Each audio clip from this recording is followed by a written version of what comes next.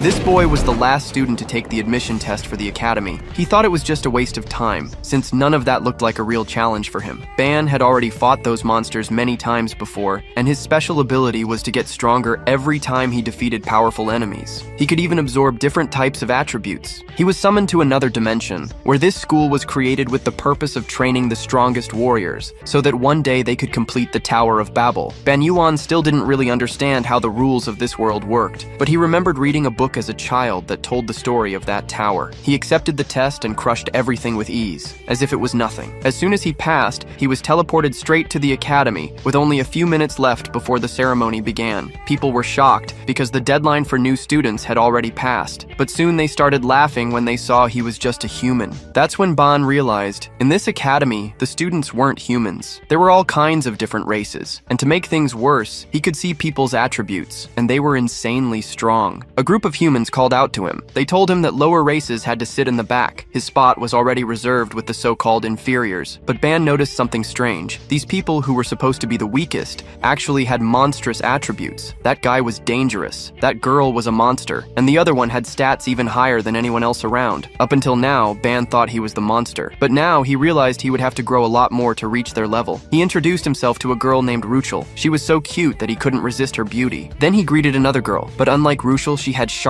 intimidating eyes. The truth was, she was curious about the artifact hidden on the protagonist's arm. He revealed it was Ava, a conscious artifact. The girl's name was Doko Yeon, daughter of a Murin master. That made Yuan wonder if she used martial arts and controlled ki to cause explosions. Everyone laughed at his words. The girl blushed and admitted that he wasn't completely wrong. The blonde boy was named Slight, and it seemed that only he and Ruchel were actually humans there. But before they could talk more, a strong light interrupted them. The ceiling above opened, and a loud sound suddenly echoed. Everyone's bodies were crushed by an overwhelming tension. Ruchel, Slight, and Ban felt true terror. The pressure was insane. Yuan knew it was coming from the sky, but he couldn't understand what it was. This marked the beginning of the 25-57th ceremony for admission into the Union Academy. Congratulations to all. Later, the 4 special admission students are gathered in Professor Yumina's office. She asks if they found the principal's speech interesting, and an awkward silence fills the room. Breaking the ice, Yuan says it was amazing and asks, "That giant eye? Was that the principal?" The surprise on Yumina's face is genuine. Doko Yeon thinks to herself that the principal's presence was hidden by powerful magic. How did this newcomer manage to see him? Yumina confirms that yes, that was the principal, an entity who rarely shows himself. And then, she turns to Yuan and informs him that he'll have a private meeting with the principal later. Next, she addresses everyone, formally introducing herself as the professor assigned to their special class for the next 5 years. Her message is clear. Their success is her success, so they should do their best. She advises them to be careful of the envy and hostility from the regular students, who would see them as outsiders who don't deserve to be there. Stick together, she warns, because from today on, you are a team that will climb the tower side by side. To finish, she announces that the academy has prepared a welcome gift for them. A bright light fills the room, and in each of their hands, a necklace with a pendant appears. "Is this a student ID?" asks Slight. Yumina explains that the pendant is much more. It's an ID, a pass to the facilities, and a personal teleportation device. To demonstrate, Slight accidentally fiddles with the pendant, and in the blink of an eye, he, Doko Yeon, and Ruchel disappear and reappear in the same spot, completely bewildered. Yumina smiles and adds that the pendant is the only way to enter the tower, so they should take good care of it. The 3 leave the room, confused as to why Yuan stayed behind. Doko Yeon, ever observant, suspects the reason. It's probably because he was the only one who looked directly at the principal. The scene changes. Yuan is sitting, hunched over in an uncomfortably large chair, in a quiet and imposing room. He can only think that he did something wrong to deserve a private meeting. A powerful and calm voice echoes through the room, coming from a figure sitting in the shadows. "Ban Yuan," says the principal. "Face me. There's no reason to be afraid. After all, this is not my true form." In the imposing room, Yuan kept staring at the floor, intimidated by the principal's presence. The calm, ancient voice echoes again. "It's all right. You can look at me." Hesitantly, he finally raises his head, and the scene completely confuses him. There was no one in the principal's chair. Instead, sitting on the desk, was a simple rag doll. The voice was coming from it. Should I call you principal or chancellor? Yu Wan asks the doll. The answer comes straight to the point. You can call me master. The master then explains the reason for the meeting. He says he doesn't usually interfere with the students' development. If they're weak, let them stay that way. His only goal is to witness, with his own eyes, the one who will finally reach the top of the tower. Yu Wan processes the information in silence. For the master, it was a show, but for him, the tower was his family's legacy, something he was willing to risk his life for. What did it mean to everyone else? Why did so many gather there with the same goal? Breaking the silence, he looks at the doll and asks the fundamental question: what exactly is the tower? The rag doll is quiet for a moment and then reveals, the tower is a path to the divine, a kind of judgment. The answer echoes in Yu Wan's mind as he tries to understand if divine referred to gods or something completely different. Before he could think too deeply, the master continues, stating that he sees in Yu Wan the greatest potential he's found in centuries, and because of that, he would make an exception to his rule of non-interference. The doll points one of its fabric arms at Yu Wan, and at that moment, the ID pendant in his pocket starts to glow intensely. What's happening? The protagonist asks, scared. The master explains that he expanded his privileges, giving him unrestricted access to any dungeon outside the academy, so he could hone his skills before facing the tower. Outside the academy? Yu Wan questions, but his question is cut off by a portal opening beneath his feet, starting to suck him down. As he struggles to keep his balance, the master gives him one last instruction. If your progress is remarkable, I will unlock more privileges. What privileges? He yells, already being swallowed by the darkness. The last thing he hears is the doll's voice. The privilege of exploring the tower alone. I'll be waiting eagerly. The journey is instant and disorienting. Yu Wan falls from the portal and lands on something unexpectedly soft. How is the meeting with the principal? A gentle voice asks. Looking up, he finds himself in the lap of a professor with flowers in her hair, which makes him jump to his feet, his face completely red. She laughs and says the principal always dismisses his visitors that way. She then takes Yu Wan's ID and her eyes widen. Unbelievable, she whispers. The principal gave a student permission to leave the academy. She explains the immense luck he had, the chance to explore dungeons freely and get stronger without the school's restrictions. Only then does he understand. It wasn't a punishment for being weak. It was a gift for being promising. The professor sighs with a hint of envy and, with a bright look, recommends that he visit a city called Ronica, famous for its beautiful temple. Sometime later, we see Yu Wan walking down a long stone road with a huge city on the horizon. He remembers the professor's request for 1 or 2 bottles of alcohol as a souvenir and smiles. The exchange of information was worth it. His mind then drifts to the last conversation he had with his grandfather. In the memory, the old man hands him a small bag,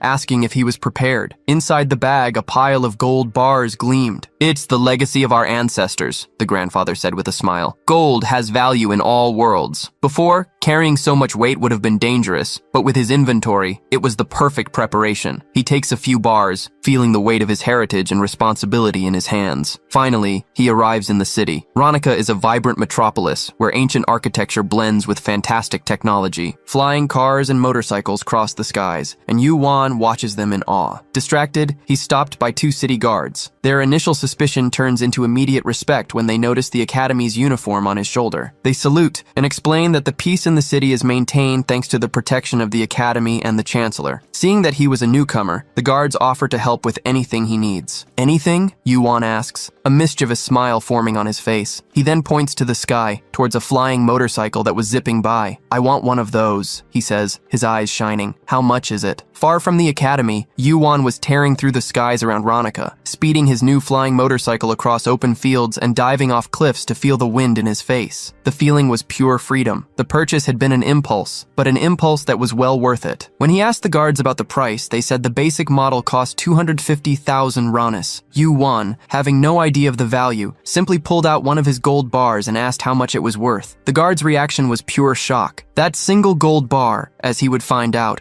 was worth over 7 million ranis. As he flew, Eve, his faithful snake-shaped weapon, materialized on his shoulder. Excited, he asks what she thought of the trip. He had infused the motorcycle with the concepts of demon and ghost, turning it into a living artifact, a sister for Eve, which he named Lilith. The two seemed to get along, and together they explored this new world. Back at the academy, freedom gave way to a splitting headache. Yu-Wan was slumped over the table, while Slight stared at him with a furious look. "I'm disappointed," the blonde said, placing a glass of water in front of him. The reason for his anger was that, after the group's first meeting, Yu-Wan simply disappeared without a word. He apologizes, blaming the professor for insisting on drinking with him, but Slight isn't convinced. "What's that?" asks Doko-Yan, the white-haired girl, pointing to an emblem on Yu-Wan's shirt. He explains, a bit sheepishly, that he was appointed class president. Slight seems to agree with the decision, but Doko-Yan cuts him off immediately. "I'm the strongest. The position should be mine," she declares, staring directly at Yu-Wan. Slight gets angry at her arrogance. "You always act like you're the best," he retorts. The argument heats up when Doko-Yan reveals that she knows about Slight's plan to try to climb the tower alone. Caught off guard, the swordsman stutters, while Ruchel, the pink-haired girl, watches everything with curiosity. Tired of the fighting and his headache, Yu-Wan lays his head on the table. He analyzes his new team. Slight, a proud and ignorant lion, Doko-Yan, a strong street cat who easily makes enemies, and Ruchel, a docile puppy. Sighing, he raises his hand to get their attention. "The class president doesn't have to be the strongest," he argues. "If that were the case, they'd make all the decisions alone. The leader's real job is to unite the group." After a long debate, Doko-Yan finally gives in. She stands up and, looking Yu-Wan up and down, accepts the decision. "But know this," she says with a sharp look towards Slight, "to get what we want, sometimes we have to accept unnecessary things." As she walked away, Slight was trembling with anger, and Yu-Wan wondered how he would get those two proud individuals to work together. Taking advantage of the silence, Ruchel approaches with sparkling eyes. "Hey, Yu-Wan, where did that cute little white snake go?" Yu-Wan's first mission as leader started with a challenge. During the first practical class, in a training field with other classes, a stone-bodied student from Class 1 started to challenge the professor. The regular students, who already hated the special admission ones for their preferential treatment, got rowdy, all wanting a chance to fight them. Yu-Wan just put on a clueless face, but Slight was already expecting this, knowing the resentment the other classes held for them. In the middle of the chaos, the stone student, whose name was Erector, notices Professor Yumina's brooch on Yu-Wan's uniform, a symbol of his status. Enraged at seeing a weakling with such an honor, he shouts, demanding to be the first to fight. The professor, finding the rivalry interesting, looks directly at Yu-Wan. "All right," the professor announces to the crowd, "ban Yu-Wan. You will be Erector's opponent." Meanwhile, in her office, Professor Yumina was reading the reports from the joint class in disbelief. A practical combat between classes in the very first period? It was a disproportionate and arrogant decision, and she wondered who would have designed such a hostile curriculum. Back on the training field, the substitute professor was announcing the matchup, and Yu-Wan calmly raises his hand. With a charismatic smile, he tries to be respectful. "Professor, with all due respect, my skills aren't suited for combat." The professor adjusts his glasses with a sneer. "Nonsense. -3 points on your grade for flimsy excuses." It was clear the professor wanted to humiliate him. Thinking fast, Yu-Wan tries another approach. "I was accepted into special admission for unique skills, which don't involve direct fighting." The attempt to dodge only irritates the professor more, who yells that he won't tolerate disrespect. -5 points. Yu-Wan raises his hand one last time. "All right, I'll fight," he says to everyone's surprise. "But give me a week to prepare. I guarantee I'll be ready." The statement is met with a shocked silence, followed by whispers and contemptuous laughter from the stands. To them, it was the confession of a coward. A young woman with blue hair and a witch's hat watches him, skeptical, doubting he could do anything in just 7 days. The professor, however, sees a golden opportunity. With a venomous smile, he agrees. "Excellent. The fight between Ban Yu-Wan and Erector is set for 1 week from now, and to ensure everyone can enjoy it, it will be broadcast live on the Academy's website." It was exactly what he wanted, a public humiliation. Yu-Wan stares at his opponent, the stone giant Erector, and activates his eyes. The stats were brutal: 5 times more health and 10 times more physical strength than him, an overwhelming difference. Even so, in his mind, a plan was beginning to form. As he calculated, he noticed the worried looks from Slight and Ruchel. He needed to get stronger to keep up with these monsters. Suddenly, he sees Doko-Yan stretching on the side of the field. She turns to Class 1 and announces with a cold voice, "You wanted to see the skills of the special admission? Fine. I specialize in combat. Who's first?" Yu-Wan analyzes her and is stunned. Her stats were so absurd that his eyes could barely process them. She was a double S-rank powerhouse. The arrogance of Class 1 vanishes in an instant. The crowd that was once screaming for a fight was now in a terrified silence. Tired of waiting, Doko-yan points directly at a rector. With a predatory smile, she beckons him with a finger. You, the one who was barking the loudest, come, I'll crush you. The stone giant freezes. Sweat drips down his rocky face. His target was the seemingly weak newcomer, not this calamity in the form of a woman. Yu-wan realizes that if that fight happened, his opponent wouldn't recover in time for their showdown in a week. Despite having no sympathy for a rector, Yu-wan runs to his classmate. Don't fight him. He's my opponent next week. Dako-yan looks at him surprised. I'm just defending you, she says. He thanks her for her concern, but states with conviction, I need to prove my worth with my own hands. Please, understand. An intrigued smile appears on her lips. I thought you were just a guy with a few tricks. Maybe I was wrong. Satisfied with his response, she turns to the crowd one last time. Anyone else? She asks, but everyone avoids her gaze. You bark like rabid dogs, but when the cage gate opens, you run with your tails between your legs. While Yu-wan and the others breathed a sigh of relief, the humiliation inflamed the hatred of the regular students. From the stands, a new powerful and arrogant voice echoes across the field. Who are you calling a dog, girl? Everyone turns to a blonde man with imposing horns,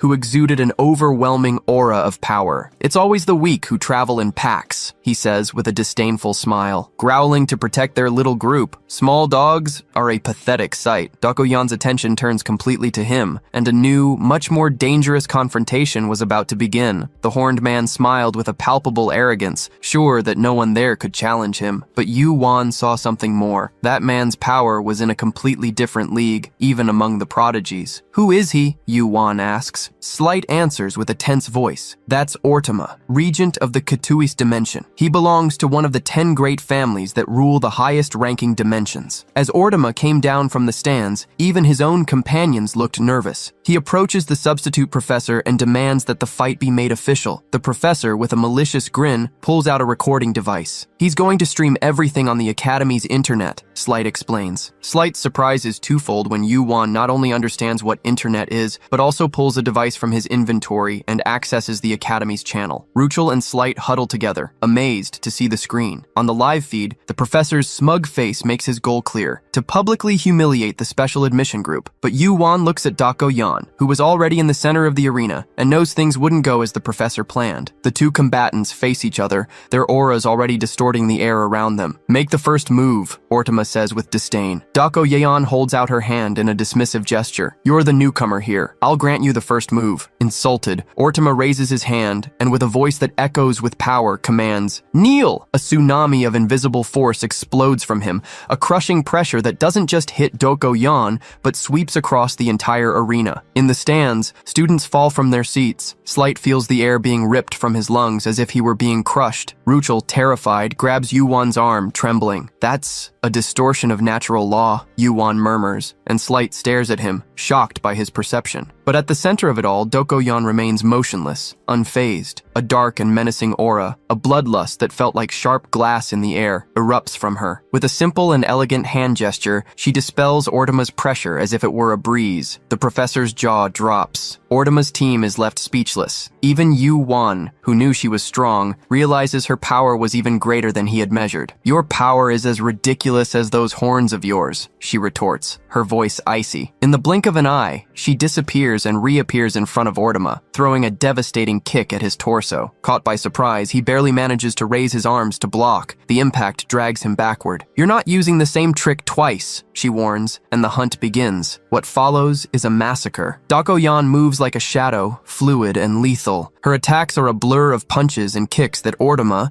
used to fighting with his overwhelming power, can't keep up with. He tries to counterattack, but his movements are slow and predictable. She dodges with ease, responding with a clean kick to his chin that makes him stagger. She's dominating a regent, Slight whispers in disbelief. Yu-wan watches it all, not with surprise, but with a cold analysis. His ability suppresses the opponent's movements, but it doesn't work on her. He's not used to fighting with his body. Slight turns to him, impressed. How could he notice these details in the middle of that frantic fight? Ortama felt more and more humiliated with every blow he took. Is that all you can do? Run your mouth? She taunts him as she dodges another desperate swing. Pushed to the limit, Ortima's reason shatters. With a scream of pure fury, he unleashes his entire aura. His eyes glow with fire. "How dare you humiliate me like this?" he roars, energy exploding around him. "I will never forgive you. You will pay for this insult with your life." Facing the storm of power and hatred, Dakoyan just stares at him with the same cold, challenging look, ready for whatever came next. Facing Ortima's blind rage, Dakoyan remained calm, a predator waiting for the right moment to strike. "That's a concept someone like you shouldn't discuss so lightly," she says, as her own menacing aura begins to condense, ready for a counterattack. She prepares to move forward, but is interrupted. The sound of clapping echoes through the arena. It was Professor Yumina who had entered the battlefield. With her mere presence, the hostile auras of both fighters dissipated, and a vast field of flowers sprouted from the stone floor, filling the air with the sweet scent of spring. Surprised, the two combatants watched the petals floating around them. With a serene smile, but with unquestionable authority, Yumina scolds them. "The Academy does not encourage unnecessary fights. Save that strength for the tower." Furious and humiliated, Ortima clenches his teeth, turns his back, and leaves without a word. "You're very strong, Professor," Dokoyan comments with a rare tone of admiration. Pleased with the compliment, Yumina smiles and Dokoyan returns to her group. "What did you think of the fight?" she asks Yuan. He replies that just watching was a great help, but his sentence is cut short by a headbutt to his back. Startled, he turns around and sees Ruchel, who was trembling with fear, using him as a shield to hide from Dakoyan. He calms her down, while the white-haired warrior watches them, oblivious to the panic her aura was causing. Still on the field, Yumina was publicly scolding the assistant professor, making it clear that his attitude was unacceptable, and that a simple apology wouldn't fix the situation. Then, she gracefully walks over to Yuan, points to the representative's pin on his chest, and with a flick, adjusts it. "For a class representative, dignity is everything," she says with a wink. The gesture, so casual and intimate,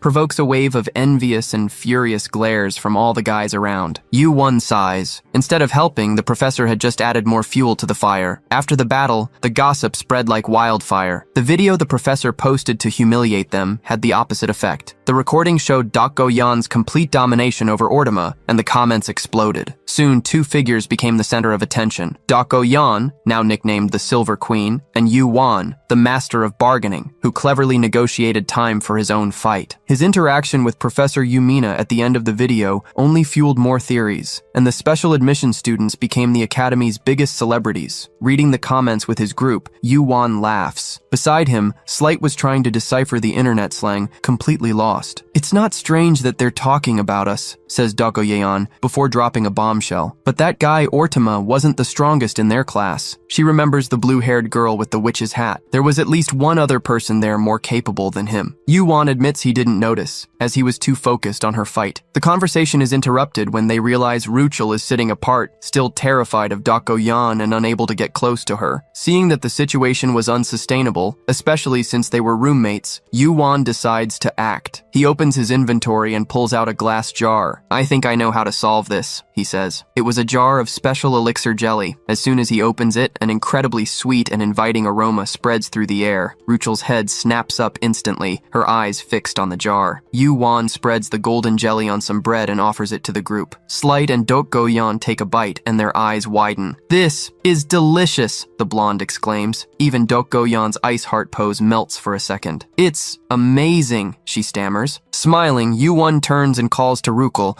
who was already practically drooling. "Come eat with us." Hesitantly, she approaches and asks for a piece of bread. As she takes the first bite, her eyes fill with pure happiness. The delicate flavor and the calming effect of the elixir begin to melt her fear. As Ruchel savors her bread, Yuan hands another piece to Dakoyan. "Consider this a favor," he says casually. Hearing the word favor, Dakoyan's expression changes. She stands up, with a sudden decision in her eyes. Before Yuan could react, she grabs him by the tie, pulling him close to her face, while he was still holding a piece of bread in the air. "In exchange for the jelly," she says, with a sudden seriousness, "I'll give you a private martial arts lesson." Before Yuan could answer, the world around him dissolved. They were in a Spartan training room, a reflection of the focused and disciplined environment of her mind. Dakoyan picks up a wooden sword. "Don't move carelessly," she warns, and with a simple swing, the blade cuts through the air, creating a small gust of wind. She settles into a battle stance, and in the next instant, an intense pressure emanates from her. She charges forward. The movement is a blur, a perfect thrust, so fast that it pushes the air in front of of it, stopping the tip of the sword millimeters from Yu Wan's nose. He stares at her with a blank expression, processing what just happened. "This," she says, "is a thrust, a strike without a hint of doubt or hesitation." For him, it was hard to believe a human could execute something with such perfection. But in that brief moment, his power did more than just observe. It learned. A new concept emerged in his mind: penetration. As he got lost in thought, trying to understand why he had learned that specific concept, Dako Yan calls him back to reality. Focus. A thrust doesn't just have one form. She begins to execute a series of strikes in the air, each one subtly different from the last. How many times should you thrust? With what force? What should you imitate? There are countless variables, she explains. But the ultimate foundation is one where only a single thrust is needed. Never forget that. Her words and actions, which mastered a concept to its purest form, carried the essence of truth. She hands him the sword. "Your turn." Holding the wooden weapon, Yu Wan asks her not to laugh at his imitation. "If you copied me perfectly on the first try," she smiles, "my 10 years of training would have meant nothing." He moves, imitating the stance and the strike she had shown. The moment his thrust cuts through the air, Dako Yan's smile vanishes. She couldn't believe it. He had, somehow,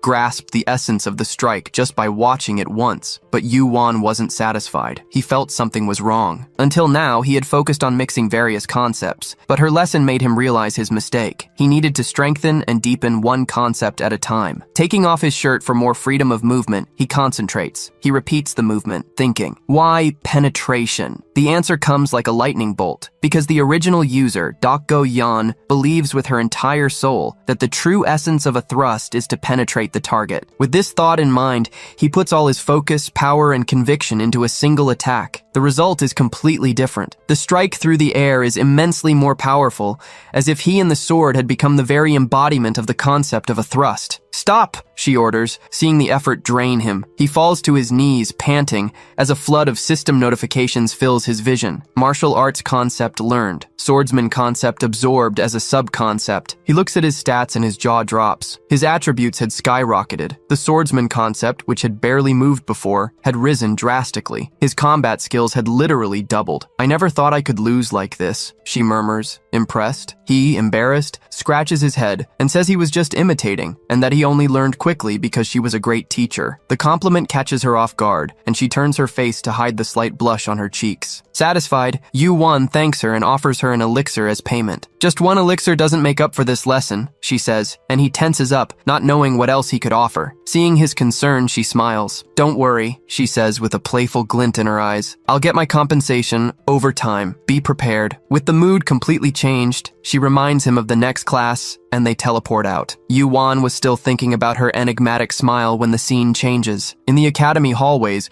Ruchel and Slight are walking distractedly, looking at a phone. Suddenly, Ruchel bumps into a group of students from another class, with hostile glares and threatening auras. The leader of the group slams his hand on the wall, blocking her path. "Where do you think you're going, cutie?" he says with a sneer on his face. The bully kept blocking the path, but Ruchel, though visibly annoyed, didn't let herself be intimidated. Seeing the scene, Slight didn't hesitate and stepped between them. "What do you want with my classmate?" he asks, his voice cold as ice. The aggressor glares at him, irritated. "Get out of my way, insect." At that exact moment, Yu Wan and Dako Yan appear in the hallway, teleported. The sudden arrival of the now famous Silver Queen changes everything. Recognizing the warrior who had humiliated Ortama, the group of bullies backs off instantly, running away but not before throwing a veiled threat. This time, Ruchel hides behind Slight, thanking him for defending her. Yu Wan notices the restrained fury in his friend's eyes. This wasn't over. Moments later, in the classroom, an elderly professor was lecturing about the history of the Union. But for the group of bullies, the class was an opportunity to continue their harassment. Secretly, they start taking pictures of Ruchel, whispering malicious comments among themselves. The young woman tried to ignore it, but her sadness and discomfort were obvious. Both Slight and Yu Wan felt their anger rising. It didn't matter the world, Yu Wan thought. Human wickedness was always the same. Unable to contain himself, Slight suddenly stands up, catching the professor's attention. "Excuse me, but some students are disrupting the class." The old professor just asks for silence nods and, without paying much attention, resumes his explanation. Seeing this, the bullies mock Slight under their breath, calling him naive and accusing him of trying to show off. The provocation escalates when they ask if he and Ruchel were dating. That was enough for silent tears to start streaming down Ruchel's face. It was the last straw. With a dry snap, Slight breaks a pencil in his hand, ready to explode. But before he could get up, a firm hand lands on his shoulder. It was Yu-Wan. "Calm down," he whispers. "Seriously?" Slight replies, in disbelief. "Causing trouble here will only make things worse," Yu-Wan says, showing his phone screen. "Just watch." On the screen, a live stream on Union Tuber was on. Slight gets it instantly, and a malicious smile appears on his face. He turns to the bullies and says loudly, "Keep laughing, please." The audience is loving it. Confused, they look around and see nothing. What they didn't know was that right behind them, little Eve was holding a camera in her mouth, recording every word and every laugh from the beginning. In seconds, the live stream's comments section explodes with hundreds of messages of outrage. "Great initiative," Doko-yun comments quietly to Yu-Wan, who just replies, "They messed with one of us. They weren't getting away with it." When the three stooges finally realize what's happening, it was too late. They try to hide and desperately search for the camera until one of them spots the little white snake. But before they could reach her, Eve disappears in the blink of an eye. The noise catches the professor's attention, who this time loses his patience. "Your names, and out of my classroom, now," he orders. As they were being kicked out, the professor grumbled that he would give them low grades. Yu-Wan thought the punishment was light, but Ruchel, with a more relieved face, disagrees. "It was enough," she says, thanking the two with a genuine smile. "I'm okay, thanks to you." The moment of gratitude unites the group. Even Doko-Yan shows a rare, subtle smile. They agree that things got easier with Yu-Wan as class president, but the peace didn't last long. After class ended, the three expelled bullies were waiting for them in the hallway. Scared, Ruchel hides behind Yu-Wan. The group's irritation returns with full force. This time, the aggressors weren't empty-handed. They were armed. Facing the weapons pointed at them, Slight takes a step forward with a dangerous calm. "What do you want?" Facing the three armed bullies, Slight remained unfazed. Their leader demanded an explanation for the humiliation of the recording, which, according to them, had ruined their grades. Yu-Wan glanced over and noticed the substitute professor watching from a distance, doing absolutely nothing, even seeing that his students had drawn weapons. It was contempt for the lower dimensions in its purest form. The shouting started again, but Slight, with a frightening calm, just stared at them and said a single word: "Barbarians." The offense was the trigger. The leader lunged forward, his sword pointed. "What did you say, you inferior creature?" In response, Slight unsheathed his own sword. With a casual, almost careless movement, a fan of golden light cut through the air. The bully's sword split in two, the blade flying off. The shock was total. Yu-Wan, analyzing the strike with his eyes, saw the golden energy that enveloped Slight's blade and learned a new concept. Meanwhile, the aggressor was trembling with fear. Slight advanced, placing his golden sword on the boy's neck, who fell to his knees, terrified. "If you had asked politely," Slight said, his voice cold, "I would have talked." His personality seemed to have completely changed, becoming cold and authoritarian. As the bully's friends cursed, Slight turned to the professor. "What's the punishment for students who attack classmates with real weapons?" The professor, caught off guard, looked away and said the academy encouraged fighting practice. "But I never agreed to a fight," Slight retorted. The professor tried to turn the tables, accusing him of drawing his sword first and lying about not having seen the previous insults. Slight's fury exploded, and the golden aura on his sword intensified. Before he could do anything, he felt a flick on his cheek. It was Doko-Yeon. With a simple touch, she dispelled Slight's aura, bringing him back to reality. Stunned, he made his sword disappear, while the professor, seeing that he had lost control, left muttering. Doko then scolded Slight, and Yu-Wan realized that the golden sword seemed to affect his friend's personality. Later, during a meal, Yu-Wan reprimanded Slight for his impulsive attitude. Regretful, the blonde apologized, insisting he could control the sword. Doko interrupted the argument, reminding everyone of Professor Yumina's warning. If they continued to show off so much power, the hostility from other students would only get worse. She then turned to Yu-Wan. "You're the representative. What's the plan?" Yu-Wan thought for a moment. The problem was the academy's system, based on prejudice and birth status. He asked the group, "What does it take to win the favor of the masses?" Power, they suggested. Yu-Wan smiled. Something else. Something we already have. He made a square with his fingers, imitating a camera. Looks. The plan was simple and brilliant. Create a channel on Union Tuber to show their daily activities, build a positive public image, and change the perception people had of them. The first recording was a training fight between Dako Yan and a reluctant Slight. To force him to fight seriously, Dako attacked him for real, throwing him to the ground and taunting him until he finally fought back with everything he had. While filming the spectacular fight, Yu-Wan explained to a worried Ruchel that showing their true skills was the best way to intimidate future aggressors. The channel was an explosive success. The fight video went viral, and other videos showing the group in casual moments, playing games, having tea with Professor Yumina, Ruchel making funny faces while trying new foods, won over the audience. They became the biggest celebrities in the academy. The next step, a live stream of their first climb up the tower. On the scheduled day, a crowd gathered to watch them. Yumina praised the initiative, and the group prepared. Yu-Wan, still in his school uniform, stood out from the others who were wearing combat gear. With conviction, he straightened his tie and stated that this was enough. Yumina teleported them to the tower entrance, where they were met with more stares, now of admiration and curiosity. He announced they would stay for 3 days and 2 nights, and, with a floating mini-camera recording everything, he led his team into the biggest challenge of their lives, wishing his ancestors could see him. Inside the tower, the rules were different. As Yumina had explained in a previous meeting, the floors, or rooms, constantly changed their layout. Death wasn't permanent. Defeat usually resulted in being teleported to the entrance, with the student pendant allowing a return to the same point. However, she admitted that there were areas where death was, in fact, the end of the line. On the first floor, they faced claw scythers, slimy monsters that were easily sliced up by Slight and Dako Yan. Meanwhile, Yu-Wan was trying to extract the concept of fire from a torch, but to his surprise, his power didn't work. Distracted, he was almost attacked, but Eve protected him, turning into a chain of spikes. It was then that Ruchel sprang into action, revealing a wild side with red eyes and sharp claws,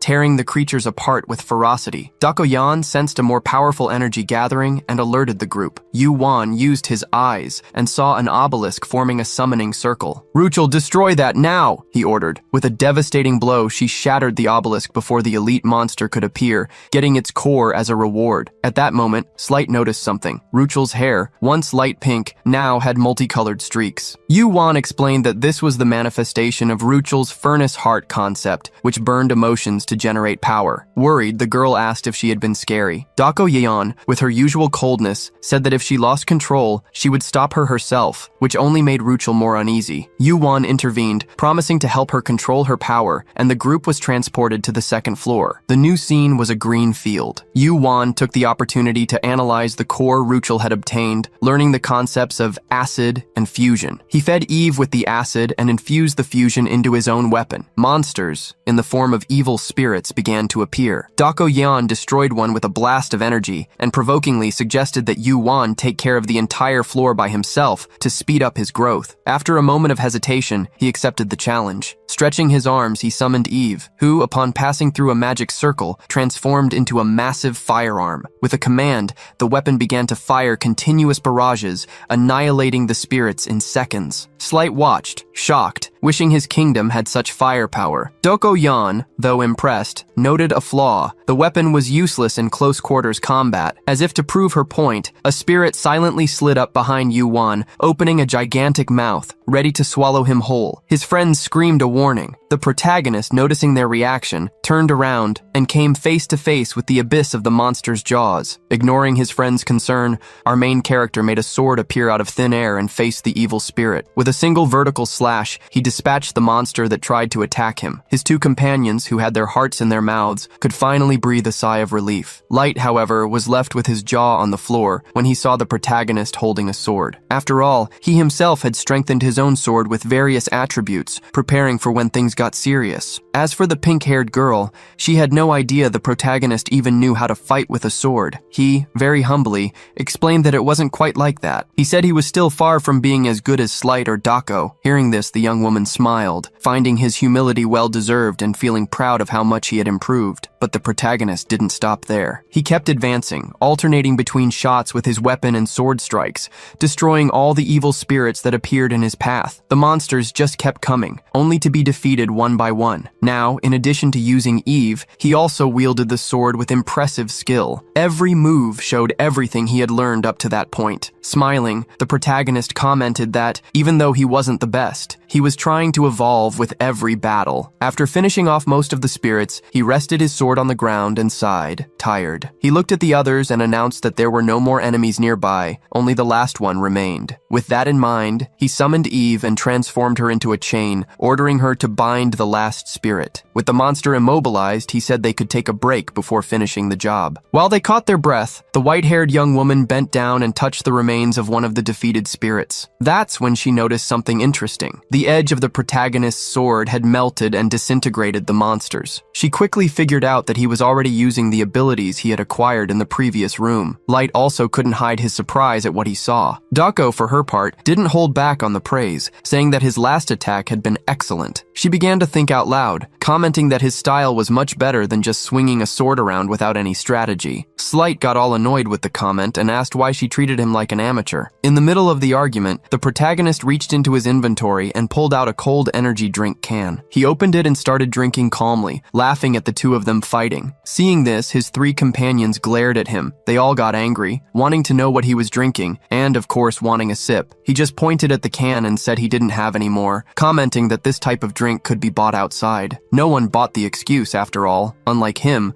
no one there could just go out and buy something. Upset, he put the can back in his inventory, grumbling that he would only use it again when he was very tired. This comment caught the attention of the white-haired girl, who decided to take the lead from that moment on. Realizing that everyone had rested, the protagonist hurried to destroy the last monster. At the same instant, a magic circle appeared under each of their feet. As they were being transported to the next room, the protagonist closed his eyes. He wanted to take a look at his own attributes. A window appeared in his mind, showing more than 10 different attributes. Seeing that, he got excited. With that score, he would already be at the average level of the academy. However, he realized that to be more efficient, he needed to focus on strengthening his swordsman skills. The difference in strength between him and a certain erector was about 200 points, and there was no way he could close that gap in a weekend. But since he was learning martial arts from his classmate, he thought he might have found a way. He knew it wasn't enough just to acquire skills, he had to evolve them. Thinking about how to improve, he considered asking his classmate to teach him a little more,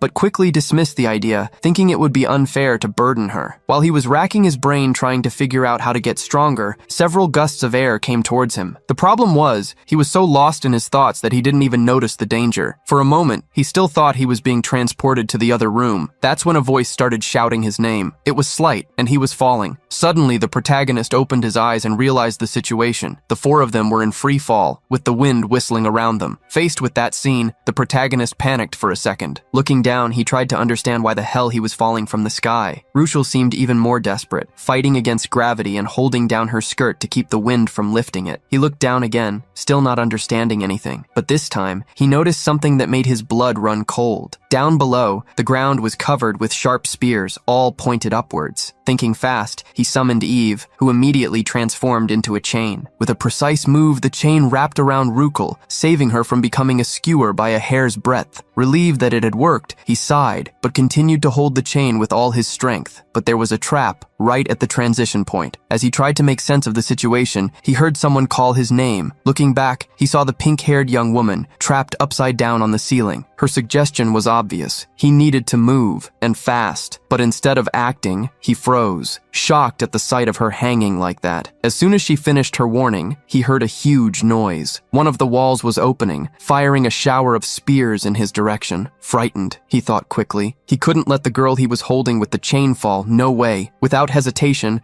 he gave a strong pull on the chain, throwing her upwards. At the same time, he had the idea of summoning Lilith while still controlling Eve. The young woman screamed in fear from the pull, but she needed to be thrown at that exact angle for the spears to pass right by without hitting her. The protagonist's quick move caused the spears to crash into each other. When the girl started to fall again, he was already there to catch her in his arms. She blushed a little at the closeness, while he asked if she was okay. Now the two of them were riding a hover bike. Calmly, he apologized for the pull from before, explaining that the situation was complicated and he had no choice. As he spoke, more traps were being activated all around. He just smiled and, with agility, began to dodge the axes that were flying towards them, destroying them all before they got close. Suddenly, it was clear that Slight was different. He now had 2 pairs of dragon wings on his back. With his divine sword in hand, he walked among the destroyed axes, wondering what was happening. He remembered the meeting with the professor. She had said that the traps would only appear after room 20, but they were only in the 3rd room, and the difficulty was already at this level. Flapping his wings to float, Slight saw a flying motorcycle zipping through the room and wondered when his friend had gotten an item like that. The protagonist, riding the motorcycle, was annoyed. He sped up, dodging the traps that appeared at every moment. Behind him, Rushel still remembered how he had held her just moments before. Now, smiling, she hugged his back, already more comfortable with the situation. Surprised by the sudden hug, the protagonist got distracted for a second, and it was enough for an arrow to hit the motorcycle. He started weaving between the columns of the room, trying to dodge the weapons that were being launched at them. The danger was getting closer and closer,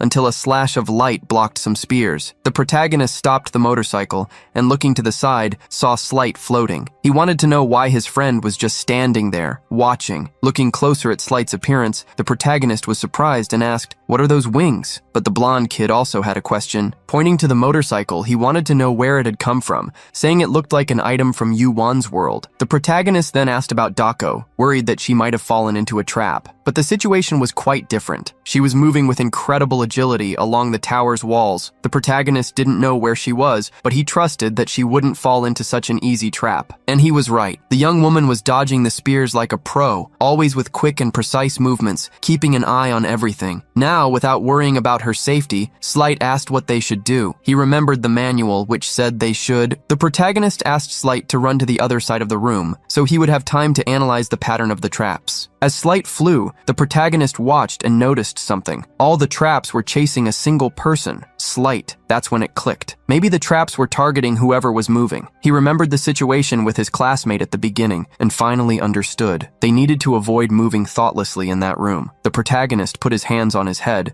frustrated that he hadn't realized it sooner. Meanwhile, his classmate was trying to warn him about another arrow coming his way. The arrow hit the floating motorcycle. Annoyed, the protagonist pulled out the arrow and held it tightly. He needed to warn the others to stop moving, but if they did that, how would they pass the level? Holding the arrow tighter, he finally noticed something. A reaction was happening to it. Looking closely, he saw that the arrow was being absorbed. This was new. Since the first room, he had been trying to absorb concepts, but it had never worked. Now he looked at his sword. Could his hunch be right? He wouldn't know unless he tried. So, he decided to grab the sword. His companion, not understanding a thing, just watched. Before her eyes, he started absorbing the sword itself, and they were both shocked. After the sword dissolved in the protagonist's hand, turning into a golden dust, he received a concept, but it wasn't what he expected. Instead of sword, he received the concept of cutting, which reminded him of the thrusting technique his companion was teaching him. While he was thinking about this, Ruckle asked him to look in a certain direction. When he looked, he saw Slight surfing on a wave of traps. After getting out of the wave, all annoyed, he leaned on his sword. All of that had happened because he let his guard down, thinking that only the weapons were dangerous. After falling into the trap, Slight's vision began to darken, and he realized that he could barely defend himself from the dozens of new traps that were appearing. At that moment, the protagonist didn't just stand there. He was on Lilith, his glider motorcycle, and had to leave Ruckle behind to go help Slight. Before leaving, he had already apologized to her, and the girl understood that he didn't want her to get involved. As the protagonist sped over the waves hitting his friend, he gained more points in his water concept. Everything happened as he expected. What touched him was water, but he received the concept of waves. Finally, he began to understand his power and the reason he hadn't received the sword concept before. As he advanced on the motorcycle, Dako was jumping from pillar to pillar, analyzing the situation. She was surprised to look down and see the protagonist on the motorcycle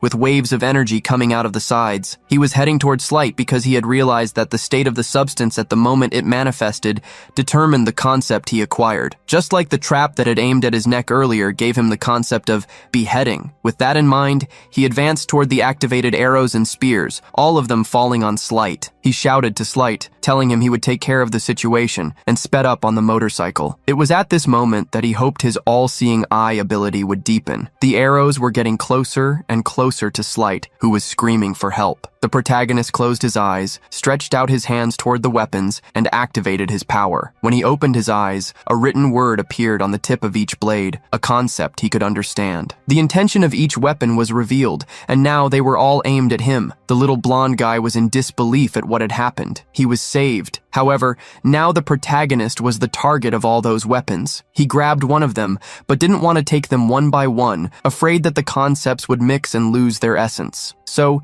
he released a huge amount of energy, connecting the concept in his hand to all the other concepts of the weapons. When he finished the process, an intense golden glow appeared and surrounded him. The plan to infuse the concepts had been a success. On the other side of the room, the pink-haired girl watched everything. The remnants of the golden glow made the scene even more beautiful. Calmly, she stretched out her hands, letting the golden dust from the destroyed weapons land on them. With a light smile, it was obvious that she was satisfied with Yunwan's progress. He finally stopped the motorcycle, a few feet away from Slight, who ran toward him. The protagonist was happy to see that his friend was okay. Slight looked surprised at what he was carrying in his hands and asked what it was. The protagonist admitted he didn't know. He just said that it appeared when he gathered all the weapons. While the two of them were talking, a new trap was activated. They immediately went on alert, but to their relief, the two girls appeared. With incredible and synchronized movements, they deflected the swords with their blows, preventing anything bad from happening. Ruchel sighed in relief, while the white-haired girl took the opportunity to scold the two of them again. The protagonist was so impressed with the girl's performance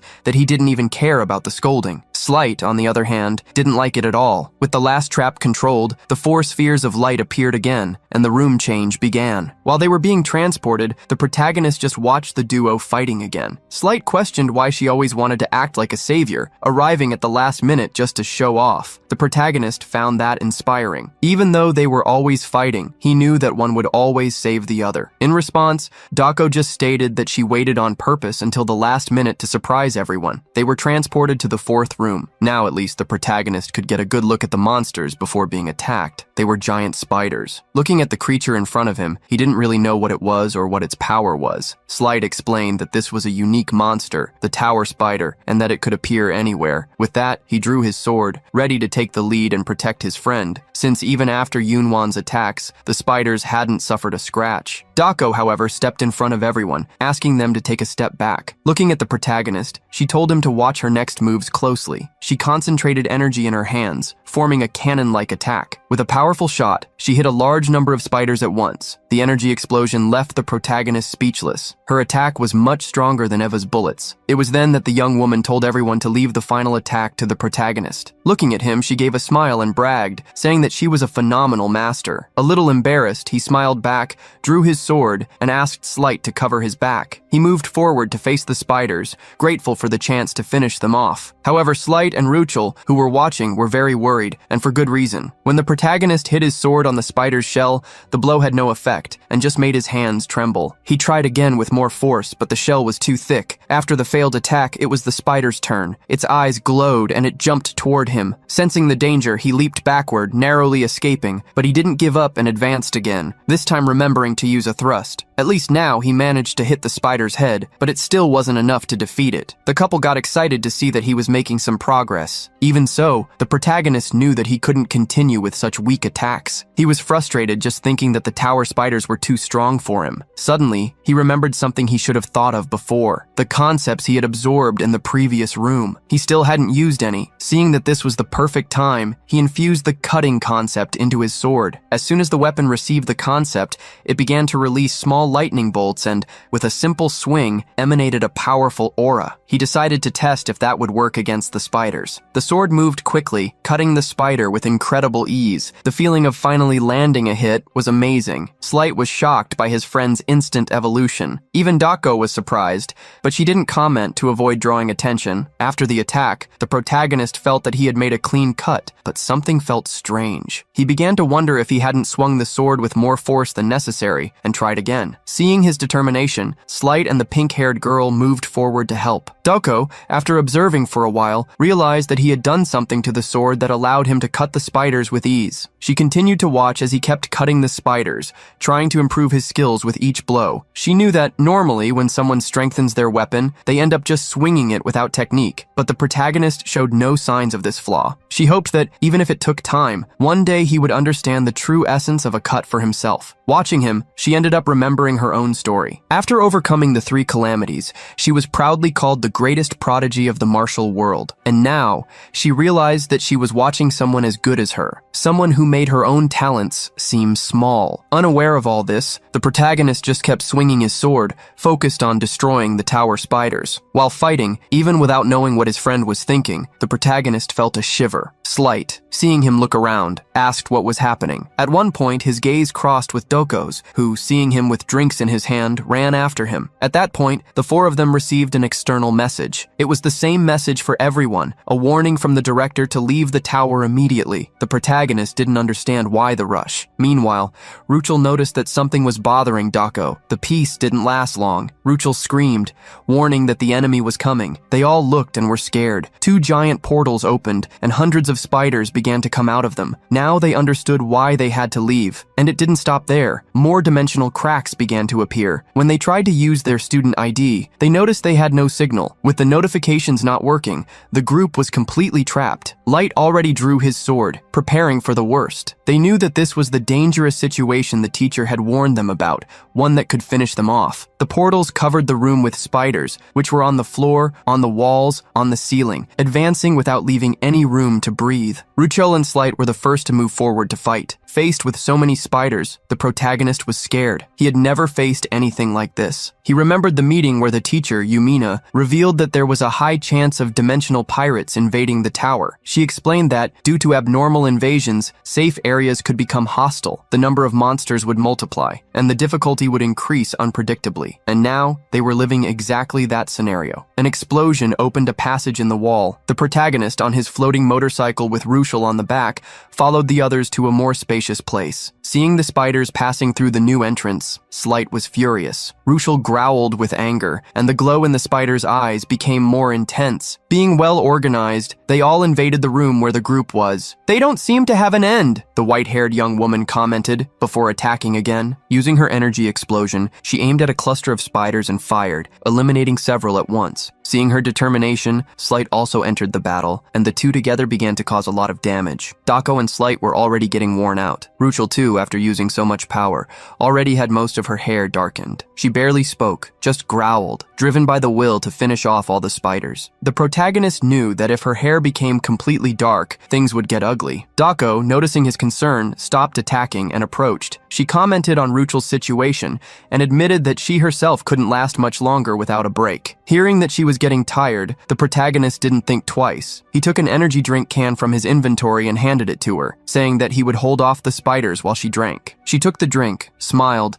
and asked if he really thought he could handle it alone. "You bet," he replied, taking a grenade out of nowhere, showing that he was prepared. He pulled the pin and got ready to throw it. "Check this out," he said. He threw the grenade, which flew over the spiders. A power surrounded the grenade, which exploded in the air, creating a wave of fire that swallowed most of the monsters. The explosion was so strong that the hot shockwave forced Slight to retreat and protect himself with his sword. While protecting himself, he saw the protagonist fly past on the motorcycle and asked what that power was. "I put a lot of effort into this weapon," he replied, asking Slight to rest. He knew that Dako must still have a lot of energy, but he couldn't rely on her alone. He kept advancing, not knowing how long the spiders would keep appearing, trying to buy as much time as possible for his friends. Suddenly, he received a notification. The blood poison on his sword had increased to 15, and the cutting concept had leveled up to 2. Surprised by the speed, he looked at the sword in his hand and noticed that it was turning red. Although he didn't know how the blood poison worked, he kept advancing, imagining he would find out soon. soon. When he used the sword against the spiders, a large amount of energy was released along with the cut. Something surprising happened. The trajectory of the cut seemed to have changed, becoming longer. He noticed that the cutting concept increased the sword's strength, and the blood poison increased the attack's range. The problem was that, for this to happen, the sword needed to suck his blood. The protagonist was a little scared of the weapon, realizing that he couldn't use it too often. Light approached, confessing to be impressed that he was showing something interesting again. Seeing Slight and Dako arriving, the protagonist asked where Rukel was. The two of them said she should be around, eliminating spiders. He wanted to insist that the two of them rest, but they said they had already recovered. As they prepared to switch places with the protagonist, Slight realized that the number of spiders had decreased. Hearing this, they looked at the passage and saw that the flow of monsters was diminishing. This could only mean two things. Either the battle was ending, or something much stronger was coming. And Ruchel felt exactly that. A strange energy made her growl. She stopped in front of a specific place, just in time to see a portal, larger than all the previous ones, begin to form. It was then that the elite tower spider monster entered the room. The protagonist was shocked to see the enormous spider, several times larger than any other there. While he watched, Slight shouted for his attention. Should there be more than one elite monster? He asked. This caught the protagonist's attention, who turned and understood the reason for his friend's despair. There wasn't just one giant monster, but two. They were surrounded. Light became extremely nervous, asking what was happening. While he was freaking out, Dako continued to drink her drink calmly. Unlike everyone else, Ruchel was getting angrier and angrier. Baring her fangs,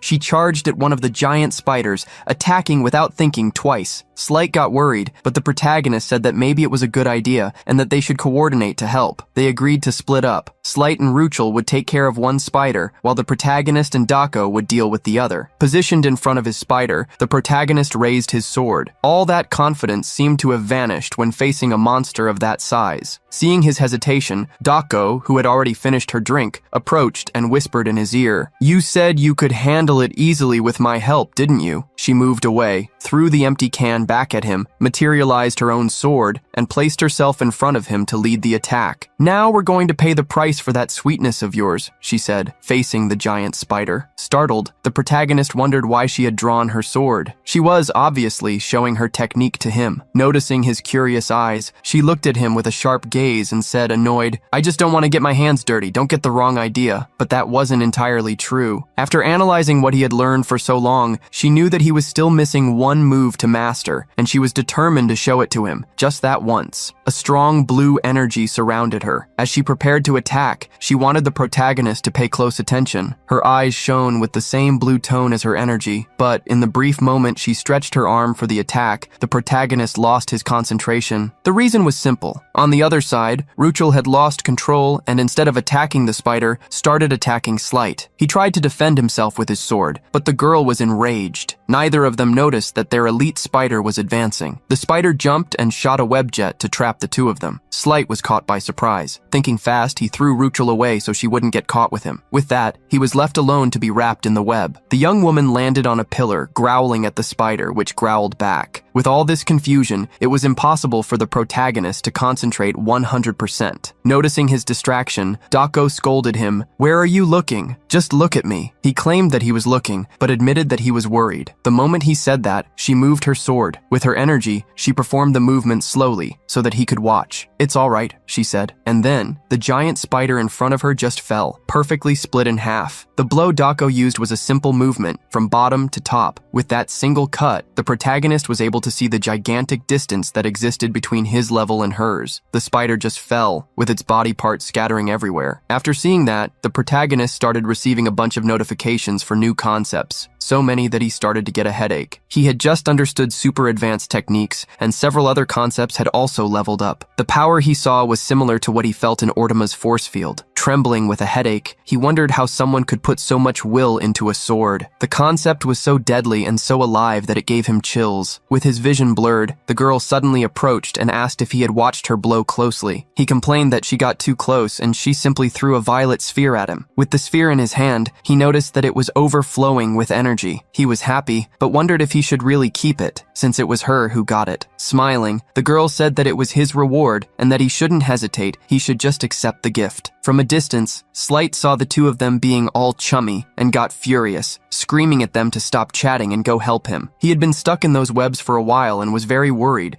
because Rukel, who was in berserker mode, had already defeated her spider and was now completely out of control. The protagonist looked at the young woman, scared. Seeing Slight's situation, Dako just commented, "He's a complete loser." Our hero knew that if they moved forward, they would be defeated in a second by the out-of-control girl. He looked back and stated that the only person who could deal with the situation was Dako. She didn't seem happy at all about having to solve all the group's problems again. Meanwhile, the completely out-of-control young woman began to look at the others. The protagonist tried to reason with Dako, asking for help, since that was a completely abnormal situation. Being insistent and with a good argument, she couldn't say no, but she did notice something. With that, she decided to move and started stretching. Seeing this, the protagonist got excited. Looking at him, she stated that she would keep the beast entertained, but in return, he should defeat the other spider. In the middle of the conversation, Dako interrupted what she was going to say and charged toward Ruchel, still provoking her with words to attract her more and more. She said she could have a real blast with that out-of-control girl, and the more she provoked her, the more Ruchel entered a state of blind fury. At least Dako got what she wanted. Ruchel charged at her with her claws, jumping off the dead spider. Dako simply dodged the first attack and jumped backward, continuing with the insults. With each of Ruchel's blows,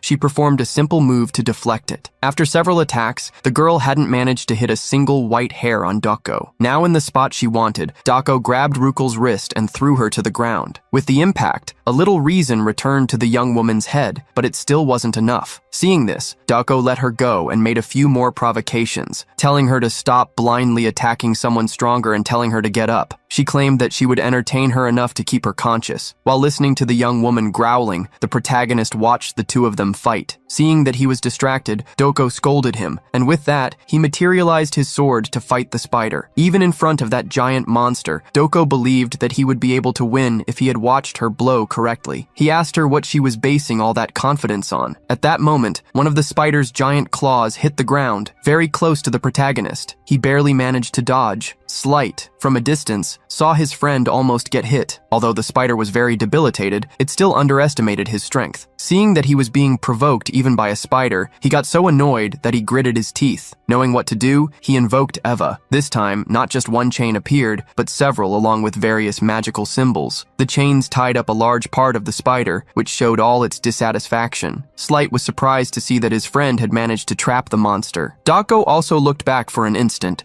diverting her gaze from her own fight. The protagonist advanced with his sword against the chained spider, but not all of its legs were trapped. The ones that were free tried to attack him, but he dodged several times. With Eva's help holding most of the legs, and with the cutting and blood poison concepts on the sword, he was ready. He got as close as he could and, with hatred in his eyes, attacked the giant spider. The blow hit the target, but it wasn't strong enough to defeat it. Watching everything, Slight was skeptical, wondering why the attack had failed. Without much effort to deflect Rukel, Dako watched the protagonist with her sharp eyes. He retreated a few feet, wondering why his attack had been so weak. Looking at the sword, he finally realized the blood poison hadn't been activated correctly. At that moment, the spider, which was already trapped, began to break the chains to free itself. It made sense for one of the abilities to have failed. After the spider freed itself, it was ready to attack. Immediately, it struck a blow with its huge legs, an attack that could have ended his trajectory right there. As the giant spider broke the chains and attacked the protagonist, raising a cloud of dust, Dako froze, leaving an opening to be attacked. However, when the dust settled, everyone could see the spider fallen on the ground, while the young man was holding his sword. Immediately after, the sword fell, and he also collapsed, exhausted. Caught by a mental exhaustion, he recalled what had just happened. As soon as the sword and the spider's leg met, he changed the angle of his attack at the last second. He was trembling as he recovered the sword, knowing that if he had taken the blow head-on, both he and the weapon would have been destroyed. He wondered how he managed to perceive the movement. For an instant, it seemed that a fraction of a second had turned into an eternity. It was then that a notification appeared. By dodging the attack, he had mastered the concept of flow. Understanding what happened made the protagonist struggle to get to his feet, praising his friend in his thoughts. As he approached the spider again, he understood that he wouldn't be able to perfectly imitate her swordsmanship, but he knew what he needed to do to improve. With his sword in hand, he faced the spider, challenging it. Sensing the hostility, it raised its legs to attack again, but this time, he swung the sword continuously, defending and deflecting the attacks. attacks. While watching, Slight remembered a swordsmanship concept called parrying, which involved deflecting or redirecting enemy attacks. If applied correctly, it could create an opening in the opponent's defense. Slight knew that this was just a tactical concept, and the reality was very different, but his friend seemed to be doing the impossible. Even without having experience, he was already showing an impressive ability. Watching how he dodged the attacks, Slight wondered if he had really never held a sword before. After deflecting another attack, the protagonist finally found the opening he was looking for. Using the deflection concept for frontal attacks and spinning the sword to defend against a side attack, he managed to continue advancing. Little by little, he began to see the path to victory. But there was another fight that was still dragging on, the girls. Ruchel was still out of control, but at one point, she was disarmed by tripping over Dako's feet, who calmly knocked her down, while she continued to watch the protagonist's fight, thinking that it was unbelievable. She thought he would learn something from her technique, but it was he who was showing her something new. She remembered that there was a martial art that used flow as its essence, but few people dared to use it, as it was an ability that required capturing a brief moment, something almost impossible, but she was watching the protagonist do it repeatedly. Now, it was the spider that was being pressured. The white-haired young woman knew that using this technique continuously was risky and required an enormous effort. That's why most people, like Slight, looked for easier techniques. But she always wanted to master the martial arts, and now she felt as if he was offering her that opportunity. While Dako was entertained, Ruchel got up again. In the meantime, already with a little reason, she took a few flicks while Slight asked to be freed. Dako didn't want to know about either of them, she just wanted to go back to watching the fight. She realized that just reflecting the attacks wouldn't be enough for him to win. At one point, gritting his teeth, the protagonist advanced toward the spider. Even being threatened by one of the legs, he continued his movement. Dako watched as he used the enemy's strength, spinning quickly and combining two abilities. And before her eyes, with the sword spinning in a horizontal movement from bottom to top, he managed to cut the giant spider. The blow was perfect and hit the target. The spider began to howl in pain. Watching the scene, Slight was speechless, while the white-haired young woman, slightly blushing, was thrilled with emotion, seeing the protagonist's success, who had overcome that arduous battle and now just watched the giant spider fall. With the defeat of the giant spider, its body slumped to the ground. Soon after, it was Ban Yun-wan's turn, who also collapsed, defeated by the stress and fatigue of the battle. As the protagonist sighed, system notifications began to arrive, informing him that his external and internal concepts had been temporarily synthesized. He felt the great changes occurring in his internal code. At the same time, he heard the call from Slight, who was trapped in spiderwebs. The situation became complicated when Dako also asked for help to contain an uncontrollable wild beast. The protagonist felt overwhelmed. He had barely defeated an elite, and everyone was already trusting him to solve everything. Amidst the chaos, Slight explained that the webs required magic to be undone, while Dako warned about Ruchel's seemingly infinite stamina. Seeing the two of them arguing about who should be helped first, the protagonist had an idea. His solution was to absorb the concept of the web that was holding Slight. With that, he acquired the web concept and immediately used it to feed the little Eva. Using this new power, he created net-shaped chains and threw them in Ruchel's direction, immobilizing the uncontrollable girl on the ground. The protagonist then warned that it was impossible to break free, as the chains drained magic. As she writhed to escape, the chains pressed her body more and more until the scene made both he and Dako blush. Embarrassed, Slight quickly covered the protagonist's eyes, who was upset that he was the only one who couldn't see anymore. Although the situation had been resolved, the room transition didn't happen. The chains, however, worked, and Ruchel's hair began to return to its original pink color. The protagonist realized that his student ID was active again and asked the others if they should leave. They all agreed, but were suddenly startled by a red shadow that appeared near them. The shadow, like an illusion, began to murmur that they had passed the test. Not knowing how to react, the group watched the shadow condense into a circle of intense internal energy. This circle molded itself into a red light and finally transformed into a woman who offered them an opportunity to make a contract with the 10,000-eyed observer. Meanwhile, outside the tower, the teacher was waiting anxiously. Her look showed all her concern as she held the ID. Suddenly, a large teleportation portal formed in front of the tower, and when the dust settled, she saw her students, with the protagonist in front. Yumina ran to them, asking repeatedly if they were okay. The protagonist reassured her, saying that everyone was fine. The teacher confessed her concern, explaining that they hadn't left even after the evacuation notice. Faced with her question, the protagonist asked to go somewhere more secluded before explaining. Speaking on behalf of the group, he said that they were caught in an irregularity after the transition to room 4, but admitted that it was difficult to put into words everything that had happened. Yumina then revealed what she knew. She said that the irregularity was caused by an external intruder who had finished off a student. She explained that these intruders are dimensional pirates who hunt new students to steal their IDs, which prevents resurrection and traps them in the tower forever. Regarding the invaders' fate, she revealed that they managed to escape. The white-haired girl, Dako Yan, intervened, questioning if these events didn't seem like a test. She argued that if intruders could invade the essence of the academy, the tower, and nothing could be done, then the institution couldn't claim to be the best in the multiverse. The teacher, Yumina, disagreed, explaining the harsh reality. The academy protects the students, but inside the tower, they are on their own. If the tower chooses the invaders instead of the students, the academy cannot interfere. That was the will of the tower, and should be respected. Exalted, Dako repeated the teacher's words with disdain. Grabbing her ID, she stated that she didn't like that situation at all, and preferred to teleport than to continue the conversation. And so she did, disappearing in front of a helpless Yumina. Seeing what happened, the protagonist intervened. He asked the teacher to understand Dako's reaction, as something very bad had happened in there. Intrigued, Yumina asked him to tell her exactly what it was. He thought for a moment, looking for the best way to explain that before they returned, they had an encounter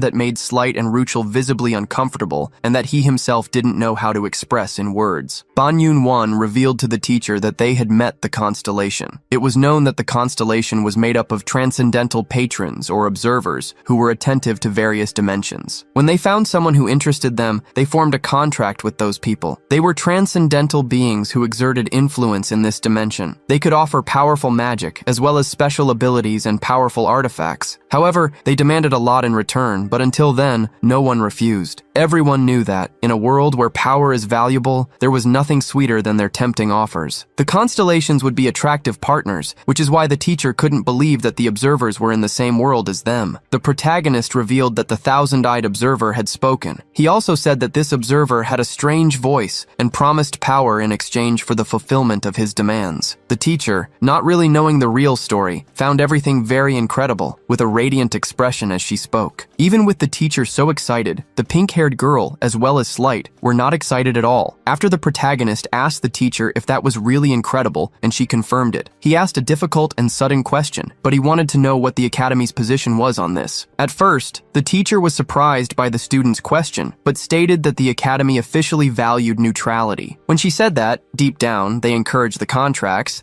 the protagonist understood that point. Hearing all this internally, the protagonist couldn't believe that a place like the academy had no defense at all. Returning to reality with the teacher's insistent questions, who wanted to know what the observer's request had been. That question made Banyun-won even more tense, and he revealed that the request was an elimination. The teacher was shocked by what the protagonist had said. She was confused and wanted him to be clearer in his answer. It was then that he revealed the full story. The observer had promised to contract 2 of them if they agreed to eliminate the other 2. So, that was the reason the group was so annoyed. He told them that back in the tower, the constellation's strange voice had talked to them, making a weird proposal and swearing loyal love. The man reached out to the 4 of them, waiting for one of them to move first and quickly fulfill his request. Our main character remembered grinding his teeth at all that nonsense talk. He wasn't going to join, and he hoped Dako wouldn't either. Looking to the side, our protagonist noticed his friend was building up energy. The girl's deep eyes were shaking from the amount of power she was exuding. He told Yumina that Doko was asking them to leave her alone, but the professor got sad. She understood that the young woman had released her energy to force the constellation to leave. After he finished telling the story, the professor asked if that meant they couldn't enter the tower. Our main character was counting on the tower for his duel against a rector,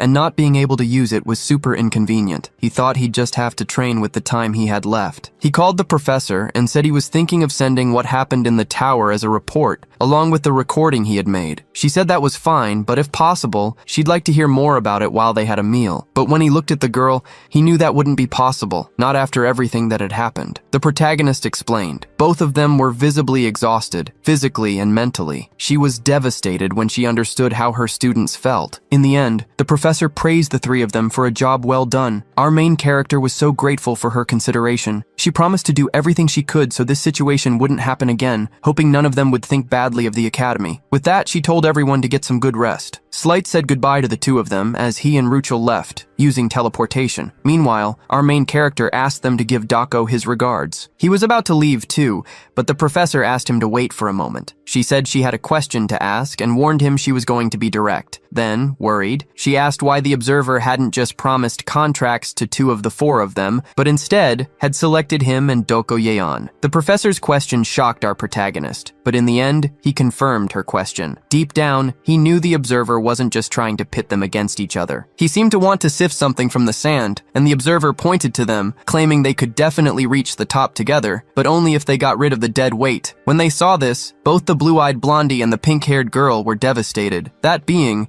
who had appeared out of nowhere and had seemed like an enemy before, was now trying to make their 2 friends fight. Our protagonist and the white-haired young woman were surprised by the proposal. The being was promising that, as long as they eliminated the other 2, all climbers would get more treasure radiant, and that they should take advantage of it, because that was just how the world was. After telling her everything and recalling things with Professor Yumina, he went back to his dorm, finding her sitting in a fetal position. He looked at his companion, wondering if Slight hadn't even bothered to shower. Our protagonist approached Slight, trying to break the ice, saying that the way he was sitting was impressive. Pina, he turned to go to the bathroom while his companion tried to say something. Slight asked if he was trying to humiliate him. Rolling his eyes, the protagonist was scared by the question, not knowing why his companion thought that. His companion apologized, saying he actually just wanted to vent a bit. He said the protagonist could insult him if he wanted, since he was nothing. All of this made the protagonist feel bad about being close to Slight. A few minutes later, for the first time since he entered that room, Slight lifted his head to look into the protagonist's eyes. He said he hated him, which left the protagonist not knowing how to react. Even though our protagonist also wanted to express his hatred,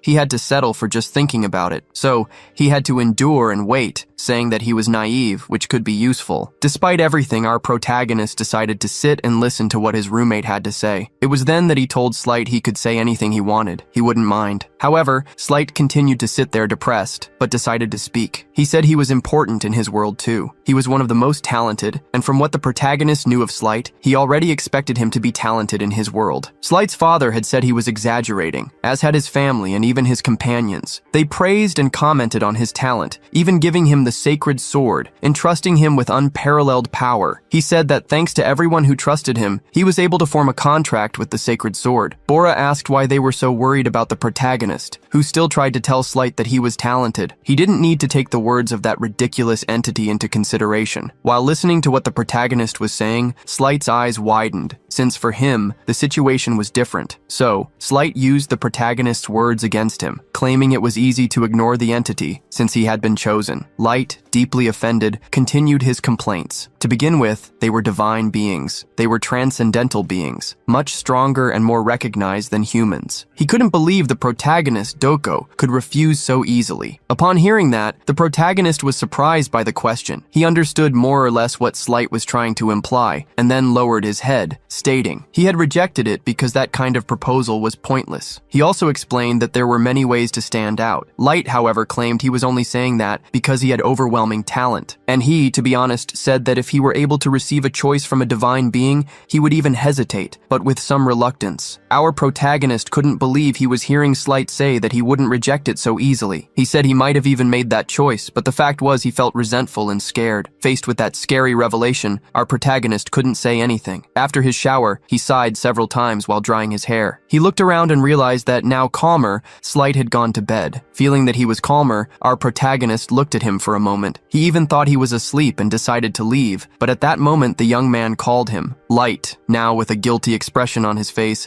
apologized to our protagonist for crying like that. He also said that what had happened wasn't just his fault, and so he apologized for acting that way. Since his friend was calmer and apologizing, our protagonist gave a light smile. He said it was okay because they were friends. After all, hearing those words, Slight had to try hard not to cry. Our protagonist said he could listen anytime, and then warned him that he'd have to leave for a while. After that, he opened his inventory and took out a mug of hot chocolate, planning to leave it for Slight. As he put the cup there, he said that things they wouldn't like would go away after they ate something sweet. After leaving the room, the protagonist thought for a bit. He felt that he had changed there since the first time. While he was still thinking, the white-haired young woman approached, and he didn't even notice her presence. She quickly approached him, her eyes shining, and said that he was back now. She also said she was relieved she didn't have to go in. When the young woman quickly approached him, he was startled. He asked her what she was doing in the boys' dorm. She told him to be quiet. She said it wasn't a crime if no one found out. Before he could say anything, the girl grabbed him by the collar. Now, sitting on a bench in an area of the academy, our protagonist asked her if she had come there just because the attached cafe was too crowded. She said she had only gone there after wandering around a bit aimlessly. However, she said she was curious about how the useless Slight was doing. Our protagonist told her off for talking like that. She questioned whether he wasn't just telling the truth, and the problem, according to her, was that everything came from his sword. She asked if Yuan didn't feel that too. She said that so much strength or the body instincts sharpened in combat, even Slight's special abilities, everything came from the sword. Shamelessly, she added a few more characteristics to her long list of complaints against Slight. She also said that he couldn't even understand the situation. Our protagonist, feeling frustrated, asked her to stop, but she finished by saying that in difficult times, Slight even lost his courage and spirit. She wasn't content with just talking about Slight. She also pointed out Ruchel's flaws. With that, our protagonist sighed. He didn't know if she just wanted to provoke her friend or show that she was worried. In the end, he just looked at the sky and asked if she was okay. That question caught her by surprise. So, he had to be more detailed, saying that she had been acting weird ever since she met the divine being. She showed her irritation even with the professor, and he asked if she was okay. The young woman was startled, blushing. In a moment of shyness, she asked if he had discovered that with his abilities. He just tilted his head back. Returning to his normal position, he took out a little more hot chocolate for the two of them from his inventory. Handing her the hot chocolate, he revealed that he didn't need abilities, as she revealed everything through her expressions. Dako didn't know what to do about the protagonist's concern. She calmed down, simply taking the hot chocolate. Then she took the first sip of the drink, wondering if he was comforting her. After the first sip, she said the drink was sweeter than she thought, but our protagonist wanted to know what she expected from a chocolate sec drink. She then remembered the observer she had met in the tower and revealed her thoughts to him. She wondered if her two friends thought the same thing. So many ideas revealed by her startled him. The beings they met in the tower existed only to destroy in search of desires. She questioned the protagonist if he thought both the being and she had the same thought. Faced with that question, the protagonist was startled again. Knowing he wouldn't be able to answer, she answered for him. In essence, it was the same thing. She thought that if the two weren't of any help, she would have thought about discarding them. Her words scared the protagonist. She realized that if she had been more radical, she would have been led astray by the idea of choosing only the best. She could have easily neglected Slight and the incompetent pink-haired girl. Doko blamed herself for the uselessness of the other two. She thought she couldn't have thought such things. Our protagonist, not knowing what to say, took a sip of his drink, looking for some inspiration in it. After a while, and listening to the girl reaffirm that that was what she thought. For an instant, he decided to look at her and said that she was naive too. She blushed and turned her face towards him. She had vented her deepest thoughts. When she asked if he thought the other two had talent, it was clear that he believed so. Meanwhile, Slight, in his room, was looking at the cup while our protagonist was telling his friend about their qualities. Since he had a few tendencies to rely too much on a sacred sword, meanwhile, Slight, in his room, took the cup of hot chocolate, since Slight couldn't keep up with the circumstances. However, the protagonist thought the same was true for Ruchel, since she had an incredibly strong ability. The problem was that all that potential was being foiled by her various internal struggles. If both of them managed to overcome and correct their weaknesses and flaws, he knew they'd become great fighters. So, he tried to convince his colleague that their talents would surprise both of them. The white-haired young woman tried to follow the protagonist's thoughts, but she didn't have the same capacity. In silence, she showed, by clenching her sides, that she didn't have the same confidence in her friends that he had. The problem was that she didn't believe in the others, but she decided to believe in the protagonist. With that, he was initially surprised. This encouraged him to hear from her if the two friends trained,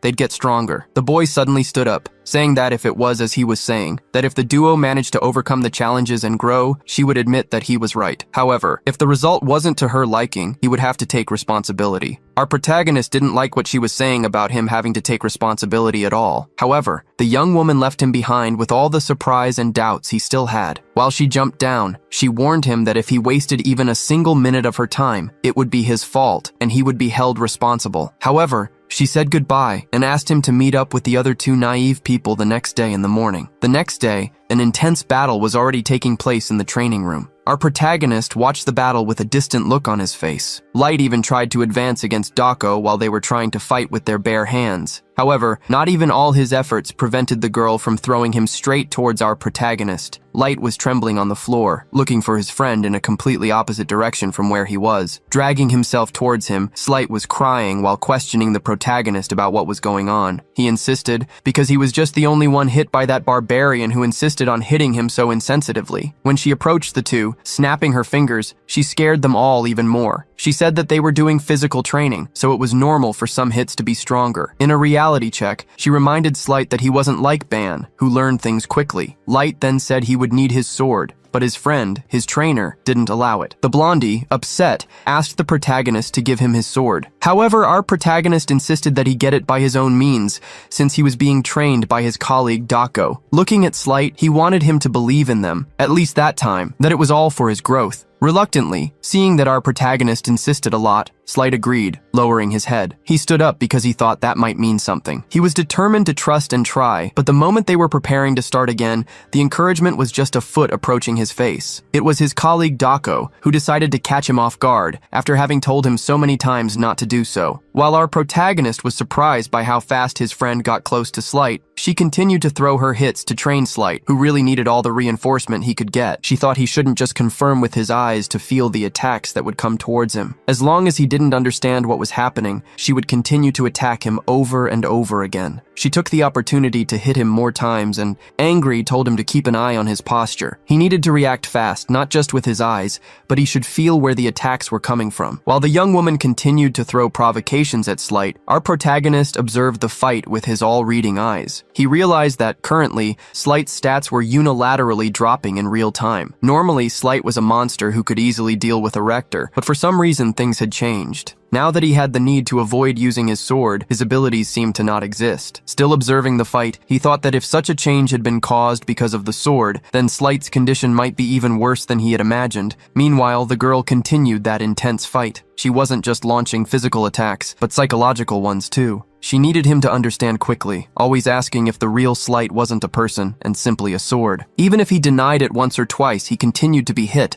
but already tired of his friend's provocations, he began to react. A strange power began to hit Slight's body, like powerful flames, and he tried to take the initiative for the first time. Trying to punch in Dako's direction, this left the girl totally surprised. It was an explosive energy in the young woman's direction, however, Doko dodged in time. However, one of Slight's attacks caused a great wave of air, leaving our protagonist with his mouth open upon seeing what had happened. Next to him, Ruckel also didn't understand how something like that had happened. Everyone looked, and the young blondie had turned into a woman. Her curves were accentuated and her hair was now long. The moment Slight stopped hiding and gave up, what he was suppressing was released. Dako observed Slight's appearance and got very annoyed. However, it was at that moment that the power around Slight began to fulfill and gather. It was an intense glow and a light that came directly from his chest, making him writhe in pain. It was so intense that he crouched on the ground while our protagonist ran in his direction. He couldn't do anything as his white-haired friend stopped him,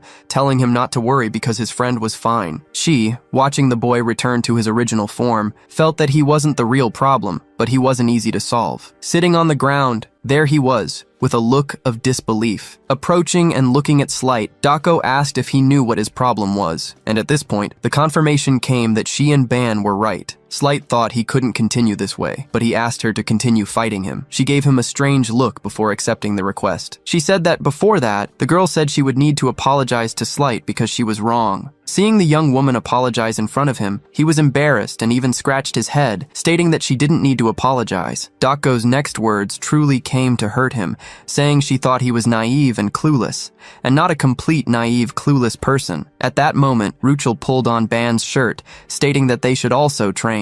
At that moment, he didn't pay attention to the young woman. Our protagonist's eyes displayed a strong golden tone. As he observed Slight, from him, two concepts were released, that of demonic spirit and that of sacred spirit. The protagonist didn't know how two such different powers could be in the same place. He thought that could be the cause. He even wanted to talk to a colleague, but decided to do it later. First, he apologized to Ruchel. The girl accepted the apologies, saying it was fine, but she would like to train. He remembered at the time how she was after having transformed. She also thought it could go wrong, but she thought he would figure it out. He quickly summoned his snake, knowing that would be the only way to restrict her in case the transformation came. Even so, he had some resistance, but the girl was firm in her conviction. She wanted to be able to control her own power and thus be able to help everyone. Decided to accept her request, he went to the easel, where there were some wooden swords to choose from. After choosing one, he threw it in the girl's direction. She grabbed the sword with a curious look. Unlike the battle between Dako and Slight, our protagonist wanted him and the girl to determine their own rhythms. He didn't want the two to be the same as the other duo, and the pink-haired young woman understood his reason. And when the two were already with their wooden swords, our protagonist asked if they could start. While the young woman said she was going to do her best, something came to the protagonist's mind. He thought that this was what he had always dreamed of for his life at the university, the peace of youth he had imagined. It wouldn't be a chaotic fight of strong blows without a goal. They were young men and women encouraging each other. Just thinking about that, our protagonist smiled with a slightly flushed face, realizing how lucky he was. The young woman, seeing that the boy was thinking, asked if they should start. As soon as the two decided to start, the cute pink-haired girl released all her powers, showing claws. 5 minutes after the beast showed her demonic side, the room was all dusty. Like a very scared protagonist, who quickly called for his snake, Ava asked her to turn into a chain and hold her, the girl. The chains again wrapped around the young woman's body, draining her energy and leading to the exhaustion of her power. Shortly after, her power was dispersed, and she regained her consciousness. You could see how relieved he was. He now seemed to be falling apart. She ran to him, worried, asking how many times that had happened. He said he had gone through that more than 10 times. The young woman was sad, regretting having left him so devastated in the way he was. But he didn't want her to feel bad about it. He gave her a light head pat. He showed her a bright smile and reminded her that he had promised he would help. Still with his hand on the young woman's head, he stated that he was already prepared for that, and at that moment, the duo was scared when someone approached. From the white-haired young woman's face, you could see how annoyed she was with the protagonist. You could see her look of contempt as she held Slight by the legs, angry, because while she was training hard, the protagonist was talking softly to the beast. He was surprised by her comment. Ruchel tried to defend the protagonist, and hearing that, Doko bent down and asked if she had obscure intentions. Then, she said that training with scattered thoughts was rude to her opponent. While the young woman, still sitting on the floor with her head down, feeling guilty, Dako took advantage to make her feel worse. After all that, our protagonist turned and saw that the young woman was depressed. Looking at the young woman so sad, he noticed that she was very soft when it came to Dako. He knew that Ruchel hadn't had enough time to take care of her mental health. Even so, she was trying to do her best. With that in mind, he stated to everyone that it was all fine. Dako was curious about what he was trying to say. Answering her, he revealed that he had recently made a request to the professor so that when he left the floating island, he could take a rabbit, and the professor accepted. Dako, thinking that he would choose her, thought his request was great, but his words broke her expectations, telling the pink-haired young woman that from that moment on, he would take her with him. Not only the white-haired young woman was scared, but the blue-eyed blondie didn't like it either. Ruchel could hardly believe that he had chosen her. The next day, our protagonist went to a women's clothing store. He was sitting on a bench while explaining some things to people on the communicator. He had already said that he wasn't going to spend the night out,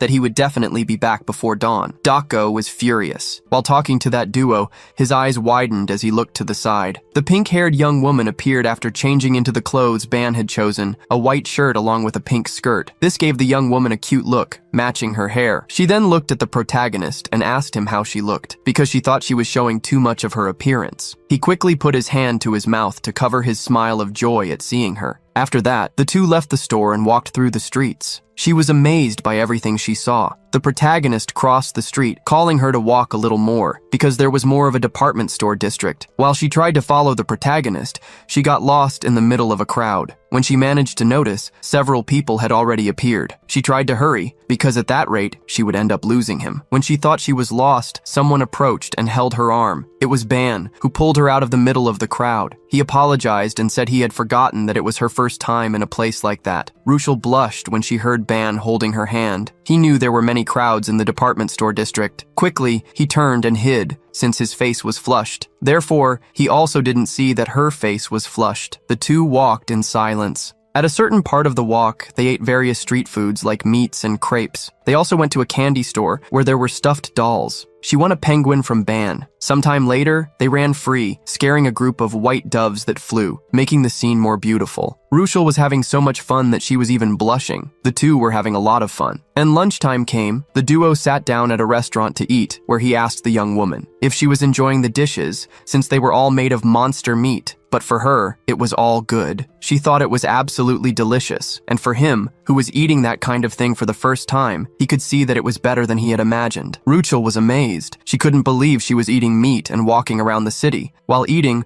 her thoughts varied and her expression quickly changed. He, who was eating a piece of meat in front of him, noticed the change in the young woman's face. Seeing that she looked worried, he asked if there was something wrong with her, if she hadn't liked the food. But the reason was different. She felt excessively excited after so many walks in such good places. He was surprised to find out why she was so sad. She was wondering if what she was doing was fair, as she didn't even know if it would help her abilities. Our protagonist pressed his lips together, irritated and quite annoyed. The next moment, he thought it was important to show her the concept of worry, and he asked her to look at his hands for a moment, telling her that the worry she was feeling was taking shape. He said that until recently, his ability could feel the fury in her, but now, he said it was different. Just by spending some time together, he could capture those emotions. Ruchel agreed with the protagonist's words, thinking about the problems they had at that moment. He thought that, finally, she could see the symbol above his hand. At that moment, the protagonist closed the hand that held the worry, along with the other hand. Dispelling the concept of worry with a big smile, he showed her his empty hands, stating that the worries had gone away. The young woman was amazed by the glow dispersing, like tiny stars before her eyes. She wasn't just excited about the glow, but also about the words she heard when Ban promised to always solve her problems. She, hearing his request, agreed, because she found everything he said fascinating. It seemed like magic, as if it were becoming reality. Our protagonist's head went back to remembering their last battle, when she attacked him so aggressively. The young woman then changed the subject, speaking more shyly. She said she wanted to meet the best. Our protagonist was curious to know who Ruchel was talking about. Of course she was talking about Doko Yan. Ruchel smoothed her hands in a calming gesture. She said that Doko could be scary, but it seemed like she liked Ban a lot, and he quickly disagreed with that. It was more like she treated him as if he were her possession, like a sword. Ruchel started laughing when she heard the protagonist's comment. She found the fact that he was comparing himself to a weapon hilarious. He didn't understand why she was laughing, since he thought the analogy was strange. However, she said she felt relieved, surprising our protagonist. She gave him a beautiful, bright smile, while saying that she thought he was an omniscient wizard or something. Our protagonist didn't understand what she meant, or why she was getting so close while talking. She grabbed our protagonist's hand, calling him to leave, if he had already finished eating. Her smile was now much more beautiful than before, showing that her worry had really gone away. She said that, as a thank you for everything he had done for her that day, she would choose an outfit for him. The young woman walked ahead, all smiles, while he carried the purchases. Back at the academy, Professor Yumina was in a meeting in a dark room. With her, there was also the camera robot that Ban had given her. He seemed to be pressured, but she asked him to hold on a little longer because it would be over soon. Watching the recordings, one of the professors was furious that information about the tower was spreading. They were going to find out who had allowed them to climb the tower. He also didn't like inferior beings for their transgressions. A blue-haired professor asked if there was any way to prevent this information about the tower from spreading. Another professor said that there were no violations in the videos shown. Even so, there were still angry professors. At one point, someone asked everyone to be quiet. This person made a point of talking to Professor Yumina. He said that it was clearly an infraction and wanted to know if she had already thought about how she planned to take responsibility for it. Faced with that professor's arbitrariness, she just stared at him, holding her emotions firm, unlike the robot next to her. Some time ago, Yumina watched the recordings made by the protagonist. She slapped her own face, realizing that they had really gone that far. When Ban had said he wanted to climb the tower and record a video, there was no reason to oppose it. She even thought it wouldn't work, as she already knew that external machines and artifacts didn't work inside the tower. And yet, Ban ignored common sense, bringing results. She ended the footage shown by the little robot. Yumina was sure that Ban still didn't know what was going on. It wasn't the fact that he had brought the recording from the tower,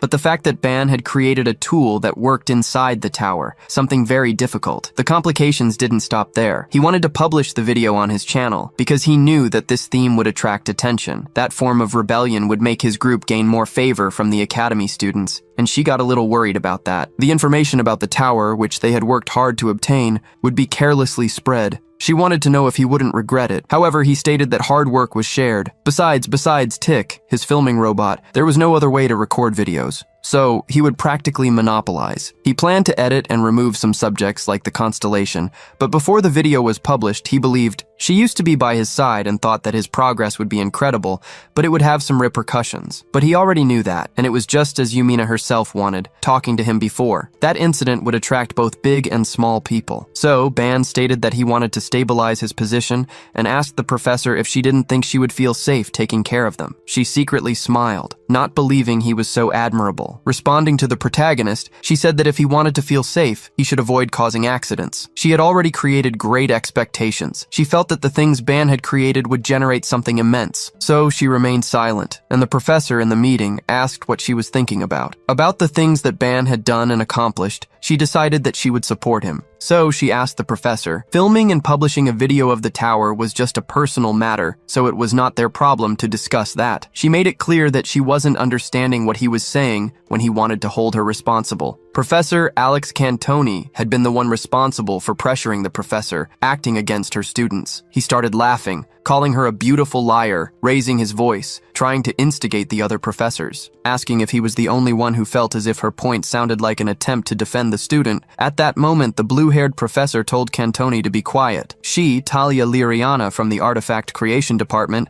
asked Yumina to tell her who this student was, stating that he was just a common student. However, another professor couldn't accept it, being from the Aura Combat Studies Department. He stated that there was a limit to selfishness, and that the information about the tower was centered on the academy. At that moment, she confronted the professor, saying that his words were strange. The reason no one had filmed the tower until that moment was because it blocks. Professor Cantoni interrupted Yumina with a smile, hiding his own interests, wanting her to explain the principles of the ability. Yumina remained silent, listening to that question. On the other side of the table, Thalia also spoke up, claiming to have spent 200 years studying these subjects. She knew very well that artifacts created outside the tower didn't work inside it, especially filming equipment. It was common knowledge that no circuit could handle the waves demanded by the tower. The more she researched, the more she became convinced that external machines would never work inside. Hearing all those words, Professor Yumina completed the words, saying that her student had succeeded. This left Talia much more curious, saying that was what she wanted to know, who this boy was. She was annoyed because he came from a dimension that didn't even have mana, and that made it seem like only he was special. The moment she finished saying those words, she realized something. The artifact that had filmed that recording was now with Yumina. The blue-haired professor revealed a scholarly look, determined, putting on her gloves and asking to hand over the artifact. Yumina quickly hugged the little robot, refusing to hand it over. She said she had been asked to bring the artifact to the meeting, but that was a feat accomplished by her student, and she couldn't let anyone do that. Professors one after another went against her. Suddenly, someone raised their hand, asking everyone to stop. That was the professor in the corner of the table next to her. That professor was the Academy's vice president and head of the Constellations Department. Putting his finger to his mouth with a smile, he asked everyone to be quiet so that the heat of the discussion could pass, and everyone agreed. However, after a while, he himself broke the silence by calling Talia suddenly. The professor was extremely shy upon hearing the vice director praise, thanking her efforts for putting 200 years into the research, and recognizing that she was a person apt to judge. It seemed that the artifact made by the student was special, the professor stammered. After hearing the professor's confirmation,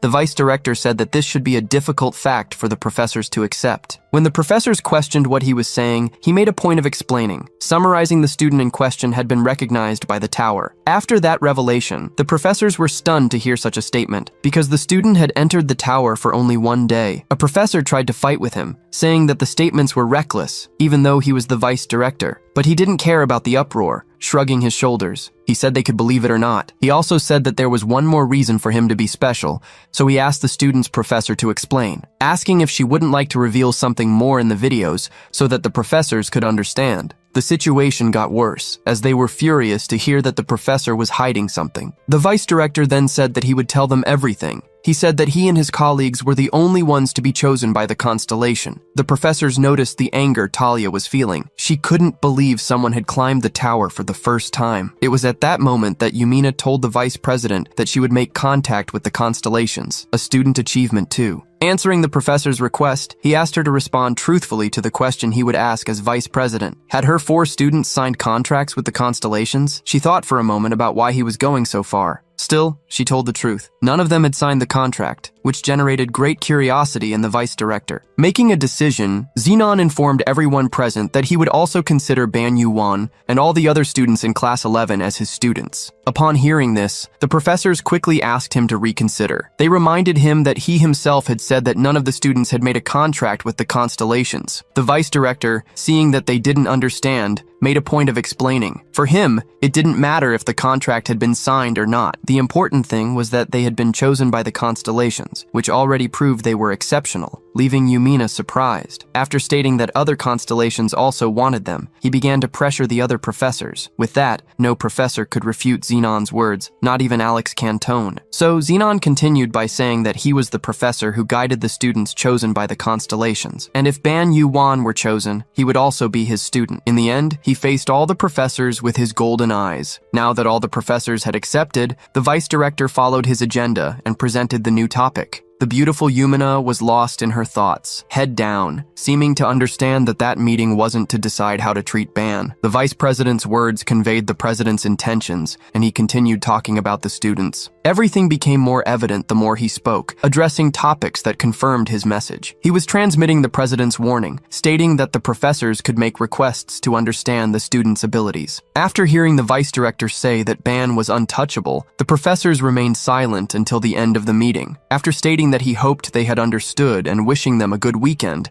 the vice director disappeared. Yumina sighed in relief, never imagining that her student would receive so many favors from the director. In that small moment of relief, one of the professors approached her, Alex Cantone. Inviting her to have some drinks at a bar, he said he wanted to toast to the student's success. With that man's invitation, Yumina turned green with disgust, but didn't respond, just teleported to another place. The professors, realizing the reaction, quickly tried to console Cantone. The next day, several people surrounded the protagonist in the cafeteria. Many people wanted to introduce themselves. Everyone wanted to be Ban's friend, even offering him an invitation to the student council. The protagonist was scared by so many people and so many requests for dates. On the other hand, Doko met with the other 2 colleagues and they wondered what was happening with all that commotion. Light explained the situation and asked if Doko remembered the channel. He revealed that the channel had gone viral. By now, it was hard to find anyone at the academy who hadn't seen their videos yet. Hearing the explanation and looking around, seeing several people watching the video created by Ban, Doko thought Ban's ideas and abilities were truly excellent. However, Rochel, observing the scene, thought about Doko's reaction and what was happening. At that moment, the protagonist placed his tray on the table, asking what was going on that morning. Tired, he couldn't help but put his head on the table due to everything that was happening. The protagonist also wanted to provoke slight, saying that he had several fans and should be nicer to them. They were surprised by a loud voice that caught Ban's attention. Someone was saying that it was a joke to make a fuss with manipulated images. Some boys were bad-mouthing the protagonist's group. They looked in Ban's direction, saying that he should wait, because the next day all his lies would be exposed. The antagonist then remembered that the next day would be the day of the scheduled duel with Erector. It would be the day he would face the stone boy, Erector. After listening to all the insults from those boys, he realized that they were the exact ones who would root against him in the duel. Light also agreed with the protagonist's assumption, while Ruchel offered him support. Wiping her mouth after eating, the white-haired young woman said that he should respond in the best way, especially for those who were watching and supporting the protagonist, and gave him a beautiful smile. The next day, the protagonist went up to the arena, and the assistant professor was there, informing him that the duel would be broadcast live. If the 2 agreed to the fight being recorded and broadcast live, they should sign the document that appeared in front of them. To their surprise, there were several precautionary terms for the duel. If someone became incapacitated or surrendered,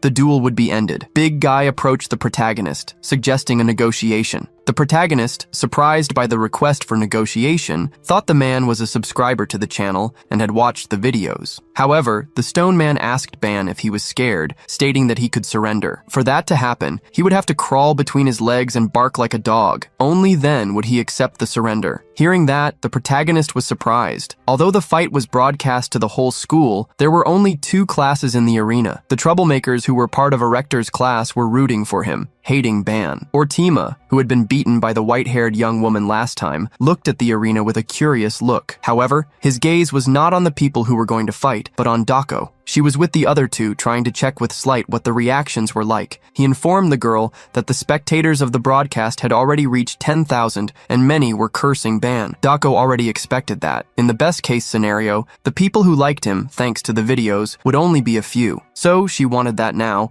While many people were watching, Ban would prove if he had the strength to reach the top. The protagonist was thinking about Erector's words about crawling and barking. This made him secretly smile. He never imagined he could actually hear something so pathetic. It was so ridiculous that it seemed to have come out of a third-rate soap opera, so he called Erector's attention, and he gave him a look that seemed scary, asking if he had prepared a lot to provoke him. Erector returned the same smile to the protagonist, asking how long he would be able to act so calm. The protagonist shrugged, stating that if he was acting calm, or Erector should find out by going against him. Saying that, the protagonist drew his sword and called Erector in a provocation. He was annoyed, grinding his teeth due to the provocation. Now he seemed to be boiling, asking the assistant professor to declare the start of the fight soon. Hearing him and granting his request, the assistant professor raised her hand up and said that now it was Ban against Erector. Already having permission, he almost instantly advanced against the protagonist, relying only on his superior size to win. Erector's steps made the whole arena tremble, throwing his big fist in the direction of the protagonist, who remained still. When the fists were almost reaching Ban, he just moved. His legs moved quickly, while his eyes were focused. The protagonist internally praised Erector for taking the initiative, but his sword moved, and he passed by the big guy. While wondering what Erector could do being so slow, Ban's blow hit the opponent's face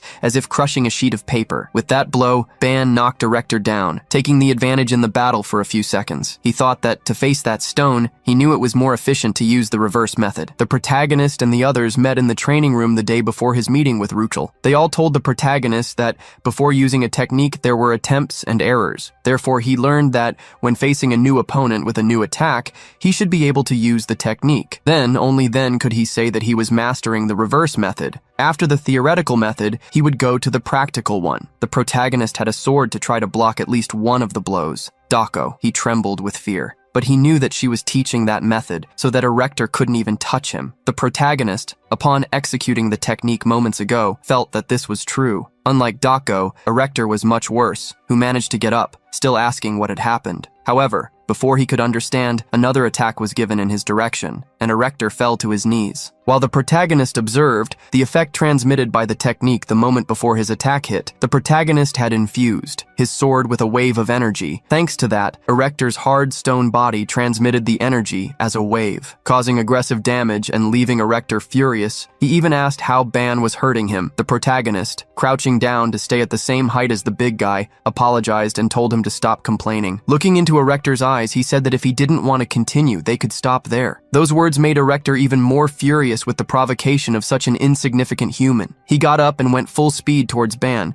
but the protagonist was very quick to dodge. Erector was furious. He couldn't believe that a mutt from a lower dimension was looking down on him. Erector shouted these words furiously. The more he shouted, the more it bothered the protagonist's ears. Who understood what was happening after those shouts? Several concepts emerged around Erector's arm. They were stretched upwards, becoming much larger. Erector's hand hit the arena floor, causing a loud bang. Even so, the protagonist internally mocked Erector, thinking he was too naive. He thought he should at least try a different method after failing the first time. He didn't want to know about any strategy. His eyes showed the fury he was holding. He tried to crush the protagonist with his big body. Luckily, Ban was quick to dodge his attacks. Erector continued to attack the same way, stretching his hand to try to hit the protagonist. However, the protagonist's sword cut quickly when it was fused with concepts. The big stone arm cracked, and now it was being cut by the protagonist's attack. Faced with several equal attacks, Ban had no alternative but to counterattack. In the same way as the first time, receiving great damage, Erector shouted in a mixture of pain and hatred. While the fight was happening, many people were watching and following the live broadcast. Among them, even the directors were keeping an eye on what was happening. Even being an irrelevant fight, he was watching. Just like the vice director, several people were watching and couldn't understand what was really happening. Light told the pink-haired young woman that everyone's reaction was expected. They didn't believe it even when they saw it with their own eyes. Now everyone had to accept that. Compared to when he appeared at the academy, the protagonist was times stronger, and that was undeniable. The students of Class 1, the same as Erectors, couldn't believe it, because their companion was being taken out at the very beginning of the fight. Now they were wondering if the abilities shown in the channel's video could be real. Even the substitute professor was fearful to see how easily Erector was defeated. He knew that a week ago, that boy was feeling weak, so much so that he asked for a week to train. The professor didn't know for sure what had happened to the protagonist in just a few days. While the professor dealt with the message he received from the professor's assembly, the protagonist thought about what to do. Erector was in front of him and couldn't move. For him, attacking someone who couldn't even make a move was something ridiculous. He stood for a while looking at him, hoping that he would get up to continue the fight. While he was in that cheering, he heard the professor, who had already raised his arm, saying that the fight was over. The professor's announcement caught both of them by surprise. It was the decision of the observing professors of that match, and he declared the duel over. While the professor was speaking, Erector's eyes were full of hatred, since the professor was considering him incapable of continuing to fight. Even with Erector's revolt, the assistant professor warned that the duel would end at that instant. Even the protagonist trying to say something, the professor said that the objection of neither of them would be accepted. Ban still gritted his teeth when the assistant professor ordered him to leave the arena. Very upset, but having no other option, he left the arena grumbling. Drawing his sword, he was upset because he couldn't decide whether he would win or not. He was upset and frustrated, but at least he hadn't lost. The sadness in his friend's eyes was visible. As he was leaving the arena, sad, he heard Erector calling him an insect and asking him to wait a while. Even with the assistant professor saying that he was considered incapable, Erector didn't want to lose to someone like that insect. Looking Ban in the eyes, he wanted to end that humiliation once and for all, even going over the professor's word. With that in mind, he advanced on the protagonist first. That's when he made his arm all spiky, shouting at Ban about his intentions. The assistant professor was scared, shouting for Ban Yuan to dodge as soon as possible. He, however, smoothed his sword again, not willing to dodge. Even in front of Erector's furious eyes, he remained calm and still while the big guy shouted. He knew that the opponent had already been told to stop, but even so, he wouldn't stop. He thought he was superior because of the dimension. He thought he was untouchable and wouldn't need to follow the rules. With that thought, Ban infused some concepts into his sword. Observing everything, Ban knew that the fight had only stopped at the professor's whim, and now that man was moved only by his pride. So, he raised his sword and was willing to put an end to everything as quickly as possible. Now, with his eyes in a different color and with a determination not seen before, he was willing. As soon as the opponent tried to launch a blow against him, Ban just retaliated. Erector's eyes were rolled with rage and pain, and the protagonist thought he had done the right thing. After so many insults, he wouldn't be able to take anything else in silence. Erector only stopped shouting when he noticed what had happened after that blow from the protagonist. Erector had lost his arm. The people from Erector's class put their hands to their heads, all with their eyes wide, unable to believe it. Not even Ban's friends believed what they were seeing. Everyone started talking loudly their opinions. Meanwhile, a system window appeared for the protagonist, who looked at it suspiciously to see what it was. The system message said that if he wanted, he could keep the strength of the monster from Erector's arm. Meanwhile, the assistant professor was telling the stone man not to move. He would be removed to the medical room. The big guy was fallen on the ground, trembling and grinding his teeth from so much pain. Now he felt the price of humiliation. The assistant professor was taking the initial measures,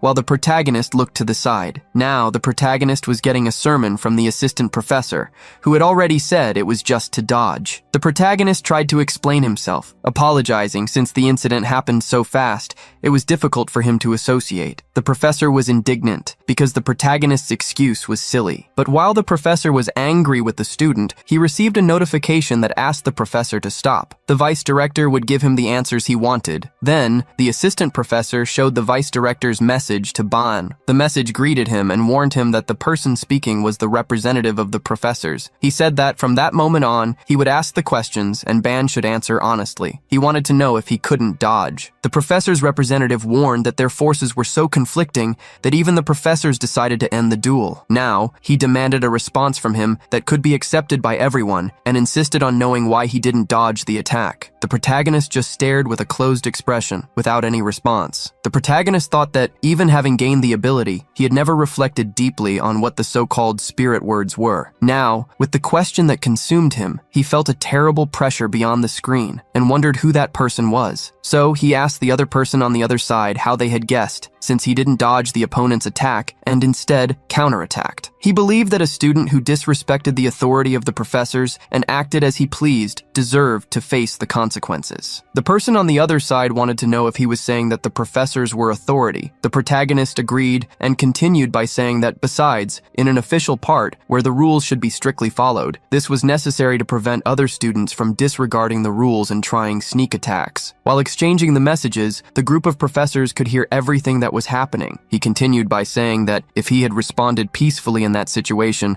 the impression that he was weak could have spread, and that the rules wouldn't need to be followed when dealing with a student from lower dimensions. It wasn't just the professors or the director and vice director who could have access to Ban's words, but the whole academy. Several people followed the screen where he talked about the rules and about people from lower dimensions. He continued by saying that even if he had taken the attitude in a short time, he thought his actions were justified. The vice director found it interesting when the student said that he acted to defend the academy's principles. The vice director knew that he was responding intelligently, knowing that there were many ears spread out. He noticed that the boy had a superior intelligence, as he had expanded the problem between two people to the whole school. Also trying to act intelligently, the vice director said that the student's words were correct, notifying that students who disregarded the match rules deserved to be punished according to the norms. However, punishing a student for a mistake was his and the academy's function, not something that a student like him could deal with. The protagonist noticed that he was dealing with someone of equal or superior intelligence. The assistant professor smiled upon hearing Ban's conversation,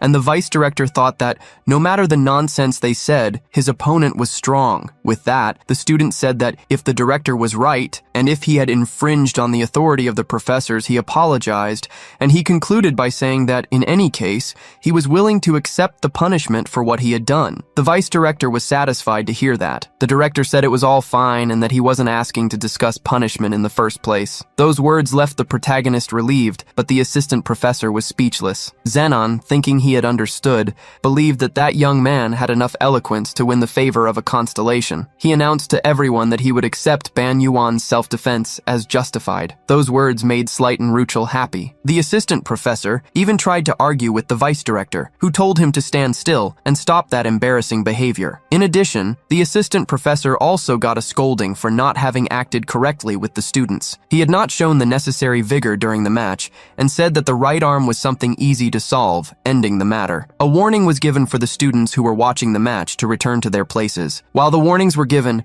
Dako was relieved as everything ended without further incidents, and Slight agreed with her. The director also said that the student Ban had dedicated himself a lot and could leave at that moment. Showing education, he bowed to the assistant professor, who was dying of rage at that moment, and left. He was turning to leave when he seemed to notice something. The communicator still said, "See you later." However, when he turned and looked, there was no message on the screen. Ban felt that it was happening again. After the incident, he joined his friends, who were happy for him to be back. Light said that the swordsman blows he used at the end were incredible. The protagonist said that this must have been because of the tower. Dako praised, saying she liked to watch, since he had gotten stronger. She asked him what it felt like to gain a new power and if he thought it was useful. A little embarrassed, he put his hand to his head and said that all of that was because she had trained him very diligently. Dako made the protagonist awkward when she brought up the stone man's arm. She made him even more scared when she said she knew he had absorbed it. This made him remember when he was in the arena, and the message appeared. He didn't think that was possible. The system message showed several possibilities in which he could choose. For safety, he took just a little bit, and when it worked, he thought what was happening was unbelievable. He took a little of each and saw that all the traits were incredibly strong. Until that moment, he could not manipulate the concept of living people at will. He told his friends that he could now take specific parts by cutting them. His expression became sad when he said that he ended up absorbing the strength of the opponent's right arm. Dako asked him if it wasn't a good thing and why he was pretending not to be. He said that at first he was happy to be getting stronger,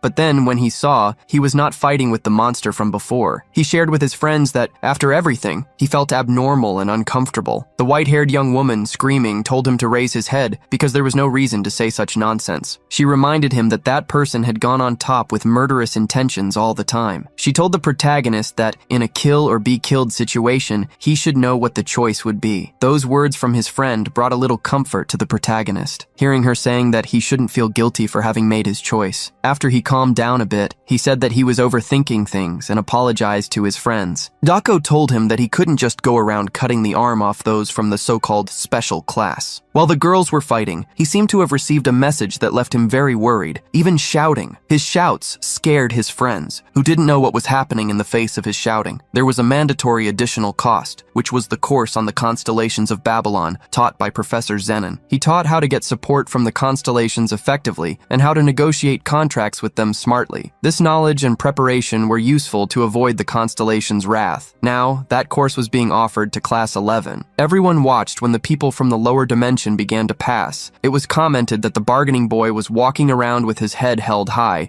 and the protagonist felt uncomfortable with the looks. While the protagonist and his friends went up the stairs, they heard several comments from people who were for and against them. He, looking back, saw that all his friends were upset and apprehensive about the comments. Making a mysterious expression, he told his friends that the more people were cursed, the more they lived. While walking, he was pulled by the wrist by Ruchel, who seemed to want to say something to him. She was worried about what had happened the day before and feared that more people would start to dislike them. Upset, she said that everyone said what they wanted without even knowing what kind of person he was. Seeing the sadness in her eyes, the protagonist tried to calm her down, saying that it was all good. Putting his hand on her head, he asked her not to worry so much about these things, and he thanked her for all the affection she was showing him. However, those who were watching them were not liking that intimacy at all. Light and Dako thought it was unnecessary. They had already gone out together on the weekend, and now they were in perfect sync. Dako asked the pink-haired young woman if she had liked the clothes she received so much. Ruchel, who always kept quiet with the provocations, asked Dako if she was jealous, making the protagonist awkward. Dako got angry and mentioned to Ruchel, asking if she wasn't tired of getting beaten by her. Ruchel made it clear that she knew the young woman would continue to beat her one way or another. Standing at the door, they checked if that was the same classroom for the constellations of Babylon. Light was sure that there was a class last week, but he didn't know what would happen if people like them mixed with the others. He was afraid of what the senior students might think, but the protagonist asked them not to worry about that. Gathering courage, he held the doorknob to open and start participating in the course. He replied to Slight that everyone would think that talented juniors would join them, but upon opening the door, even the protagonist showed to be quite nervous about the amount of people. All the people looked back when the door opened, seeming to stare at each of them. Dako thought that, because they were older and more experienced, even she couldn't ignore their abilities. The pink-haired young woman was visibly intimidated, as was Slight. The protagonist also didn't feel comfortable with all those people around him. Zenon, as soon as he saw the students,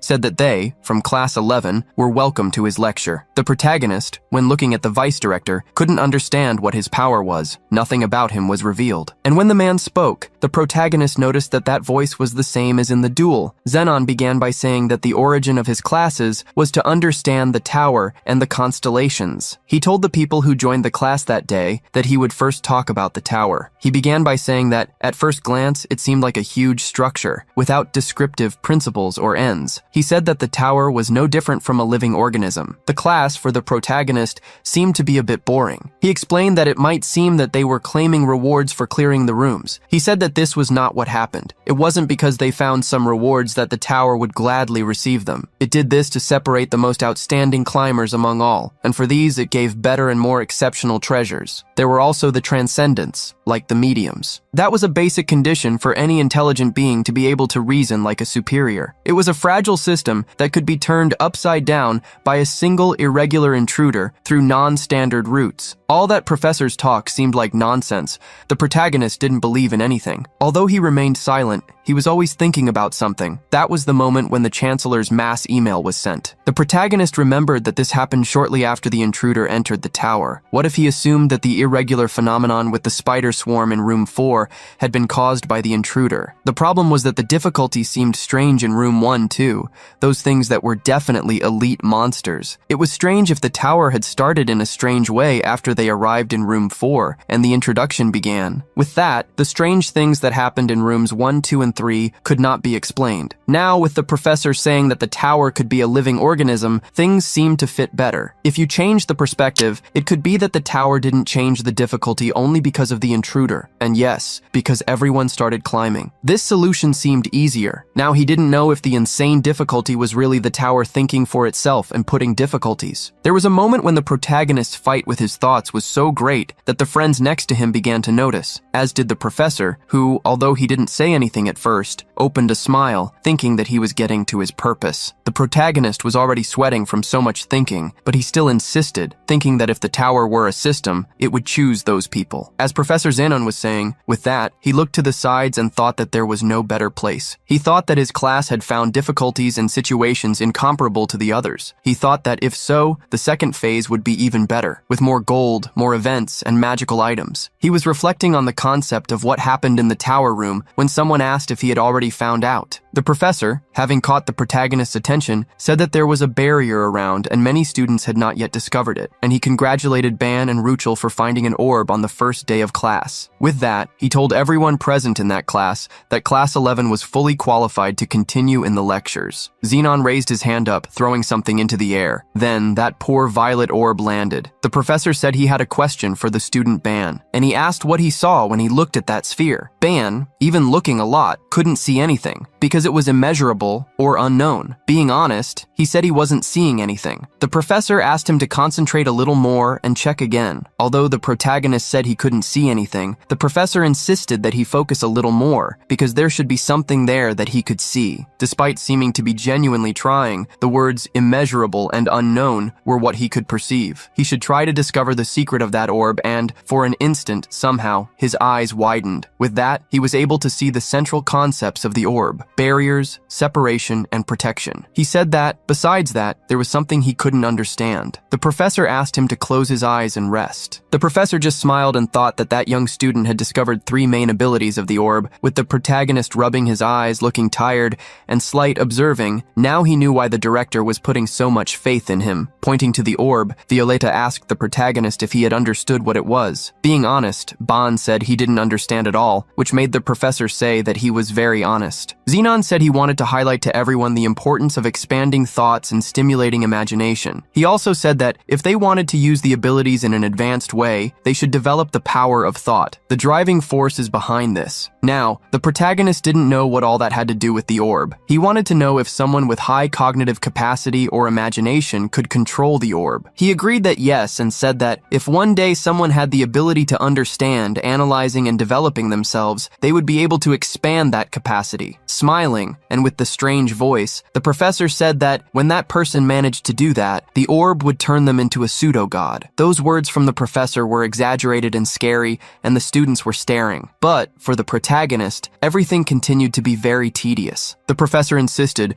saying that at the moment it might be difficult to understand. He said that as the lecture advanced, everyone would gradually come to understand. Finishing the lecture, he said that their task was to try to imagine the possible applications of everything that was said. From the beginning to the end of that lecture, the protagonist found everything very complicated. He had a doubt. If God was God, what would a pseudo-god be? He didn't know if it was something similar to a god or a false good. His thoughts were interrupted when Slight called Ban to leave, while Ban was asking someone from his class to explain the lecture again because he hadn't understood. Meanwhile, Slight said he thought the protagonist would summarize very well, but he had his eyes wide open ahead, seeing Ortema. After the scare passed, he managed to ask Ortema what he was doing there. The bad-faced young man said that he was the one who asked the questions. He wanted to know where she was, and Slight could hardly believe that he was talking about their colleague. Suddenly, Dako arrives, asking why everyone was grouped together. Smiling, she said in an ironic tone that she thought something serious had happened. The protagonist, awkward and not wanting things to get worse, didn't know what to say. Ortema approached the white-haired young woman and confirmed if her name was Dako. He said he had business to deal with her. She continued to ironize, and she asked if he was making another duel request, saying that if he wanted to hurt her, she wouldn't prevent it. He clung to her, saying that dueling inside the academy seemed like something difficult. While she was talking, the young man put one of his knees on the ground and told her that it was not a duel request. He took out a beautiful bouquet of flowers and offered it to the furious young woman in front of him. Leaving everyone scared, Ortema asked the young woman out on a date, while he was blushing with shame. The people behind, with their eyes wide, never imagined that that scene was possible. Just like them, the cold-hearted young woman also didn't show her expressions. Nobody could believe that the proud and arrogant Ortema had fallen fallen for a woman who beat him to a pulp. Our main character wondered what kind of taste someone had to have for that to even be possible. Remembering that Ban himself had been beaten by Doko many times, Slight asked if he wasn't answering his own question. Being called a masochist in such a not-so-subtle way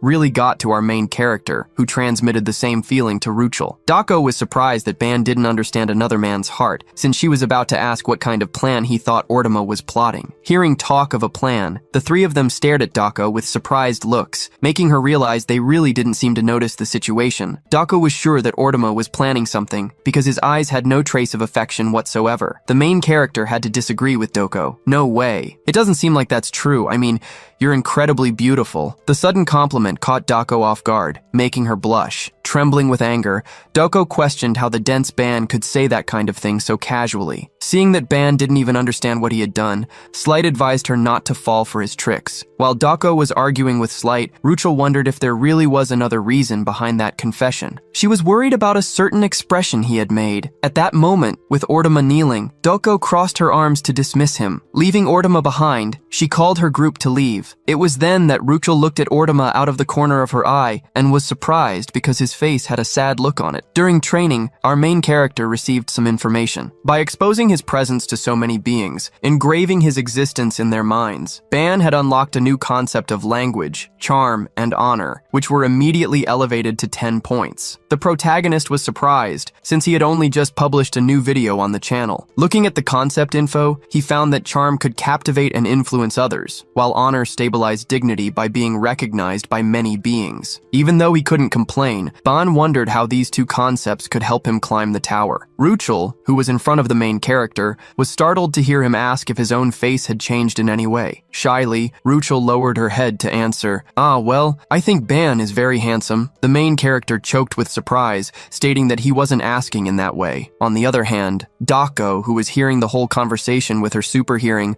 was starting to get annoyed. Suddenly, Ruchel heard Slight scream, who was training with Dako, and felt a strong gust of wind hit her back. Stomping on the ground, Doko got the attention of the two who were flirting. "Train, focus on training, and when you're resting, just rest." Poor Slight, who after a beating, was being carried by Doko. The main character also tried to ask Dako about his face, but the girl, in a hurry, slapped him on the face while blushing. "Seriously? Didn't you just hear what I said? Focus on training. If you keep it up, I'll make you two train until tomorrow." With Dako's threats, Ban and Ruchel went back to training, while the tired Slight cried for rest. Ban and Ruchel started sparring immediately. As they exchanged blows, the two moved around the entire training room, using all the space they could. Ruchel's claws hit the main character's sword, and after images of energy were left behind. Trying to rest a little, Slight commented to Dako that Ban seemed much stronger, and was curious to know if he shouldn't stop focusing on dungeons and go back to the tower. Dako thought Slight was being too hasty. In her view, even if Ban had improved, he was still way behind Slight and the beast Ruchel. She could tell that from the beginning, the sparring between the two was only working because one of them, Ruchel, was going easy on the other. Anyway, Dako remembered that the next day they would return to the tower. She wondered if Ban had already figured out how to deal with the beast inside Ruchel, because otherwise, nothing would be different from the last week. Ban was also aware that if they didn't find a solution quickly, they would end up repeating what had happened last time. In the middle of his battle, he activated his all-seeing eye. Over the last week, he'd been observing Ruchel, which had helped him discover a few things. Her violence was activated using any emotion as fuel. Depending on which emotion was used, her state changed drastically. When an intensely negative emotion was used as fuel, it burned until she lost control. But when positive and calm emotions were used, the violence inside Ruchel decreased and her emotions stabilized. Knowing this, Ban continued to fight Ruchel to observe her even more and learn more about how her power worked. In battle, intense emotions were naturally amplified, making violence something inevitable. The more emotional fuel was spent, the more aggressive Ruchel became. However, Ban wanted to try to change that fuel. He wanted to use something more positive. The sparring continued until Ban got an advantage and used the back of his sword to push Ruchel, whose hair was completely dark. The duo who weren't fighting watched the two's combat. Ruchel had been pushed, falling to sit on the ground, and due to tiredness, Ban fell to his knees. However, the fury in Ruchel was at its peak. Gritting her teeth, she refused to give up. Seeing that it had come to this, Ban realized it was time to try to use his plan. To show that he hadn't just been messing around these last few days, the main character held out his hand, creating a magic circle. He was going to prove that the time he spent with Ruchel served to collect parts of her emotions, whether she was happy, having fun, or at peace. Ban had not only collected these emotions, but copied them directly from their essence. Immediately, upon releasing the essences of joy, happiness, and laughter, Ban moved toward Ruchel. Wielding such emotions, he hoped they would work. He directed them at Ruchel in an attempt to make his friend absorb them. However, a blow prevented him from getting close to her. In a fit of rage, Ruchel managed to hit Ban's hand, which held the emotions. The main character was slightly startled. In front of him, Dako was gritting her teeth hard. The girl got up instantly, grabbing Ban by the stomach like a rugby player, and with the inertia of the movement, threw him to the ground, falling on top of him. The main character felt the impact heavily. Mounting Ban, Ruchel had a demonic look. With a great roar, she attacked the main character with her sharp claws. Immediately seeing the danger, Dako and Slight ran toward them to prevent the attack. However, a chain was faster than the two. The chain wrapped around Ruchel's arm, preventing her attack. A second chain appeared, grabbing her other arm and immobilizing her so she couldn't attack anymore. Seeing Ruchel's expression, the main character was worried, but soon realized that the color of her hair was lightening. When Ruchel returned to normal, the main character asked if she wasn't moving faster after transforming. Finally, Ban could rest, relieved to see that the beast in Ruchel was calming down quickly. Still, it could be dangerous to have to tie her up every time they fought. He couldn't help but think if there wasn't a better method to calm her down, some condition for it. Pulling the main character out of his worries, Ruchel thanked him. Ban didn't understand why she was thanking him, since he hadn't completely solved the problem yet. However, Ruchel shook her head in a hurry and thanked him, because now she could at least fight a little. She already considered the improvement significant, and, because of that, was happy to have him by her side. Ban started to blush at Ruchel's words. Quickly, Dako approached him, staring at him. The main character was startled by Dako getting so close and had to make up excuses. "We were working hard here, didn't you see?" While Dako stared at the main character, Slight also approached, relieved that no one had been hurt. Dako, however, thought there was something more important. She started staring at Ruchel, getting everyone's attention, including hers, and worrying the main character. Dako analyzed Ruchel for a while, remaining silent, and then turned away. "No, it's nothing." She decided to end the day's training there so everyone could rest. Staying behind, Ruchel looked at Dako melancholically, with doubts and sadness. The next day, the group headed toward the tower. When they got there, Slight tried to ask Dako for permission to use the holy sword, at least when they entered the tower. He was worried about the difficulty they would face, since this would affect the fate of the four of them. However, Dako reminded him that everyone had agreed to create a solid foundation, without any rush. That was only their second exploration in the first semester as rookies, so she didn't think they needed to worry. The main character agreed with Dako, although Slight didn't seem so convinced. The more he used the holy sword, the more dependent on it he became. Faced with the concept of the demonic spirit imbued with the Holy Spirit, Ban was no longer sure that it was really a holy sword. Anyway, it would be better to keep Slight away from that negative influence. Slight understood that he couldn't use the sword, but asked her not to blame him if he collapsed in the tower. However, faced with the request, he met a demonic Dako. Just like her, Ban also showed his cruel side. "We're not gonna blame you, but don't forget, millions of subscribers are watching the video." While Slight cried, the main character accessed his internal codes. His stats appeared, as did the points of his skills and learned essences. With everything making sense, he also got his Snake Eve and the recorder Tyke ready. He would count on the two of them on this journey. Before they went in, Ruchel approached the main character. "I'll do my best in there, and I'll listen to everything you say." The main character thanked Ruchel for her dedication, asking her to believe in him, since he was also getting stronger in combat. With a bright smile, Ruchel was ready to count on Ban. Jealous, Dako looked down on Ruchel. "I just hope you last at least until Saturday night. If anyone gets eliminated, I'll punish them severely." While Slight tried to insist that they give him the sword, Dako called the main character aside. The main character was curious to know what she wanted. Dako wanted to clear some things up with him before they went in. Dako's words started harsh. "Today is the first evaluation. To be honest, I'm quite disappointed in you two. You haven't forgotten the promise you made to me, right?" In one of the first times she smiled,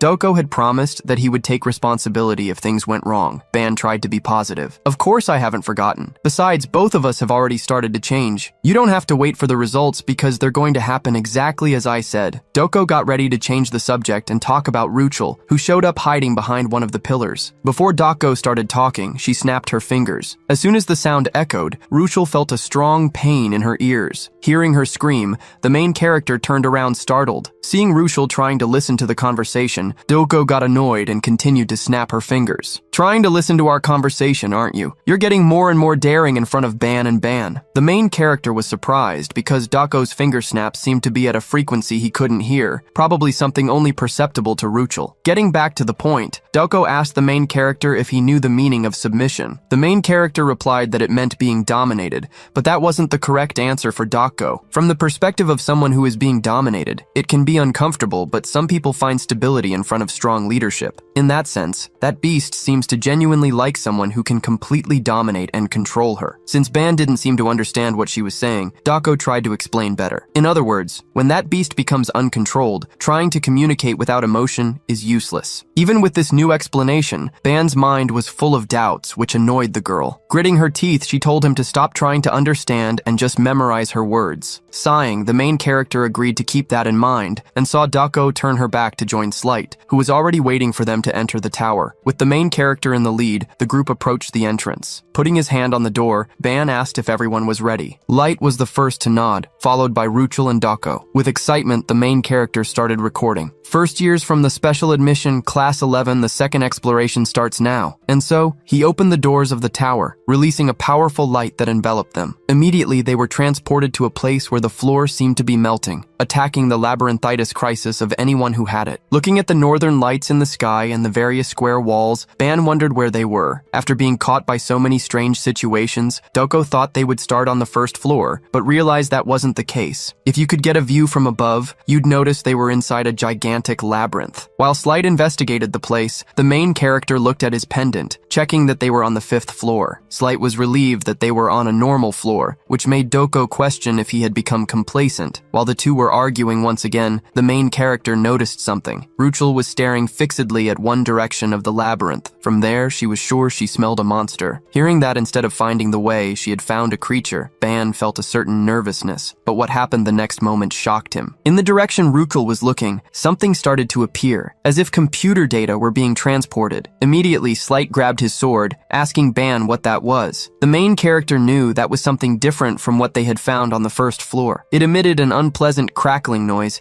and had a distorted appearance, almost as if it were breaking. Without hesitation, Ruchel revealed her claws and attacked the creature. She hit her target, which split into data. Immediately, Ban received a notification. From what Ruchel had hit, he got several concepts: 0.1 glitch and noise points, 0.2 demonic spirit points, 0.05 malfunction points, and 0.01 inversion points. As Ban expected, that was a glitch phenomenon. When a signal was interrupted, both the graphics and the sound became distorted. This inverted force created a strange sense of fear, which turned into a monster. Since this was a completely different type of creature from the ones they had found before, there were many unknown concepts. He didn't know how the malfunction and inversion concepts worked. For now, glitch had inversion, so it seemed pretty useful. It would be interesting to collect it. Lost in thought, Ban didn't realize he was being attacked, but with a blow of energy, Doko saved him immediately. Frowning, she reprimanded him. "Ban and Yvonne, stay focused. Defeating these things while escaping the labyrinth is going to be quite problematic." With Doko in the lead, they moved through the labyrinth, taking care not to get separated on the complex paths. While the main character was running, he received a message. "They don't seem like creatures that would appear in room 5, but it's not that surprising." Ban was already satisfied that he was able to get several fragments of inversion points while escaping. However, remembering that he needed 100 points made him wonder if it was even worth the effort. The main character stopped running when he heard Ruchel scream. The girl, who was confronting one of the glitches, was carelessly moving forward, but was stopped by the main character. Summoning the chain made by Eve, he didn't let Ruchel fight alone to prevent her from going into a berserk state. Hearing Ban ask her to stay by his side, Ruchel immediately agreed. While Doko defeated several other glitches, she argued with the two of them. "Hey, stop flirting and keep moving." Protecting Ruchel, the main character summoned another chain. He was leaving the concepts on the walls aside for now to focus on the battle. With her keen sense of smell,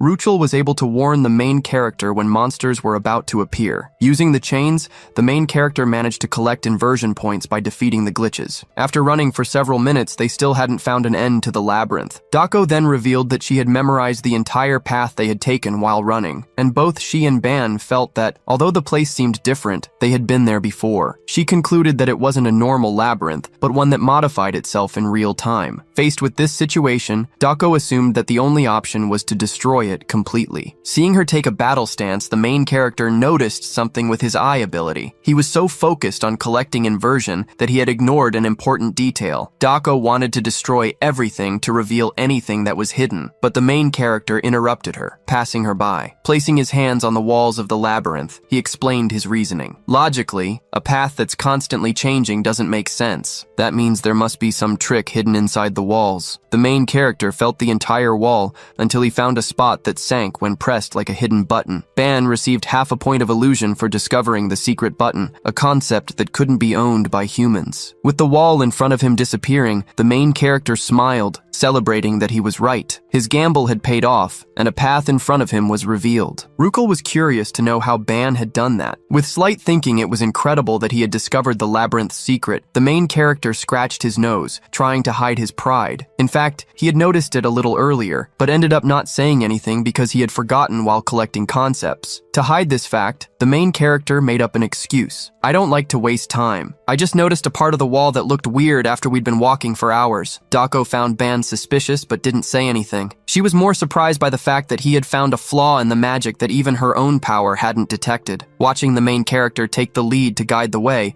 Dako told herself that, as she already expected, Ban wasn't just a common talent. The quartet continued to move through the labyrinth while defeating the glitches. This time, they found a giant elite glitch, even though they were only on their second exploration. For Slight, this only confirmed that their experience was different from the explorations of the other groups. Ruchel thought the same. Even after defeating the elite monster and gaining many concept points, the main character stood still, staring into the void, which worried Ruchel. She thought he might be injured, but Ban soon reassured her. The truth was that he was worried. He was 1,000th of a mana point away from reaching 200, but that number refused to go up. Even after absorbing more than enough concepts in the last 3 hours, his mana didn't reach 200 points, a problem that the concepts of life and body had never faced. Noticing his state, Dako approached and whispered in his ear, "What's going on? What's wrong with you? You don't look hurt." The main character was startled by Dako's sudden approach, something he had already asked her to avoid. However, it wasn't just Dako who was worried, but everyone else too. The main character revealed the problem he was facing with his mana growth, which confused Dako. Suddenly, Doko giggled, as if she were happy. Hearing Ban ask why she was happy, Doko asked if he had hit a wall. Faced with Doko's words, the main character was shocked. She remembered that he was expanding his energy quickly, as if he were sucking everything around him, which made his growth rate gigantic. It would be like continuously watering a plant without giving its roots time to grow,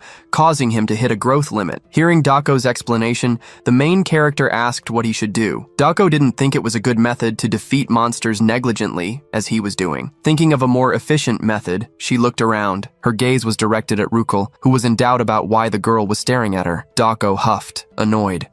That must be great for someone. Getting some fresh air during the weekend instead of being locked up in school, eating delicious food, and going to clothing stores. Seeing how Dako was treating him, the main character tried to convince her. "Hey Doko, if you teach me, I'll learn diligently. I'll think about the trip, the food, and the shopping." So Dako finally agreed to help him, just because he quickly understood the situation he was in. Looking at her companions, Doko asked if it would be okay, since it would take a while. Ruchel didn't mind if it was to help Ban. Likewise, it was okay for Slight, since they had just fought an elite and hadn't changed rooms yet. Seeing how everyone was understanding, the main character thanked them. So, Dako explained that the best method would be for him to receive the basic transmission of the mystic body art. The main character was confused, so Dako explained in detail. Despite the big name, it's just a basic martial art, so it's not difficult. Even so, Ban was worried. So far, he had only learned the basic principles with Dako, but had never learned a martial art directly. This time, it would be a martial art. That's why he wondered if he could learn it properly. Before they started, the main character asked if he should perform something like the 9-bow ritual, a master and disciple ritual. Dako couldn't believe he was trying to cause a commotion with just a martial art that even children learned. She asked him not to worry and just get ready. While Ban took off his shirt to have more mobility in training, Dako was lost in some thoughts. She was surprised to see an outsider quote the ritual. She had acted as if it were nothing, but her mystic body art was something that couldn't be taught, even if the student venerated someone as their master, because that was a divine family art, passed down strictly through bloodline. Dako knew how shocked her father would be if he found out she was passing on the martial art to someone,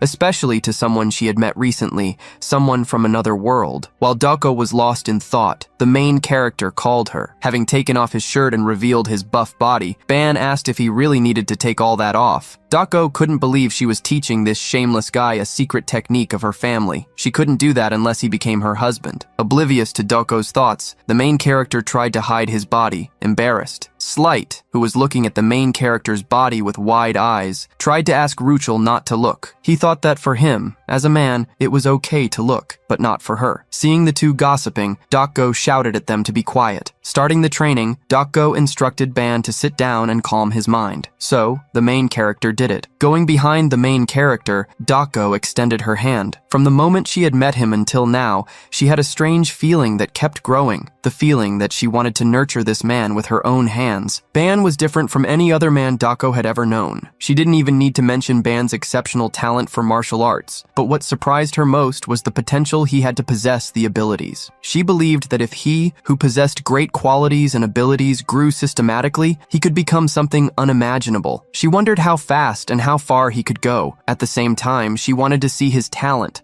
feeling the desire not to let him be influenced by others. She wondered what was up with this man to make her go so far for him. While Dako was lost in thought, Ban felt the warm touch of her fingertips on his back. Getting back to paying attention, Dako asked the main character if he was ready, since she had taught him the basics earlier. The main character said he was ready, but asked if she wasn't going to recite an oral formula before doing something like that. Dako didn't know that Ban wanted an explanation of the technique and started to laugh, finding his thought funny. Would you even understand if I recited the oral formula of a technique? Instead of explaining the details, it's better to imprint it on your body. Remembering Ban's thought about the master and disciple ritual, she couldn't help but laugh, asking where he had learned his knowledge of martial arts. The main character wondered if she would hit him if he said he had learned it in novels. Leaving the laughter aside, Dako got ready to start. Not being prepared, Ban tried to ask for a moment, but simply felt an energy reverberate in his body. A few minutes before, Dako had explained to the main character, "The divine manifestation technique I'm going to teach you now is going to completely alter the nature of your ki, magical power, and body foundation." Faced with such surprising information, Ban was shocked. Originally, he thought he would just be taught a basic martial art, so he planned to learn it calmly, but now he realized it wouldn't be that easy. Dako, however, reassured him. "Don't worry, when you train your kai, it's natural for its nature to change. The magical power altered by the divine manifestation stimulates the body, and the continuously stimulated body consumes magical power to create a pure ki. As long as both body and magical power are trained, the paths will grow naturally." Ban still had difficulty understanding, even after the detailed explanation, so he tried to simplify. Magical power is filtered and converted into a pure kai. While Dako passed the technique to his back, Ban felt his body burn. From the moment she touched him, the feeling of becoming a fireball ran through his body. He felt that the magical power in his veins was being devoured crazily. It was as if a path that didn't exist before was being forcibly created. While the main character gritted his teeth, afraid his body would catch fire, Dako placed her hand on his shoulder. "Ban, calm down." She taught him what he should do. "Follow the paths engraved inside your body and move the divine kai constantly. Move the flames. This is the beginning of the divine manifestation." Ban closed his eyes to hear Dako's last support. "If you succeed in this training, the next path will be found by you, eventually." When he closed his eyes, Ban saw the blue flames inside his body moving constantly. In a lotus position, Ban made the flames flow freely under his direction, running through every vessel and concentrating on his heart. After some time, Ban sighed. He was starting to feel a little more comfortable. With the technique taught by Dako, he discovered that using raw magical power wasn't always the best way. When Ban opened his eyes, a notification appeared in front of him. He was surprised to read it. "You have discovered the new concept of martial arts, divine manifestation. The depth of the divine manifestation has reached 20 points. Due to the training in divine manifestation, some of the negative concepts inside your body have been eliminated. A positive excess of life was created. This potential excess will promote the growth of other concepts. Receiving the confirmation that he had acquired the ability was sensational. More than that, Ban also had the attribute depth of his soul increased to 440 points. In addition, the resistance attribute in his body increased, as Dako had said would happen after his body was filled with divine Kai. The more Ban trained that blue flame, the more he felt the power of the concepts increasing. Next to the main character, since she had already finished passing the technique, Doko investigated. "And so, are you satisfied?" Ban couldn't help but give a thumbs up for the divine manifestation technique. "It's amazing. Now you can think about what gift you want to get." Ban almost regretted it when he heard Dako's maniacal laugh. "I'm looking forward to it." However, Dako wanted something at that moment. Throwing Ban's shirt back to him, she told him to wipe the sweat and get dressed, unless he wanted to climb the tower alone. Ban hid behind a wall while wiping himself off. While getting ready, he felt something strange. He felt that if he focused a little more on the training, he could perceive the divine ki circulating in his body. Ban looked at his hand, being able to see the internal vessels. "The more the divine ki increases, the more my body strengthens and my senses sharpen. To think that such a martial art would be passed on without any cost." After a while, Ban reunited with his group. Remembering what had happened, Slight asked if he was also going to publish a video of what had just happened. Obviously, he wouldn't do that. While talking to Slight, Ban noticed that Dako crossed her arms in a strange way. Noticing his look, Dako asked what was going on. The main character quickly changed the subject, asking them to move forward. Ruchel and Slight couldn't help but tease him before they left. "Looks like the number of views is going to be high." A shirtless training art. While walking through the labyrinth, Slight asked if anyone was hungry because it must be lunchtime. Ban also realized that. "I ended up delaying us, so it must be time to eat." Dako, however, didn't want to stop. Because they had stayed in room 5 for so long, she wouldn't be able to eat until they reached the next room. Slight didn't fail to provoke her. "You're like a military person, imposing rules even for eating." Since Slight still had the energy to complain, Dako told him to spend it looking for the exit. As soon as Dako asked Slight to find the exit, the young blonde came across something. Right ahead was a large door. Apparently, he had really found the exit. Since that was the only door they had seen on the entire floor, the group thought it could only be the path that led to the next room. However, Ban asked them to wait a moment before moving forward. Ban's eye began to shine with a golden hue. For him, this was strange, as he hadn't activated any ability. However, from the grooves on the door, he could feel that there was another concept on the other side. Believing that the concept really came from the back of the structure, Ban started to walk toward it, surprising Slight, who wanted to leave to eat. Dako didn't contest Ban's decision and followed him, calling the others. Ban went around the structure where the door was, as did the others, but they didn't find anything. Approaching the main character, Slight asked if they had gone to the wrong place. Ban knew that, for the others, it might really seem like that, but to his eyes, that wall was completely full of illusory concepts. Ban held out his hand, approaching the wall. Halfway there, his hand touched a glass wall,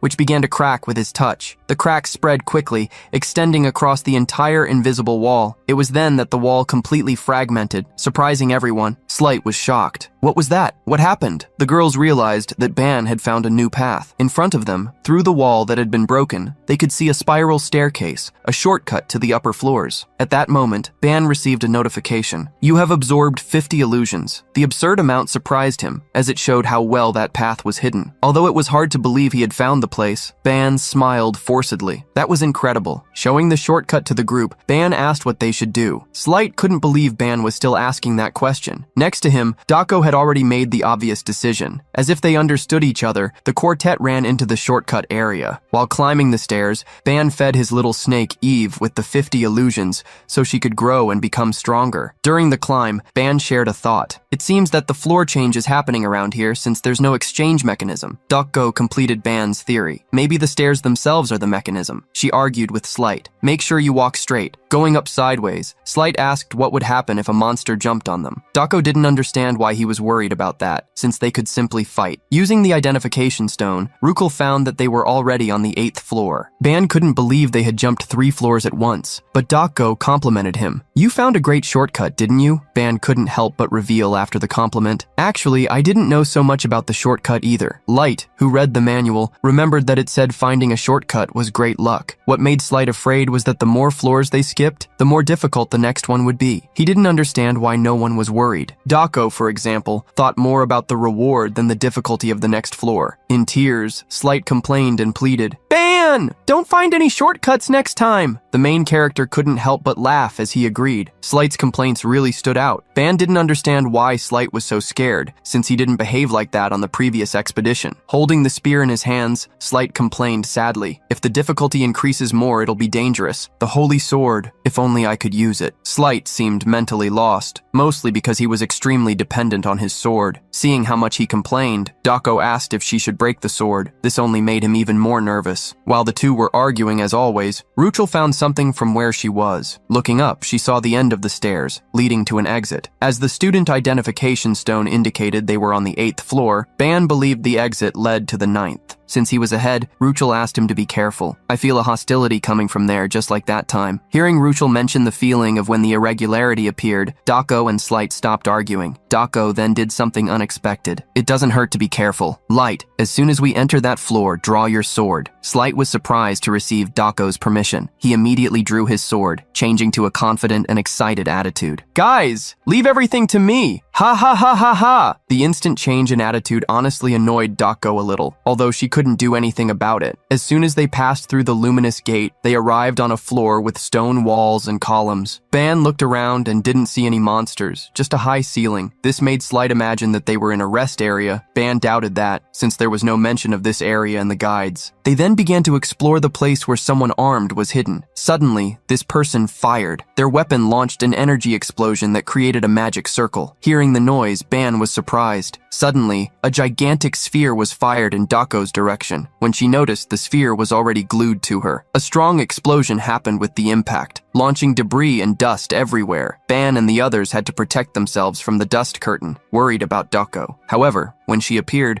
she was simply stepping on that bomb, complaining to the main character. "Didn't you say that only you could use that kind of thing in the tower?" The main character, timidly, remembered that he had indeed said that, but this made him believe that it was a single-use weapon. Immediately, he looked around, looking for the bastard who attacked them. With his golden eye, he quickly discovered the enemy who was hiding. Ban pointed to one of the pillars. "Light, over there!" Before he could give the precise location, Slight had already moved forward. The hooded man looked in the group's direction, scared to see someone running directly at him. He couldn't believe they had located him. His stealth ability shouldn't be detected by rookies. Excited, Slight swung his sword, cutting the large pillar. The man, confused, tried to calm down. He intended to deal with the swordsman individually, and then blow up the three who were close to the sphere. Ban approached Dako, asking if she was okay. He knew how dangerous it would have been if that initial attack had hit anyone else. Dako acknowledged Ban's words. It was at that moment that, upon activating the all-seeing eye, Ban was surprised. Pointing to the sphere under Dako's feet, Ban detected a strong energy inside it. In fact, it was a level 30 magic bomb, incredibly powerful. While kneeling in front of the sphere, he asked everyone to step back. With effort,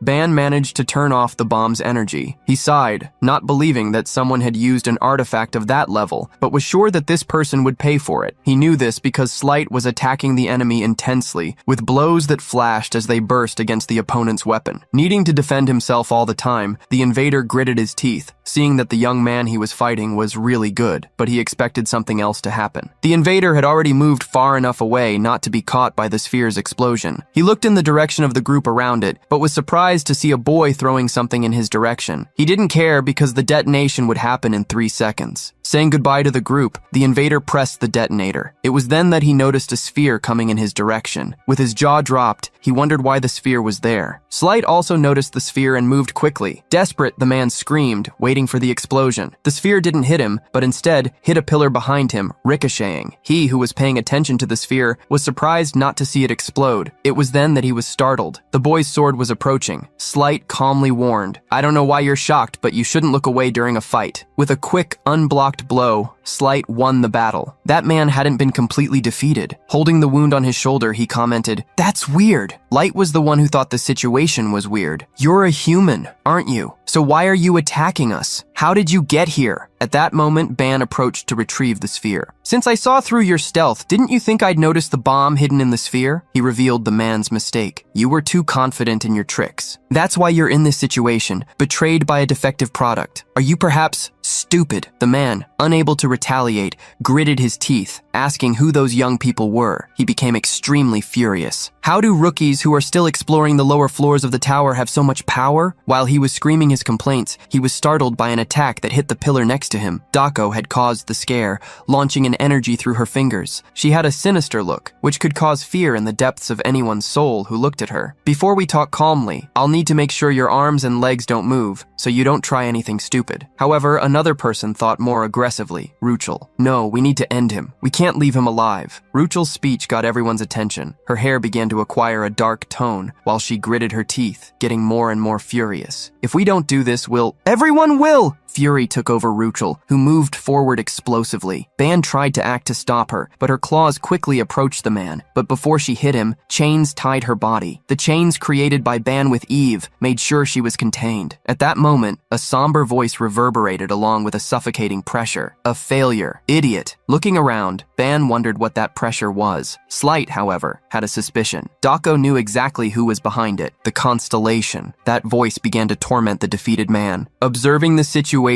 it seems that your function no longer makes sense. The man, now hit by a dark energy, tried to apologize to the voice, begging for a new chance. I can still do it, but the voice didn't believe him. Give yourself up so that your companions get the spoils. Seeing the man being tormented, Slight asked what was happening. Immediately, Ban told everyone to move away. The voice continued. For the Oshudos, sacrifice yourself, the man screamed, trying to avoid his fate. Ban tried to run away quickly, but faced with that energy, he realized it was too late. He couldn't avoid the explosion, nor get completely out of range. Once again, the explosion swept the air with dust and debris. Worried, Dako looked in Ban's direction, looking for him. Laughing, the main character sat on the ground. By a stroke of luck, the explosion had stopped a meter away from him. Almost fainting, he commented. For a moment, I saw the Samsara River. Worried, Ruchel ran to him. Light did the same. How are you okay in this situation? At that moment, Ban knew he wouldn't be able to dodge. It was then that he used the concept he had removed from the magic bomb, throwing the explosion against the ground to contain the shockwave from the other one. Stopping one explosion with another was new even to Doko. It had been difficult for Ban to do that. If I had been late, it would have been a real disaster. Curious, Slight asked what had happened to the man. The main character believed that he was fine, probably sent back to the first floor because they were in the tower. However, the somber voice disagreed. He no longer exists. He definitely no longer exists. The tower accepted this end during the battle against you. You ended his essence. Ban frowned and smiled, questioning the voice. What kind of nonsense are you saying? You caused the explosion. We just acted to survive. However, the voice sounded melancholic. I lost a member, but I didn't gain anything. I should have taken precautions when the tower started treating you specially. Slight couldn't believe it, and Ban quickly interrupted him. Stop beating around the bush and talk straight. What was that guy, and who are you? The voice fell silent until it decided to say only one thing to the group. We are Exodus, your enemies. The main character was surprised and confused by those words and by the mysterious voice's farewell. When the energy dissipated, Ruchel was relieved, although Ban was still gritting his teeth against the constellations. He couldn't understand how none of them acted normally. Despite that, Ruchel latched on to the important information they had obtained. The name of the organization, Exodus, which she remembered well. Slight knew that organization. Exodus is the most famous group of pirates in all dimensions. The Constellation must be one of their investors. Ban remembered that Professor Yumina had already mentioned the Exodus pirates. Slight didn't understand what was happening, since these guys were after them. Dako found it interesting. We would eventually meet them while climbing the tower. Was having this experience now not beneficial? Ban ended up agreeing, making Slight frown. You guys really understand each other. However, Slight felt that there was something wrong with one of the Constellation's lines about the tower treating them specially. Their speculation was now confirmed. Is anyone feeling something? Slight even looked worried. It was at that moment that Ruchel received a notification. Slight, too, as did Dako. The three, leaving Ban aside, gathered to see the notification, which worried the main character. Did you guys get a message from the director? Dako, in fact, denied it, but revealed that it was something that should have also happened to him. The three's level had increased, and, being left aside, Ban was scared. Dako saw her level go up for the first time since they entered the tower. Could this be a reward given by the tower for us dealing with the Constellation's attack? She thought. Slight found it frustrating if that had really happened as Dako imagined. Ruchel, seeing her stats increase a lot, was visibly satisfied. The trio was sitting, watching how much they had improved, while Ban and Yvonne remained aside, a little annoyed. Seeing his colleagues use status windows for the first time,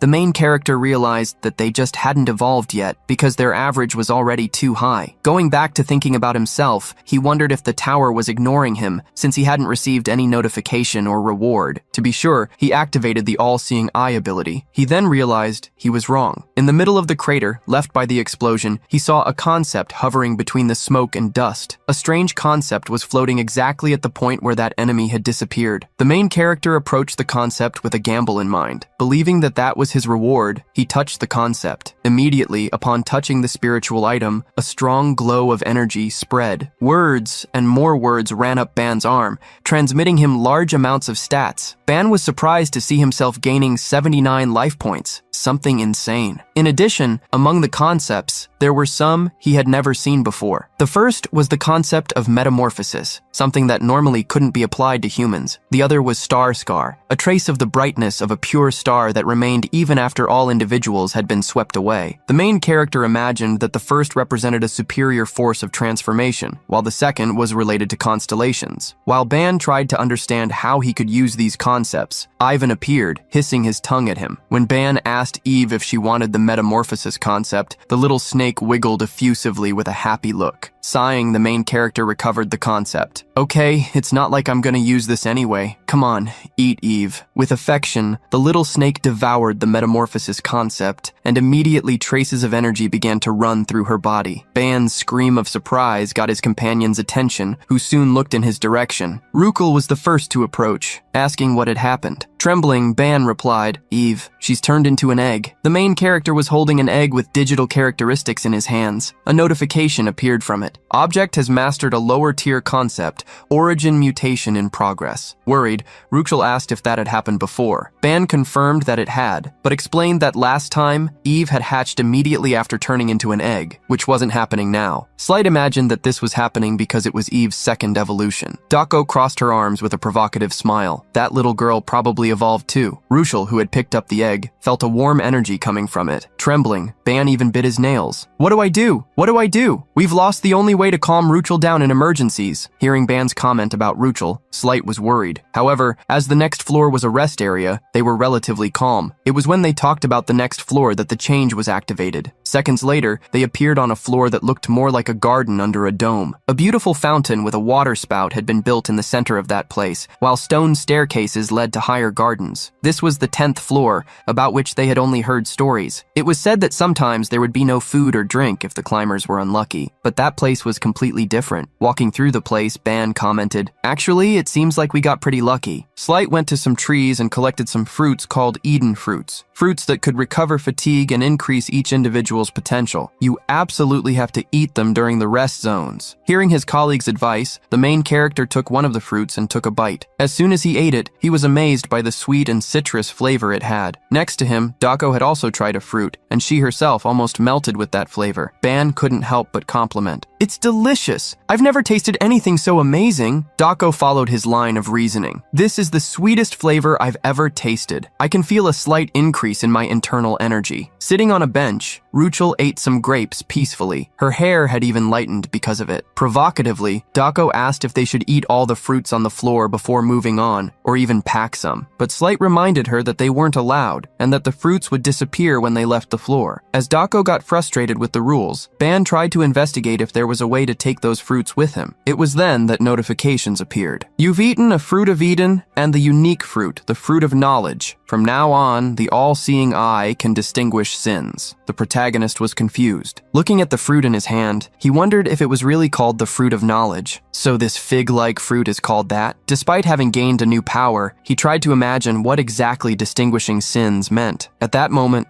Ruchel got everyone's attention, saying she had found a mysterious box. Dako crossed her arms, explaining right after, This is a reward for achievements. Even on the lower floors, there must be something interesting inside, right? After all, we haven't gone through common experiences so far. Everyone finally remembered what they had faced in the last few days. They had faced constellations twice, besides several elite monsters and a trap zone. Ban, recalling those difficulties, thought that all of that had been packed and delivered to the group, which made him believe that the reward would be worth it. As he approached the wooden chest with golden details, Ban was impressed. Wow, this must be the achievement reward we heard about. Since Ruchel wasn't well well informed about the subject, he explained. There's a treasure in each rest zone to reward the achievements you get. Since this is a wooden chest with gold details, it must be among the highest levels of the lower rank. Ruchel was confused about how the chests were evaluated, and Ban continued. The treasure chests on the rest floors are ranked according to the material: wood, copper, silver, and gold. The better the material, the better the content. Excited about the reward, Slight wanted to open the chest immediately, but Dako stopped him. Confused, Slight asked why, and Dako was direct. Let Ban open the box. Slight became even more confused and was soon surprised by the explanation. I feel like we'll have bad luck if you open the chest. Ruchel immediately agreed. Desperate, Slight wanted to know why he deserved that, and Dako was clear. He's unlucky. While the two argued as always, Ban opened the chest, with Ruchel peeking beside him. As soon as the two saw the shiny content, they swallowed hard, surprised. Ban recognized the item inside the chest, a magic wand for a magical girl. The wand inside the chest was a short pink staff with a bow and a large heart-shaped gem. Light, who didn't know such an item, believed that there was no clear function for it and soon imagined that it was a ceremonial tool. Picking up the wand, Ruchel commented, "This has a curious shape." Feeling the aura that emanated from the object, Dako imagined that it must be an artifact. A little more aware of what that item could be, the protagonist asked to borrow it from Ruchel. Just from the design, Ban knew that item was from his world, an item used by magical girls. Upon checking the object's attributes, he discovered that all its concepts were related to magic, besides having an incredible 200 soul points. Seeing how Ban looked thoughtfully at the wand, Dako approached. "Did you find out anything?" After analyzing the item, Ban revealed his thoughts. "I think it's a magical teaching tool for beginners. There seems to be an ego imbued in the item to teach its user." Slight was shocked to hear that an item could have an ego that taught people. Before their disbelief increased, the wand in Ban's hand began to twist as if it had a life of its own. As Ban recognized the item, he made a request. "Guys, can I keep this? Of course, I'll pay for it." Quickly, the protagonist's whole team agreed to let him keep the object. They recognized the efforts made by Ban until then and felt the need to reward him. Putting the item in his inventory, the protagonist commented lightly, "I have a feeling that this little guy will help me a lot." After storing the items, Ban began to collect countless fruits and quickly Slight warned him. "Ban, I already said there's no point in harvesting more." Ban created a basket with the fruits and handed it to him. Slight was tremendously confused. "What for? Aren't they going to disappear as soon as we leave?" Ban agreed that Slight was right. Taking out the golden jelly, he imagined he could try something, since he had nothing to lose. He did some stretches while preparing. "Okay, I'll pay you right now." Dako was a little confused and asked Ban if he was paying with money. Grabbing a new basket, the protagonist shook his head and stated that he wouldn't pay with money. He threw the new basket to Slight, asking the confused young man to follow him. Dako and Ruchel quickly realized what Ban intended to do, especially when they remembered how he had used the jelly a few days ago. The confused Slight approached the protagonist with the fruits. Ban sat on the ground while asking some questions. "Don't you guys think it's weird how only one fruit can be eaten, or how they disappear when they're taken outside? But what would happen if they were fused with other items? What would happen after they were consumed?" Holding out his hand, the protagonist began to separate the concept of the fruits of Eden. As soon as the golden glow came out of the fruits, along with their concepts, the protagonist moved his hand to the jelly. "If no one has tried this before,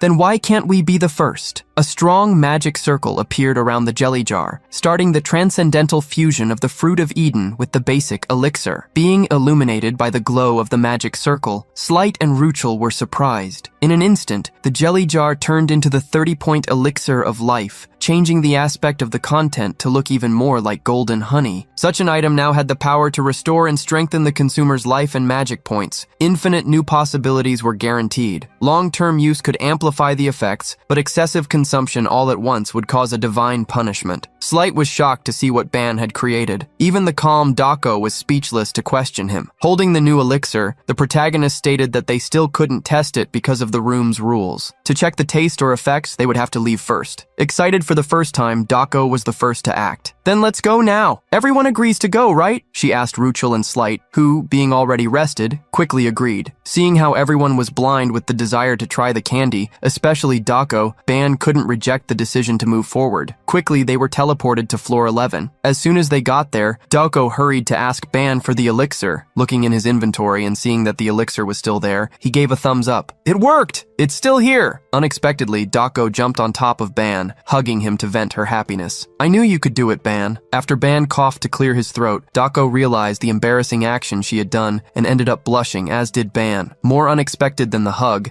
she threw him away with an attack. You're too close! Slight tried to defend Ban, reminding her that it was Dako who had hugged him, but she quickly told him to be quiet. While Ruchel was grinding her teeth with jealousy, the protagonist got up, scratching his sore head. I was even more surprised than you. Suddenly, Ban heard a hiss coming from a nearby place. When he realized, 3 shelled crabs had appeared. The monsters of floor 11 were there. Their bodies and shells were full of moss, and their numbers were as great as those of the tower spiders. Quickening his pace, Ban ran toward his group. Guys, they're here! Furious, the crabs ran after him. As soon as Ban got his friend's attention, 2 attacks passed over his shoulders, destroying the monsters that were chasing him. Furious, Dako had eliminated them. I was already sad that I couldn't eat the elixir because I was full, but you guys served to help me with digestion. Ban was scared to see that his teammate already wanted to eat again. Before he could say anything, Dako made a challenge. Let's move forward against the monsters until our digestion is complete. Knowing how long they would spend fighting, Ban blamed himself for not having done something else in place of the elixir.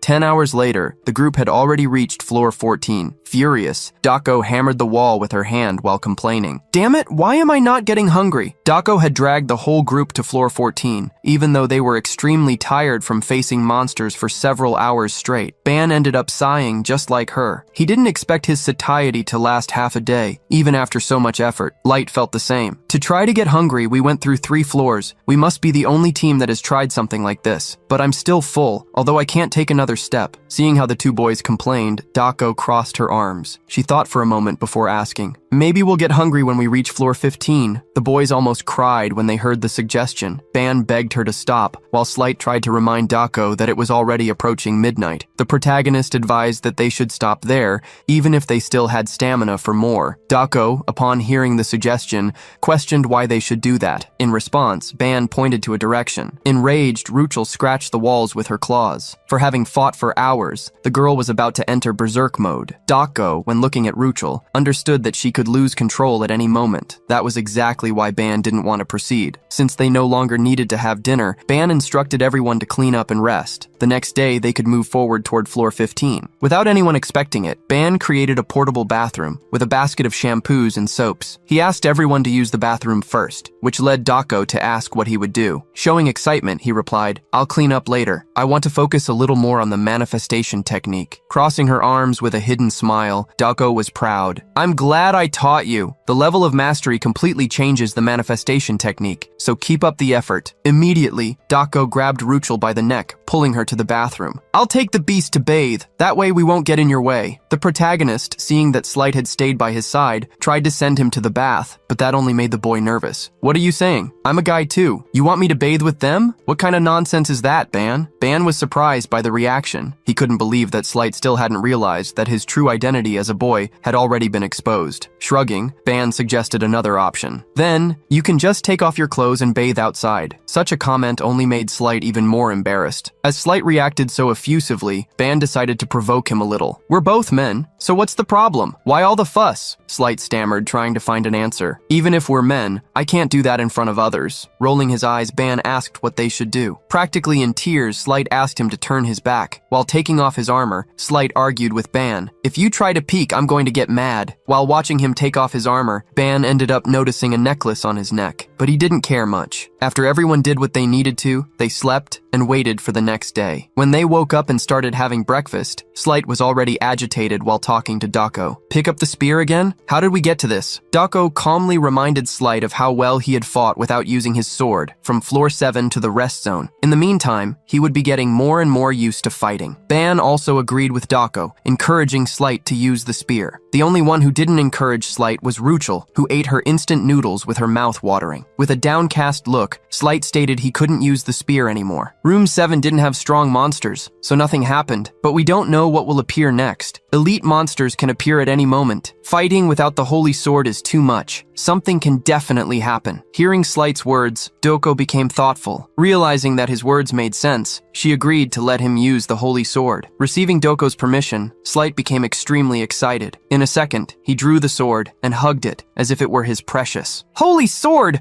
I'll never leave you again! Worried, Ban approached Doko to ask if it was okay to allow Slight to use the sword. Doko didn't think she had another choice. He's already at his mental limit. We'll need to satisfy him for now. While the two were talking, the beast in front of them roared. Holding her fork, Ruchel gritted her teeth with hunger, even after having eaten so well. Doko didn't understand why she was like that, but Ban had a hunch. Maybe she's on alert because we're both too close? Shrugging, Doko moved away while complaining. First obsession and now jealousy. I'm starting to worry about the future of this group. Sweating cold, the protagonist asked Doko if she thought they could continue, but she returned the question to him. A few hours later, the group arrived on floor 15. There, they found an army of orcs equipped with spears. Raising their arms, the orcs roared their war cry and advanced toward the group. Surrounded, the students wielded their weapons, preparing for battle. The first to act was Slight, who with the holy sword regained his confidence. With a swing of the blade, he broke the handle of countless spears. Who do you think you're attacking? The protagonist couldn't help but be impressed by Slight's renewed attitude, something that also made him a little worried. While he himself began to fight the orcs, he commented to Doko that they could have had problems if they hadn't let Slight use the sword. Seeing Ban lose a little focus, Doko quickly warned him, "This isn't the time to think about other things." As soon as he was warned, a gigantic orc, several times bigger than him, raised its axe to attack him. Quickly, Doko got his attention, extending her arm full of energy. The energy attack passed beside the protagonist and hit the giant orc heavily. Ruchel also didn't stand still and, with her claws, opened a path to the orc, finishing the job that Doko had started. As soon as the girls defeated the enemy, Ban thanked them. Doko wiped her hands, asking him to be more careful, while Ruchel showed her teeth in response. She continued to fight the orcs with such ferocity that Ban realized she was close to entering berserk mode. At the same time, Eve still showed no signs that she was about to wake up. This meant that he would need to try again what he had failed to do last time. While thinking about how to contain Ruchel, Ban didn't realize that a new orc was approaching from behind him. However, when the orc's attack came, he managed to raise his sword in time, defending himself by pure reflex. The hairy and bearded orc roared at the protagonist. "Ah, I am Quonus of the proud legion of the rusted halberds.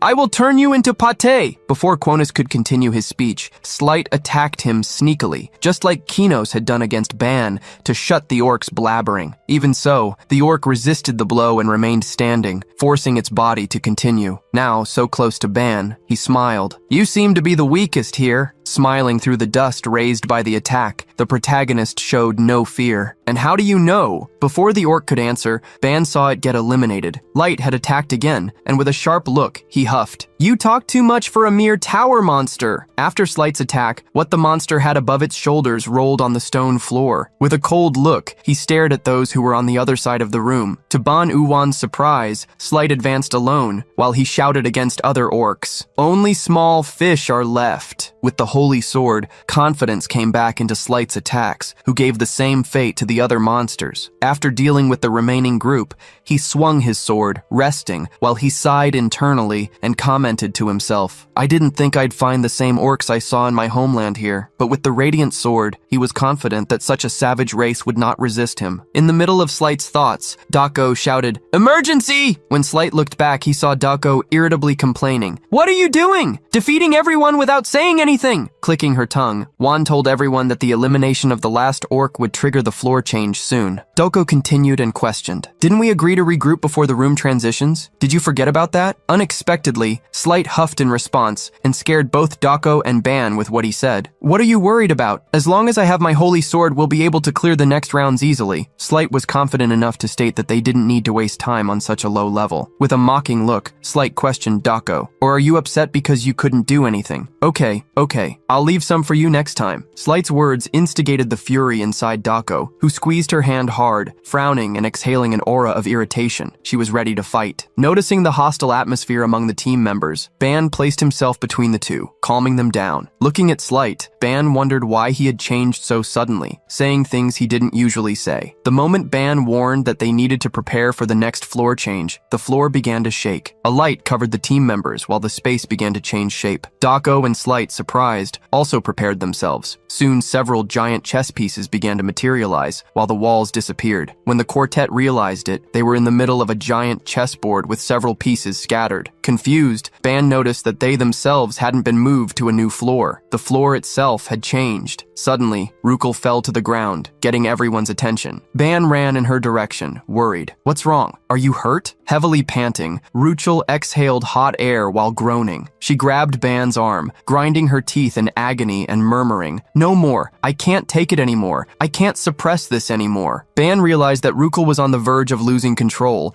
and that was exactly why she needed breaks before floor transitions. At that moment, when everything was already worrying, a being appeared, shouting with a thick voice, "Was it you, humans, who eliminated my soldiers?" The orc with a big axe presented himself proudly. "I am Kurus, Centurion of the Great Legion of the Rusted Halberd." The great orc swore, with eyes that showed the fury for the loss of his men. "I will honor my fallen companions with your bodies." Speechless, Ban realized that the subordinates of this orc must have been the ones they had defeated in room 15. Confused, thinking that they could still be in room 15, or that it was connected to that floor, Ban opened the tower's information window. A small phrase was described. "Rule of the 16th room. The weakest soldier goes first." Unexpectedly, the orc Curus pointed to Ban Yuan. "Come on, the weakest human, step forward." He called him with his finger, provoking. "I, the Centurion Curus, will teach you a lesson." Knowing that the orc was talking to him, Ban prepared to go first. However, Slight stopped him. "Ban, don't worry about things like that." Taking a step forward, Slight declared confidently, "You don't need to obey meaningless rules like these." Ban was surprised by Slight's actions, who used all the power of the holy sword, making fire wings appear on his back. Annoyed with the chief orc, Slight shouted, "How dare a mere orc talk about rules to someone like me dressed in holy light?" Slight's jump exploded in speed, moving forward against the orc, even though Ban told him not to do that. The orc watched Slight advance and asked if he was the weakest human. Ignoring the question, Slight shouted with confidence, "I will finish you off in a single attack." The orc, who was watching him, concluded, "You are not the weakest." Slight brandished the holy sword, attacking the orc and hitting it on the shoulder. However, against the expressionless orc, the sword didn't even cause a scratch. A warning notification appeared. "Rule violated, penalty applied, a decline in an ability. All stats will decrease." Slight's sword reverberated on the great orc's shoulder. In the young warrior's eyes, surprise was evident as the blade didn't advance, and an irritated smile formed on the orc's face. Before Slight could react, the orc launched an attack, ripping him in half. Light didn't even cough, and his look only revealed the great surprise he felt before being eliminated. Ban, speechless, saw the notification appear while Slight disappeared. Player Slight has been eliminated. Trick Room. Unlike normal rooms, it was governed by special rules and orders. Such rooms were more difficult than common ones, but if the rules were followed, it would be possible to conquer them, receiving great rewards. However, any step that violated the mandatory rules would result in severe penalties. In front of Ban and Dako, these penalties were revealed with Slight's elimination. Ban felt that they were now in trouble. The difficulty of the Tower of Babel always matched the maximum strength of the teams. When the difficulty value was set, even if the group lost members, it remained the same as calculated for the initial amount. Therefore,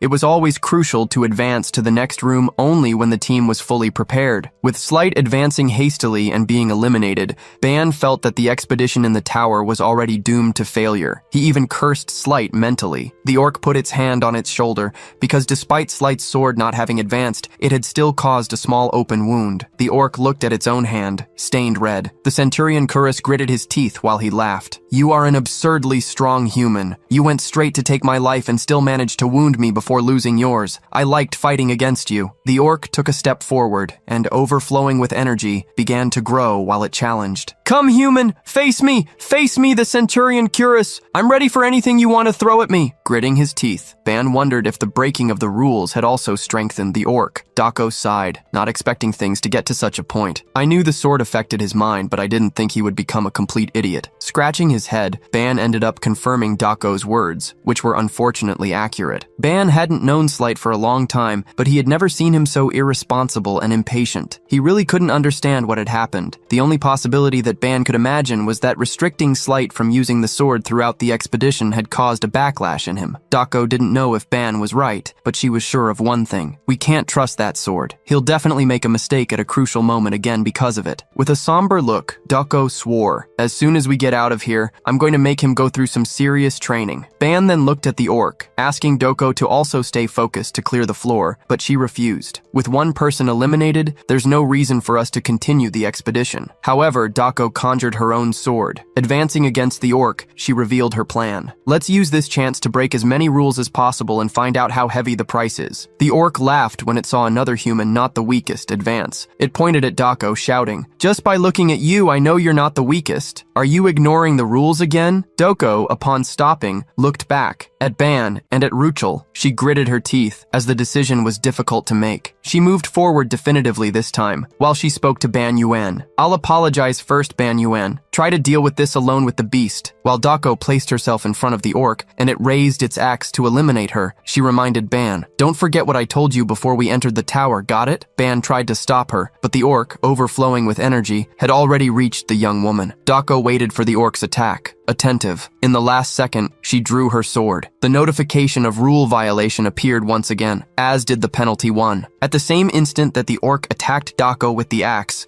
she, receiving the blow, counterattacked in the same way. Ban, speechless, faced the result of that confrontation. Dako began to disappear, while the notification that she had been eliminated appeared. Even having defeated the second human, the orc screamed in pain, because along with the axe, its hand flew away, a result of Dako's attack. Gritting its teeth, the orc shouted, "That scrawny human! How dare you take my arm?" It fell to its knees in front of Ban, realizing the boy's presence. The protagonist, while wielding his sword, commented, "You probably got a good strength increase because of the penalties, but of course, you're not in a condition to fight now." With a cold look, Ban declared as he raised the blade, "For the two who were sacrificed earlier, I will make sure to eliminate you and move on." Gritting its teeth, the orc asked weakly, "Is the weakest finally taking a step forward?" However, lightly smiling, it concluded, "No, I don't think so." Ban was shocked, because he felt the chaotic aura carried by Ruchel, who jumped over him, attacking the orc. Ruchel opened her claws, holding out her hand while roaring fiercely. Ban looked back, seeing Ruchel's advance, speechless to witness that she had gone completely crazy. Quickly, Ban let go of his sword to be able to stop Ruchel. The protagonist held her by the wrists, preventing her advance. Ruchel gritted her teeth in the middle of growls, trying to get past Ban, who was stopping her. "Stop, Ruchel. If you break the rules too, we won't know what kind of buff this guy will get." Ban was talking about the orc,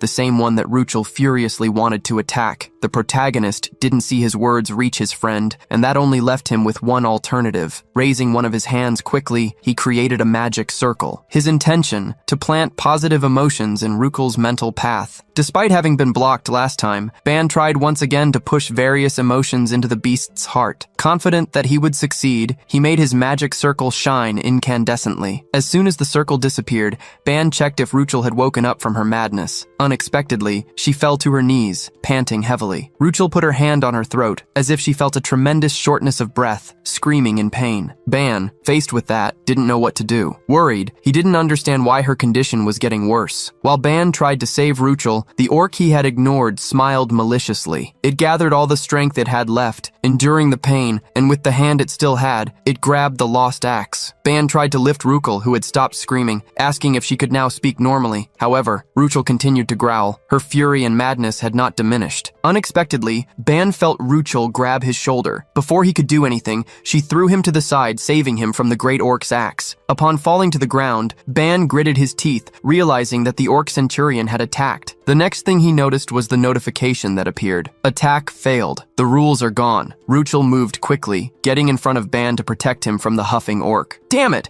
I wanted to eliminate both of them at once. How frustrating! The orc, upon looking at the human woman who had appeared in front of it, was surprised and murmured, "This woman, don't tell me that! Even acting by pure instinct, she still protects him." The orc's gaze shifted to Ban, commenting unexpectedly, "Hey, human man, you're really lucky. You have the best possible partner." Before it finished, sharp claws silenced it. Ruchel didn't allow the orc to finish its words and destroyed its upper apart. While she protected him, Ban put his hand on the right side of his body, feeling pain. If Ruchel hadn't acted as a shield, the orc's attack would have ripped Ban in half. Knowing that both of them would be in danger if that continued, Ban grabbed a healing potion and called out, "We need to heal our wounds before the floor change starts." However, somberly, Ruchel didn't answer. A fierce and crazed look dominated her. Turning around swiftly, she attacked Ban unexpectedly. The protagonist fell to the ground, scared. In front of him, Ruchel put her hands on the ground, releasing an extremely evil and scary aura, showing that her berserk state had never been neutralized. Ban could see that the furnace inside her was burning feelings even more intensely. While trying to understand what was happening, a glow appeared around him. The room change started, and soon the duo found themselves back in a scenario like the one before. They weren't alone. Heavy footsteps caught their attention. In room 17, they found masked goblins, a tribe with countless members armed with clubs and axes. Upon seeing such monsters, Ruchel's loss of control increased, as did her fury. Worried, Ban frowned and held out his hand hastily to try to stop her, but before that, she charged fiercely. Upon seeing the beast woman attack, the goblins raised their weapons and advanced against her. Growling like a wild beast, Ruchel extended the claws that sprouted from her fingers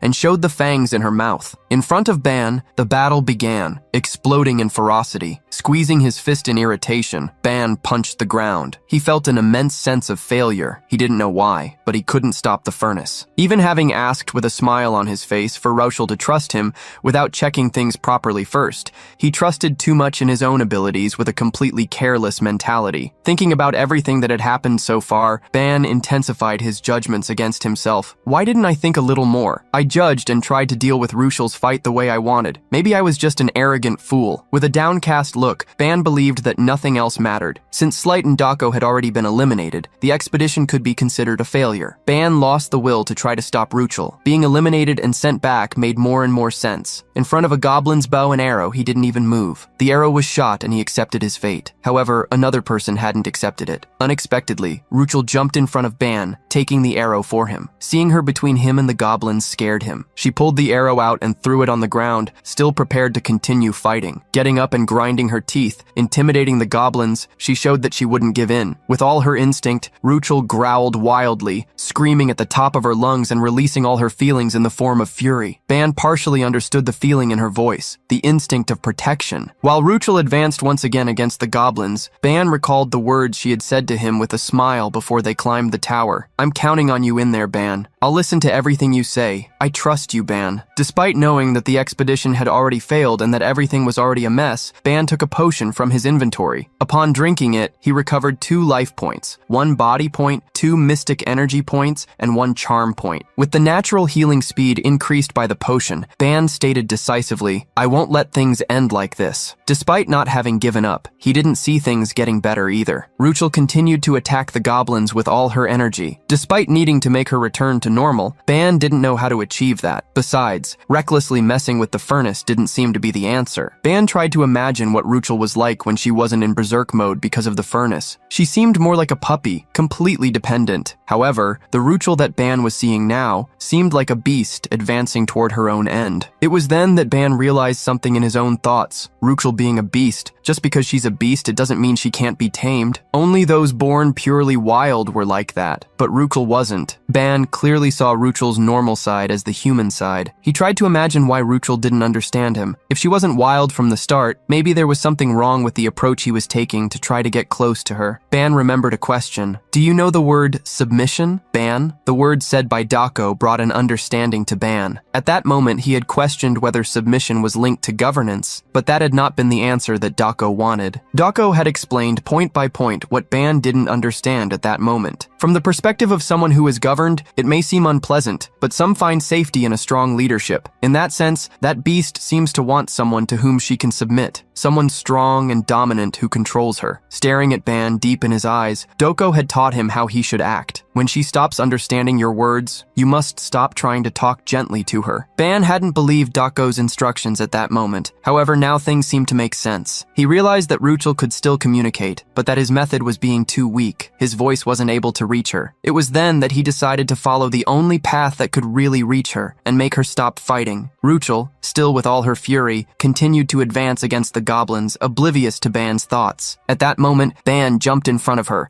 blocking an attack by placing his sword in front of his own body. He brandished the sword, making Ruchel recoil while he shouted, "Ruchel, that's enough!" The last goblin was confused to be saved by the human, who was trying to warn him, "Ruchel, this is the last goblin. If you defeat it, we'll be sent to the 18th floor. If that happens, we'll be eliminated quickly. So let's stop here. Let's heal ourselves and get ready first." Ruchel, although gritting her teeth, didn't advance immediately. Upon seeing the humans stopped, the last goblin attacked with its axe. However, Ban broke its movement, as well as its teeth, with a kick. Annoyed, Ban snarled at the goblin. "I'm dealing with a serious matter. Shut up for a second." Fleeing to a corner, the goblin cried like a rookie. When he looked at Ruchel again, the protagonist noticed her movement. Ruchel had gotten up and attacked again. Seeing that she refused to listen, only one alternative was left for Ban. Taking out a rope and wrapping it like a whip, he snarled with eyes that overflowed with irritation. "Since that's the way it is, I have no choice but to use this." Ban threw the rope up, making it spin. Ruchel was attracted by the rope, which Ban pulled fiercely in her direction. The rope ripped through the air like a whip. As soon as it hit the ground, creating waves of energy loaded with Ban's power, he shouted, making Ruchel recoil. "Back!" Ruchel roared furiously at the attack, while unexpectedly, the tone of her hair weakened slightly. However, she was still annoyed, and she saw Ban pick up a chair. With a cold look, he placed the chair on the ground. While grinding her teeth with fear of the chair, Ruchel ended up hearing Ban's command. "Ruchel, sit." Hitting and pointing to the chair, Ban ordered. The command made Ruchel scream even more furiously. However, she was screaming while sitting in the chair, obeying. Ban sighed as if he were in front of an idiot. Annoyed, he hit the ground with the rope, shouting, "Quiet!" Faced with the scream and the sound of the rope, Ruchel, with tears in her eyes, recoiled. Ban unexpectedly held out his hand to her and asked, "Ruchel, give me your paw." Despite grinding her teeth, this time in frustration, Ruchel held out her hand, placing it on Ban's. When she touched his hand, he realized that she had retracted her claws. This made him praise her. "Good girl! Very good!" Extending his other hand, Ban touched Ruchel's head, petting the girl, who replaced her eyes of fury with eyes of surprise. To Ban's surprise, a glow appeared in Ruchel's hair,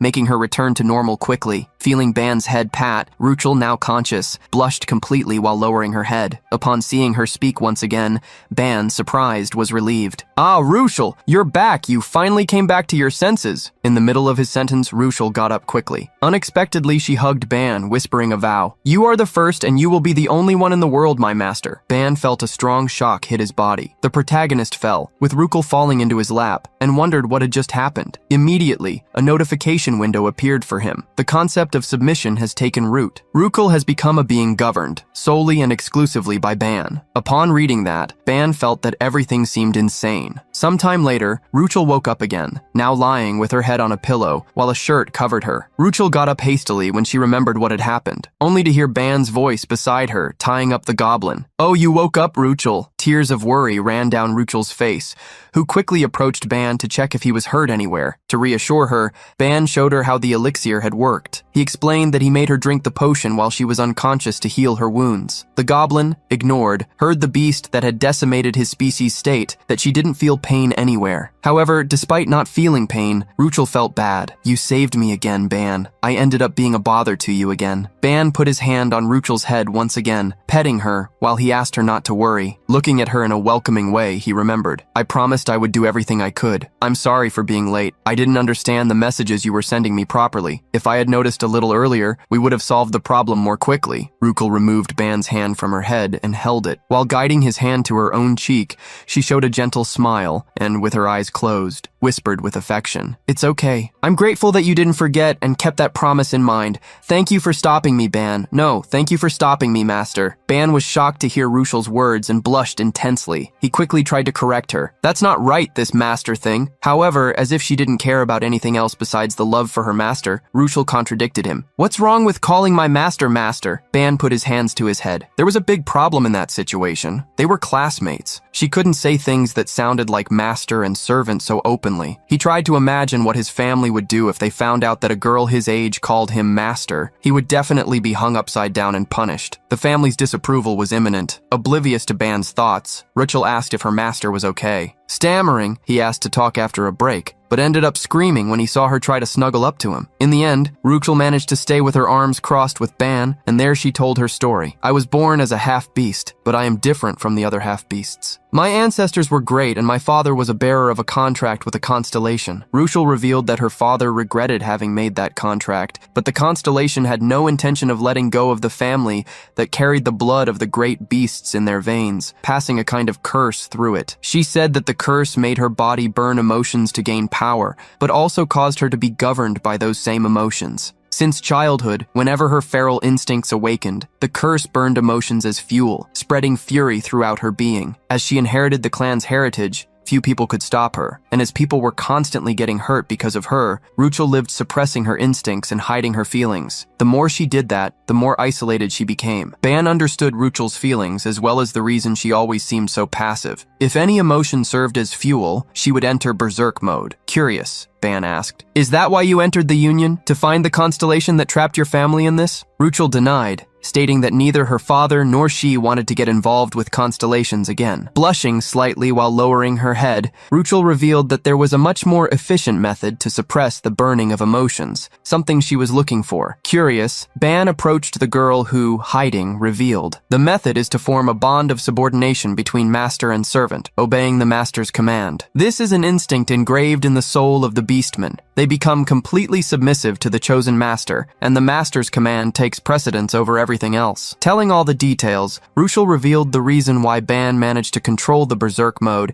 and at the same time asked, as long as you wish for me not to lose control, the Sinro furnace will not burn emotions again. Changing the subject, Ban ended up asking why Ruchel had chosen him out of all people. The young woman had a clear reason for that. The master's soul rank must be vastly superior to the servants. Just the extra sublimation. Not wanting to brag, Ruchel ended up commenting, my soul rank is quite high, probably because I was born with the constellation's curse. Because of that, it would be practically impossible to accept any other as my master. Sitting next to Ruchel, the protagonist heard her talk about how she started the frustrated journey when she didn't find anyone strong enough in the Union, even with students coming from all dimensions. Stopping to think, Ban remembered that when he first awakened the authority, his value was above 300 points. At the current moment, Ruchel's soul depth reached 200 points, while his reached 460. This perfectly fulfilled the conditions of the Beastman. After a brief minute of silence, Ruchel continued to surprise Ban. When I first saw you, I thought I could serve you, with you being my master. I've been thinking about that since we met. Hiding the shy smile, which left her face completely pink, Ruchel thanked him. I'm so happy that you made this decision in time. Thank you very much, laughing a little self-deprecatingly. Ban commented that this decision was a little heavy. However, Ruchel wouldn't let him go. Grabbing him by the arm, she stated, there's nothing to do. I've always held back until now, but I don't need to anymore. Now I can smile more, cry more, and act more bravely. Surprised, Ban saw Ruchel express the most sincere smile, full of gratitude and affection. This is all thanks to you. Even if this is a little heavy, you need to take responsibility for me. Okay, master? Ban was silent for a moment, before finally agreeing. Ruchel got up when she heard the answer, asking, should we go now? Confidently, she wanted to climb the tower alone with him, as much as possible, because she wanted to test what it was like to control the Sinro furnace freely. Before they started to do something, Ban realized he should give something to Ruchel. Holding out his hand, he created the symbol of the savage instinct. Giving that power to Ruchel, he declared, this is the savage energy I've gathered so far,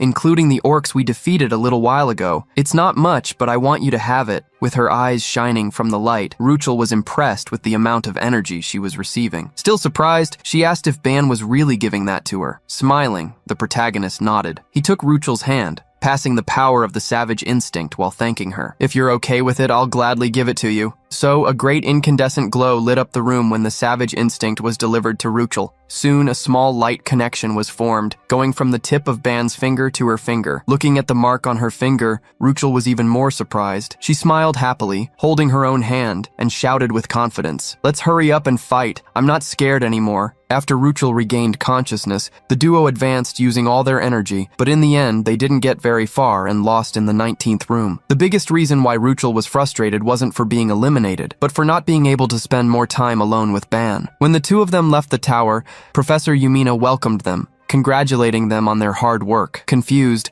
Yumina commented to Ban and Ruchel. I tried to ask the two who left earlier for details, but they went straight to the training room before I could talk to them. By the way, Slight was being dragged. Did something happen between those two? Pressing his temples, Ban explained vaguely that there was no problem between them, reassuring the professor. Curious, he asked how much she had heard about the situation. In the middle of a snack with teas and donuts, Yumina revealed, still surprised. I heard about the part where you captured an intruder. When I found out about that and saw the images, I was really shocked. I didn't expect the attacks to continue week after week. No one predicted such a thing. It was evident in Yumina's sad look how worried she was. Encounters with intruders had a much higher chance of being fatal than any other irregular phenomenon. This time, everyone had returned safely, but it wouldn't be a surprise if that didn't happen again. Attributing the result to luck, Ban questioned if the professor had any idea of the reason for the intruder's attacks. Thinking deeply, Yumina pointed out, he was definitely not affiliated with the academy, but he seemed to have some qualifications as a climber. Probably because you became promising rookies,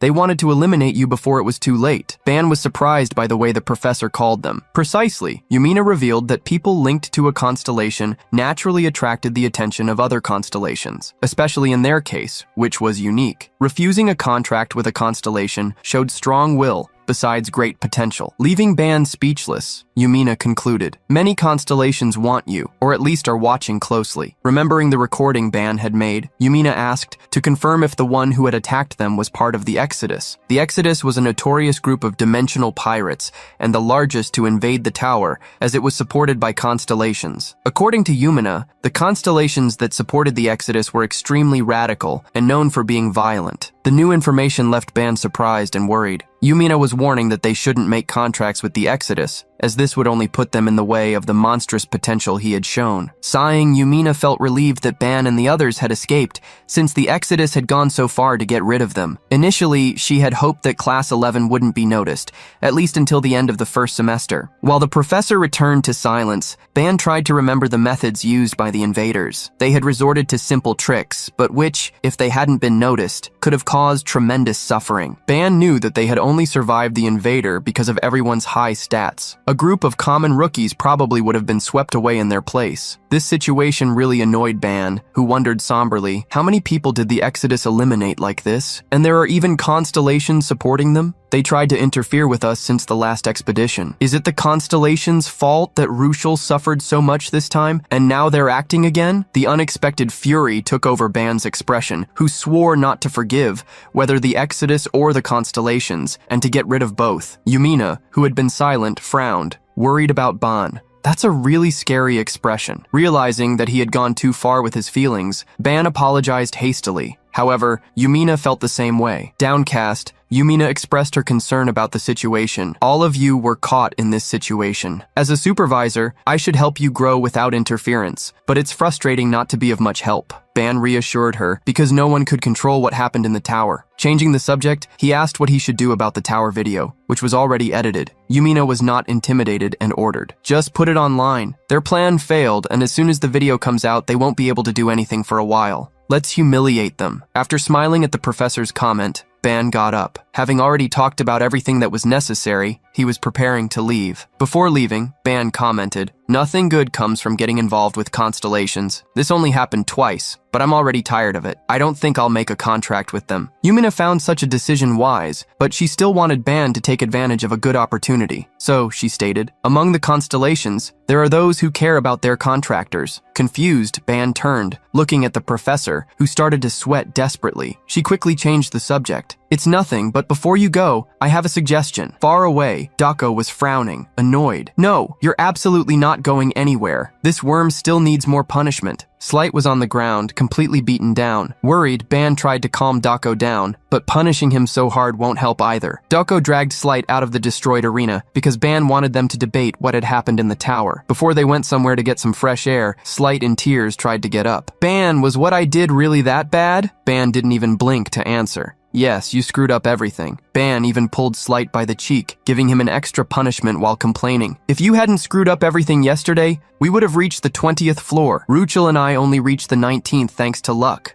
Upon hearing Slight state that he had made only a small mistake, Dako got annoyed again. She squeezed her fist furiously, forcing Slight to hide behind Ban. Avoiding hitting him once again, she shouted, "You're calling that a small mistake? It seems you haven't reflected enough." Trying to use Ban as a shield, Slight cried, No, it's my fault, it's my fault. Guys, I'm sorry. I was too overconfident yesterday." Seeing how regretful Slight was, Ban asked Dako to spare him a little. Huffing, Dako looked away and soon declared, "It's all right, but I want 2 outfits." Ban was confused, but Dako, who was hiding her blushing when she remembered Ban's body, commented, "You promised me in the tower, don't you remember, that I could wait for any gift?" While Ban accepted that Dako chose what she wanted, Ruchel was jealous, and Slight felt left out. Sometime later, in the City of Flowers, Ronica, a group met in a clothing store. Dako placed a black dress in front of her body, asking Ban, "Do these loose clothes really suit me?" While Ban reassured her, stating that they suited her. Slight, who was also with them, felt that his combat clothes were even more flowing than hers. Dako wasn't sure what to choose, but decided to follow Ban's words, who asked her to try on another outfit. Ruchel, who was watching the two,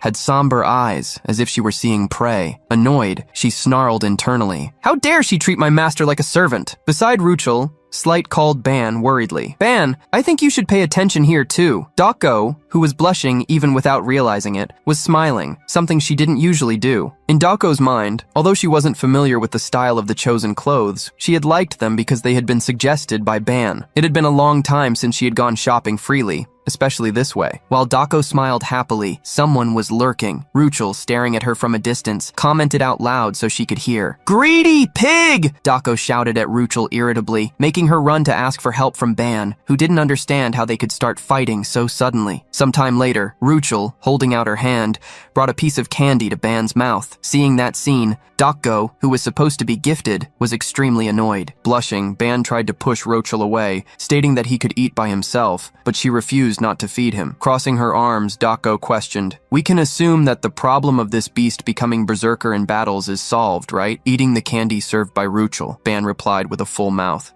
Yes, that's right." Smiling and grabbing Ban's arm lovingly, Ruchel rubbed against him, commenting happily, "Yes, Ban took care of that perfectly." Despite the situation between the two, Dako called the result a victory, since Ruchel would be under control. Upon discovering that Ruchel's problem had been solved, Slight realized that he was now the only problematic one on the team. At the outdoor cafe, Ban asked Dako how hard she had forced Slight to train for him to call himself problematic openly. Dako corrected Ban's comment. "He's not a problem, he's a ticking time bomb." "Seriously," Dako called everyone's attention to her opinion. Slight's sword was a serious problem. Looking at the swordsman, she questioned, "Do you have anything to say about what happened yesterday?" However, even Slight knew that his actions had not been natural. Leaning back on the table, he sighed dejectedly. "I'll try to fight without the holy sword, if possible." Seeing him put that condition to not fight with the sword, Dako got annoyed, worrying even Ban. Upon seeing Slight lie down on the table, hiding his face, Ban wondered why he wasn't open to not using the sword. He thought about how long Slight would hide his own problems from the group. In the end, Ban could only sigh and enjoy his iced coffee because he wouldn't be able to force Slight to reveal everything. However, in the middle of the cold sips, Ban received a thought transmission from Dako. "How long are you going to just stand there watching?" Surprised, he looked at her, who, intimidating, reminded him, "You share the same room, don't you? What's the point of having a handsome face if you don't use it? Flirt with him, just like you did with the beast." Ban almost choked on the coffee, coughing in a hurry at Dako's words. Oblivious to the mental transmission Ban had received, Ruchel asked in a hurry if he was okay. While Ruchel tried to take care of Ban, Dako continued to send him thought transmissions. "If you keep walking on tiptoes near him, he'll keep being stubborn and hiding things, won't he? You managed to charm the beast, so why not Slight?" Ban finally looked at Dako again and replied, "I just wanted to get along with Ruchel. It's not what you're thinking. Besides, Slight is a guy. What do you expect me to do?" Dako looked away annoyed, avoiding facing him while she put him against the wall, reminding him that it was he who wanted to support those two. "I'm doing my part, but you also need to do yours, instead of just sitting there doing nothing." Almost rolling his eyes,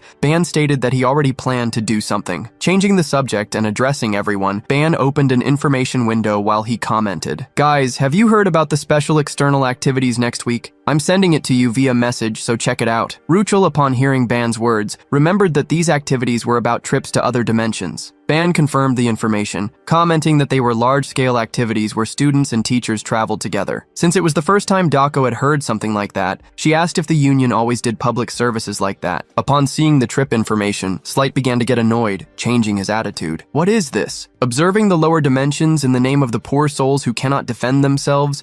The goal of this special activity is to stop the wave of monsters? Why do you talk about the lower dimensions as if they couldn't exist without the care of a higher dimension? Ban agreed with Slight, and Dako beside him commented, if he wants to become a leader of all dimensions, I think this level of perspective is essential. You don't need to distort your thoughts so much. Slight, sighing, hid his irritation, frustrated because all these activities were just a preliminary education for those who wanted to become divinities. Ban remained silent. He had been feeling something for some time. Seeing how strongly Slight held resentments against higher dimensions, he was able to imagine that something must have happened on the planet where Slight lived. Leaving the subject of Slight's story aside, Ban stated that he needed to tell them something else. Ban shocked the three at the table with his words. Starting this week, I'll be participating in Professor Yumina's magical combat classes. That's why I'll be training for now. The trio at the table screamed in unison. Why are you only telling us this now? A few days later in the training room, Ban found himself sitting on the floor. With the magic wand in his hands, Ban asked her, "You can speak freely now. I'm all ears." Seeing the wand in silence, Ban smiled somberly, intimidating her. Hey, if you fail again today, maybe I'll need to break you. It's been 3 days since I got you and you still haven't given me any magic language concepts. Maybe it's because you have a strong ego, but what's clear is that you're not cooperating. Ban was seeing himself running out of time. Professor Yumina was treating him like a magic apprentice because he had obtained a magic artifact. So he couldn't allow himself to be humiliated in the next day's class. Ban threw the magic wand on the floor, grabbing a hammer while he sighed. Time is running out. I'm still struggling with the concept. Is there no other way, is there? I just need to destroy you and absorb the concept from your remains. Ban raised the hammer with a somber look, saying goodbye to the magic wand. If you end up breaking, it's your fault, not mine. Goodbye. However, the moment before the hammer hit the magic wand, she screamed. Wait! The magic wand revealed her voice in a hurry. You human? You just looked inside me without warning and you think you can just talk to me now? Don't be ridiculous! Who do you think you are to try to break me? Confused, Ban took the magic wand in his hand, asking what she meant by saying that he had entered inside her. Are you talking about my Babylonian code ability? The magic wand irritably shouted at Ban. This barbaric power! Why would I recognize someone who uses such a brutal authority? Magic is the way of those who follow the noble, elegant, and absolute laws of the cosmos, and yet you ripped me apart without even asking permission. Someone like you could never become a wizard. Forcing him to cover his ears due to the magic wand's screams, Ban told her to be quiet. Holding the wand upside down, Ban stared at her with wide eyes, telling her to stop making a fuss and quickly hand over the concept she had. Wondering how she had ended up with such a brute, the magic wand gave in. She swung in a hurry, throwing out of herself a small sphere of light with words around it. Upon collecting that concept, Ban received a notification, absorbing 1,100 units of magical languages. The depth of the all-seeing eye, all-hearing ear, and all-speaking tongue has reached 165. The wand, with her head down, commented that she always imagined she would create a wizard who would shake the world, but now she was being usurped, falling into a pathetic life. Reminding the wand that she wasn't even human, Ban questioned what life she was talking about. New notifications appeared. The complete transformation into kanji of the magical language is now possible. Besides that, an elemental notification appeared. Fire, water, wind, earth, and other attributes can now be artificially generated, amplified, and controlled. Holding out his hand, Ban created a magic circle with 5 elements. Now, he could understand the magical language and its structure, something that was impossible before. He could finally participate in Professor Yumina's classes without any worry. Looking at the magic wand in his hand, Ban realized that she was more impressive than he had imagined. Worried to see the young man's interested look, the magic wand began to tremble. Curious, Ban asked, "What is this? Surprisingly, you're more intact than I expected." Trembling, while her surroundings became somber, the magic wand cried, "This doesn't make sense. Why would they do this to me? Why?" Ban, very confused, faced the magic wand that entered a monologue. "I was never someone like the will of a tool." Worried, the protagonist saw the magic wand get closer and closer to a backstory. He didn't want to know, but he ended up hearing what he didn't expect. The magic wand screamed at the top of her lungs. I used to be human." A silence broke out in the training room due to the shocking revelation of the magic wand, who, seeing the disbelief in the boy's eyes, screamed even louder. "I'm telling you I was human." Ban couldn't believe the magic wand, since her words seemed taken from a novel or a comic book due to the huge cliché. However, bravely, the magic wand stated that she wasn't making it up, and that she had really been a living being, a human of flesh and bone. While eyes appeared in the heart-shaped crystal of the magic wand, she shouted, "Those people, those I trusted, betrayed me and locked me inside this wand. They implanted false memories in me to even reduce me to a pathetic being." Confused, Ban questioned why her memories were coming back right at that moment. The magic wand, held by Ban, revealed that when he absorbed her powers, apparently the core of the spell that sealed her memories and powers had been broken. Still not fully believing, Ban asked if her memories and power had really been fully restored. However, the magic wand replied that she was not at her full power yet, as she had been sealed for a long time. Rolling his eyes, as if he didn't believe it, Ban didn't care much. Internally, he wondered, still skeptical, is she an object that needs to be sealed for ages? Well, from the moment we found her, this wand's stats were already impressive. The wand found in the room 10 zone had 200 soul points. Thinking about that stat, Ban realized that the magic wand was at the same level as Ruchel, who was born with a really high level among her race. While Ban was surprised by other things, an aura of revolt arose around the magic wand in his hand, without him noticing. The magic wand was inflamed in somber flames while she shouted, "I will have my revenge. I swear, no matter what, I will regain all my power. I will track them all down." Ban tried to calm the magic wand until he heard what she was saying. He let go of the wand, which rose in full energy. While the wand made her oath, she began to change shape in front of Ban. Reformed in the air, the magic wand transformed, and with a glow of power became an imposing magic staff, like a spear holding a sun. The complete transformation shocked Ban, but upon picking up the staff, he saw the wand once again curse those who had trapped her in that form, as if it were her mantra, her reason for existing. Ban felt that a middle school student's magic wand had turned into a hemogothic teenager. Now the magic wand was called Ceylon's Tears, and her attributes were 350 points, both in mana and soul. The name caught Ban's attention, as did the stats that took off once again. After complaining a lot, the staff got tired. It had tried very hard, but didn't remember the names of those who had trapped it in that staff. The memories it had unlocked seemed to be its limit. Surprised by the staff's comment, Ban asked, "So there's still room for more growth? This isn't beginner level stuff, is it?" Being called a beginner, the staff was outraged. "What? A beginner? You called me a beginner? Don't say stupid things. Do you think I'm insignificant enough to only be able to teach basic magic? Don't even think about using me for low-level missions." Ban realized that the staff Ceylon, upon regaining part of its memory, had changed its attitude. When he called the staff by the name Ceylon, Ban made it confused, but soon revealed that that was the name under which it appeared, and so he offered a deal. In front of the staff, he proposed, "If you help me properly, I will also guarantee you your wish. That way you can regain your power, your memories, and complete your goal." Hearing the proposal, the staff was silent. The next day, before the magical combat class, Ban met with Slight, Ruchel, and Dako. Ruchel quickly clung to Ban's arm, excitedly asking, "Can I really not go with you? I think just being by your side is fine, right? I'll be quiet, please." Slight clung to Ban's other arm, crying. After thinking for a few days, not using the holy sword seems wrong, doesn't it? Why take that risk? Where would I find something better than my sword? Ban quickly pushed the two away, angry. "No, that's not going to happen. Absolutely not. Dako, take them with you." Dako smiled maliciously behind Ruchel and Slight, snapping her fingers while she commented, Hey, I didn't like how these two were acting lately. Maybe this can make them better." Grabbing Ruchel and Slight by the collars of their shirts, Dako dragged them, while they cried an appeal for Ban to save them. Having been left alone again, Ban sat on a sofa, being able to rest in peace. Opening a number window, the protagonist began to study the structure of the student's teleport card, the one present in the necklace given when they entered the Union. The binary number codes represented concepts related to spatial movements. To use them, Ban would need to extract only the variable element, the coordinate. Feeling a little smart, Ban smiled internally. With the current understanding he had, as well as Ceylon's power, this combined quite well with the generation of coordinates. Spells he didn't understand before could now be deconstructed and reconstructed easily by him. Setting up the information on the teleport device, Ban inserted some pre-memorized coordinates, besides adding an activation point. In the end, a magic circle appeared around him, impressing him with the result. So, he disappeared, teleporting instantly. Ban reappeared in another place, scaring a young witch who was resting there. She watched him celebrate, a little speechless. Curiosity forced her to ask, "Teleportation?" Ban, upon hearing someone's voice, turned around. The blue-haired young woman,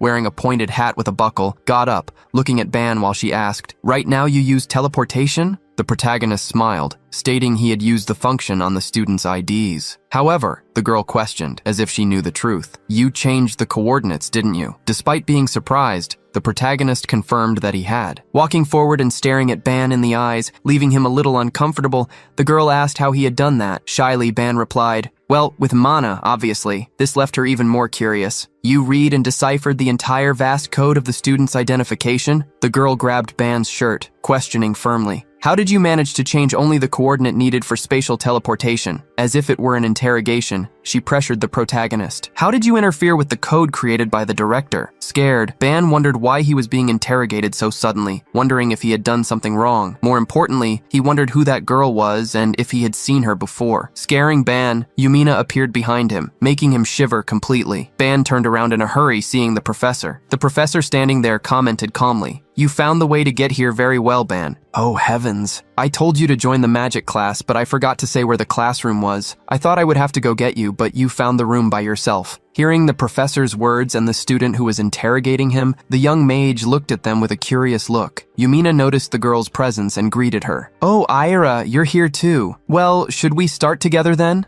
Bowing in thanks, the young Aira agreed with Yumina. Ban stood beside Yumina, who was smiling in silence. Sighing, Ban thanked her. "Thank you for intervening, Professor. It's the first time I've seen anyone be so aggressive in this way since I met Doko." Smiling in relief, Yumina commented, "Well, I also prefer not to have any events that add other heroines." Leaving Ban a little confused, Yumina prepared to start the class. On a plateau in the sky, in a covered arena where a few selected students were, Yumina at the podium got everyone's attention. "Guys, a new student is joining our class. This is Ban from Class 11. Please, everyone give him a warm welcome." Seeing some people clap for him having joined the class, Ban introduced himself with a slight nod. "From now on, I hope to learn a lot from all of you." Somehow, Ban was already in that situation. All the students there, although they clapped and greeted him, burned with hatred for him having talked so happily with their beloved Professor Yumina. Looking around, Ban only found 9 students in total. It seemed that only a few could really use magic, as well as their innate abilities. While looking around, Ban ended up finding the mage who questioned him earlier. Thinking about the girl, he tried to remember her name, Aira. She was sitting alone, which left him confused, making him wonder if she and the other students were on bad terms. However, Ban noticed something that rejected his initial thought. In Aira, a large amount of mana exploded like a sun, while in the other students, this aura was just like a light breeze. There was a big barrier between them, the same one that distanced them. Ban remembered that Dako in the special class had said that there was someone possibly stronger than Ortama. Looking at the blue-haired girl with the pointed hat,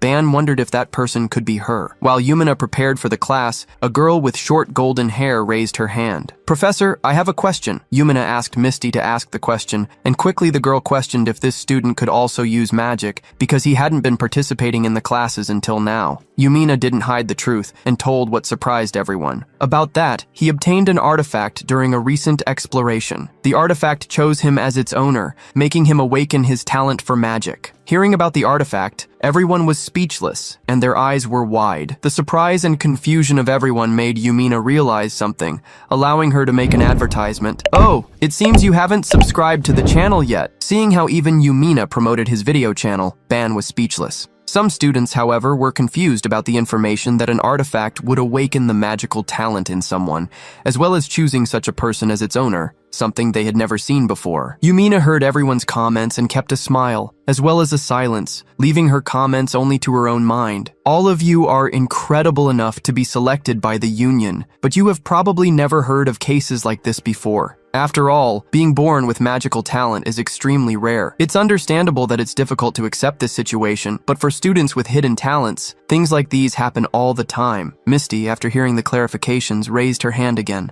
"Professor, so can we ask him to show us some magic?" Of course, without using the artifact. Ban was surprised by the girl's request, who wanted to see what the awakening of a latent talent meant. Yumina defensively tried to protect Ban, but he spoke up. "I'm fine with doing that, Professor." Even Yumina was surprised by Ban's words, as she knew he had only obtained the artifact a week ago. Ban, upon getting up, asked for the girl's understanding. "I just started learning magic, so keep in mind that I'm not ready for anything complex." Despite the calm words, Ban kept a smile on his face, leaving Misty suspicious. Ban walked to the center of the classroom arena while thinking about spells. There were several spells he still couldn't do, so he decided to use the most basic one. For the selected spell, Ban would use the air element. Holding out his hands, he summoned the element. Thinking about the form that appeared in everyone's minds, he changed the format of the magical attribute, making it spin like a tornado, expanding. The next moment, Ban used fire, surprising many as they saw him use elemental magic. Combining the wind with the fire, Ban created a tornado that furiously rose in the center of the arena. Many students ended up backing away in fear of the flames that grew under Ban's command. Most were shocked and commented out loud, "He doesn't even use an incantation?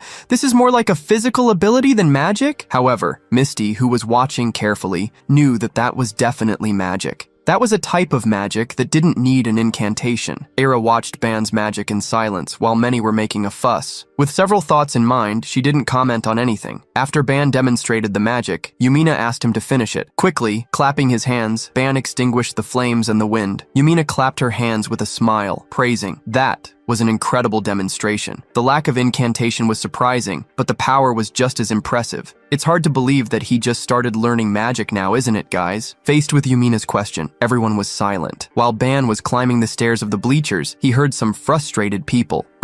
So that's what a special admission talent looks like? Damn, he might be better at magic than even me. Misty, next to the frustrated young man, reassured him. It's just stupid elemental magic. Don't make such a fuss. Curious, Ban looked at a point in the arena. He looked at the blue-haired young woman to see if she expressed any reaction, but upon seeing her maintain a blank expression, he ended up huffing. Ira had looked away, thinking mentally, this kind of thing is boring. Is that all? Finishing the welcome, Yumina asked everyone to prepare for the beginning of the class. Joking internally, since the girl was strong enough not to care about his abilities, Ban sat down. At the end of the class, when Ban was preparing to leave, someone held him by the shirt unexpectedly. Upon looking to the side, he realized that Era had stopped him. The girl was there to question him once again. You still haven't answered the question I asked earlier. Upon seeing Era talking to the special admission student, some students were curious. Oblivious to being watched, Ban tried to get away from Era. I thought I already answered you earlier. However, she still insisted. You analyzed and interfered with the entire code that the director designed? Confused? The protagonist asked if that was something very difficult to do. Ira was quite invasive in her questions. I would understand if you had obtained authorization to edit teleportation coordinates. But how did you do that? Seeing Ira once again pressure Ban, Yumina approached them, calling the girl. Still holding Ban so he wouldn't run away, Ira asked Yumina if she needed anything. Denying normally, Yumina revealed that in fact, she needed Ban, since he had a counseling session scheduled. In addition, Yumina guaranteed to Era, leaving her surprised. Ban never received any kind of permission for modifications. These permissions are only granted to tenured professors. Hearing the professor, Era commented frustrated. Irk! So he really did it with his own abilities. Confirming the girl's thought, Yumina asked if her answer clarified the doubts she had. So she said goodbye to Era, asking Ban to follow her.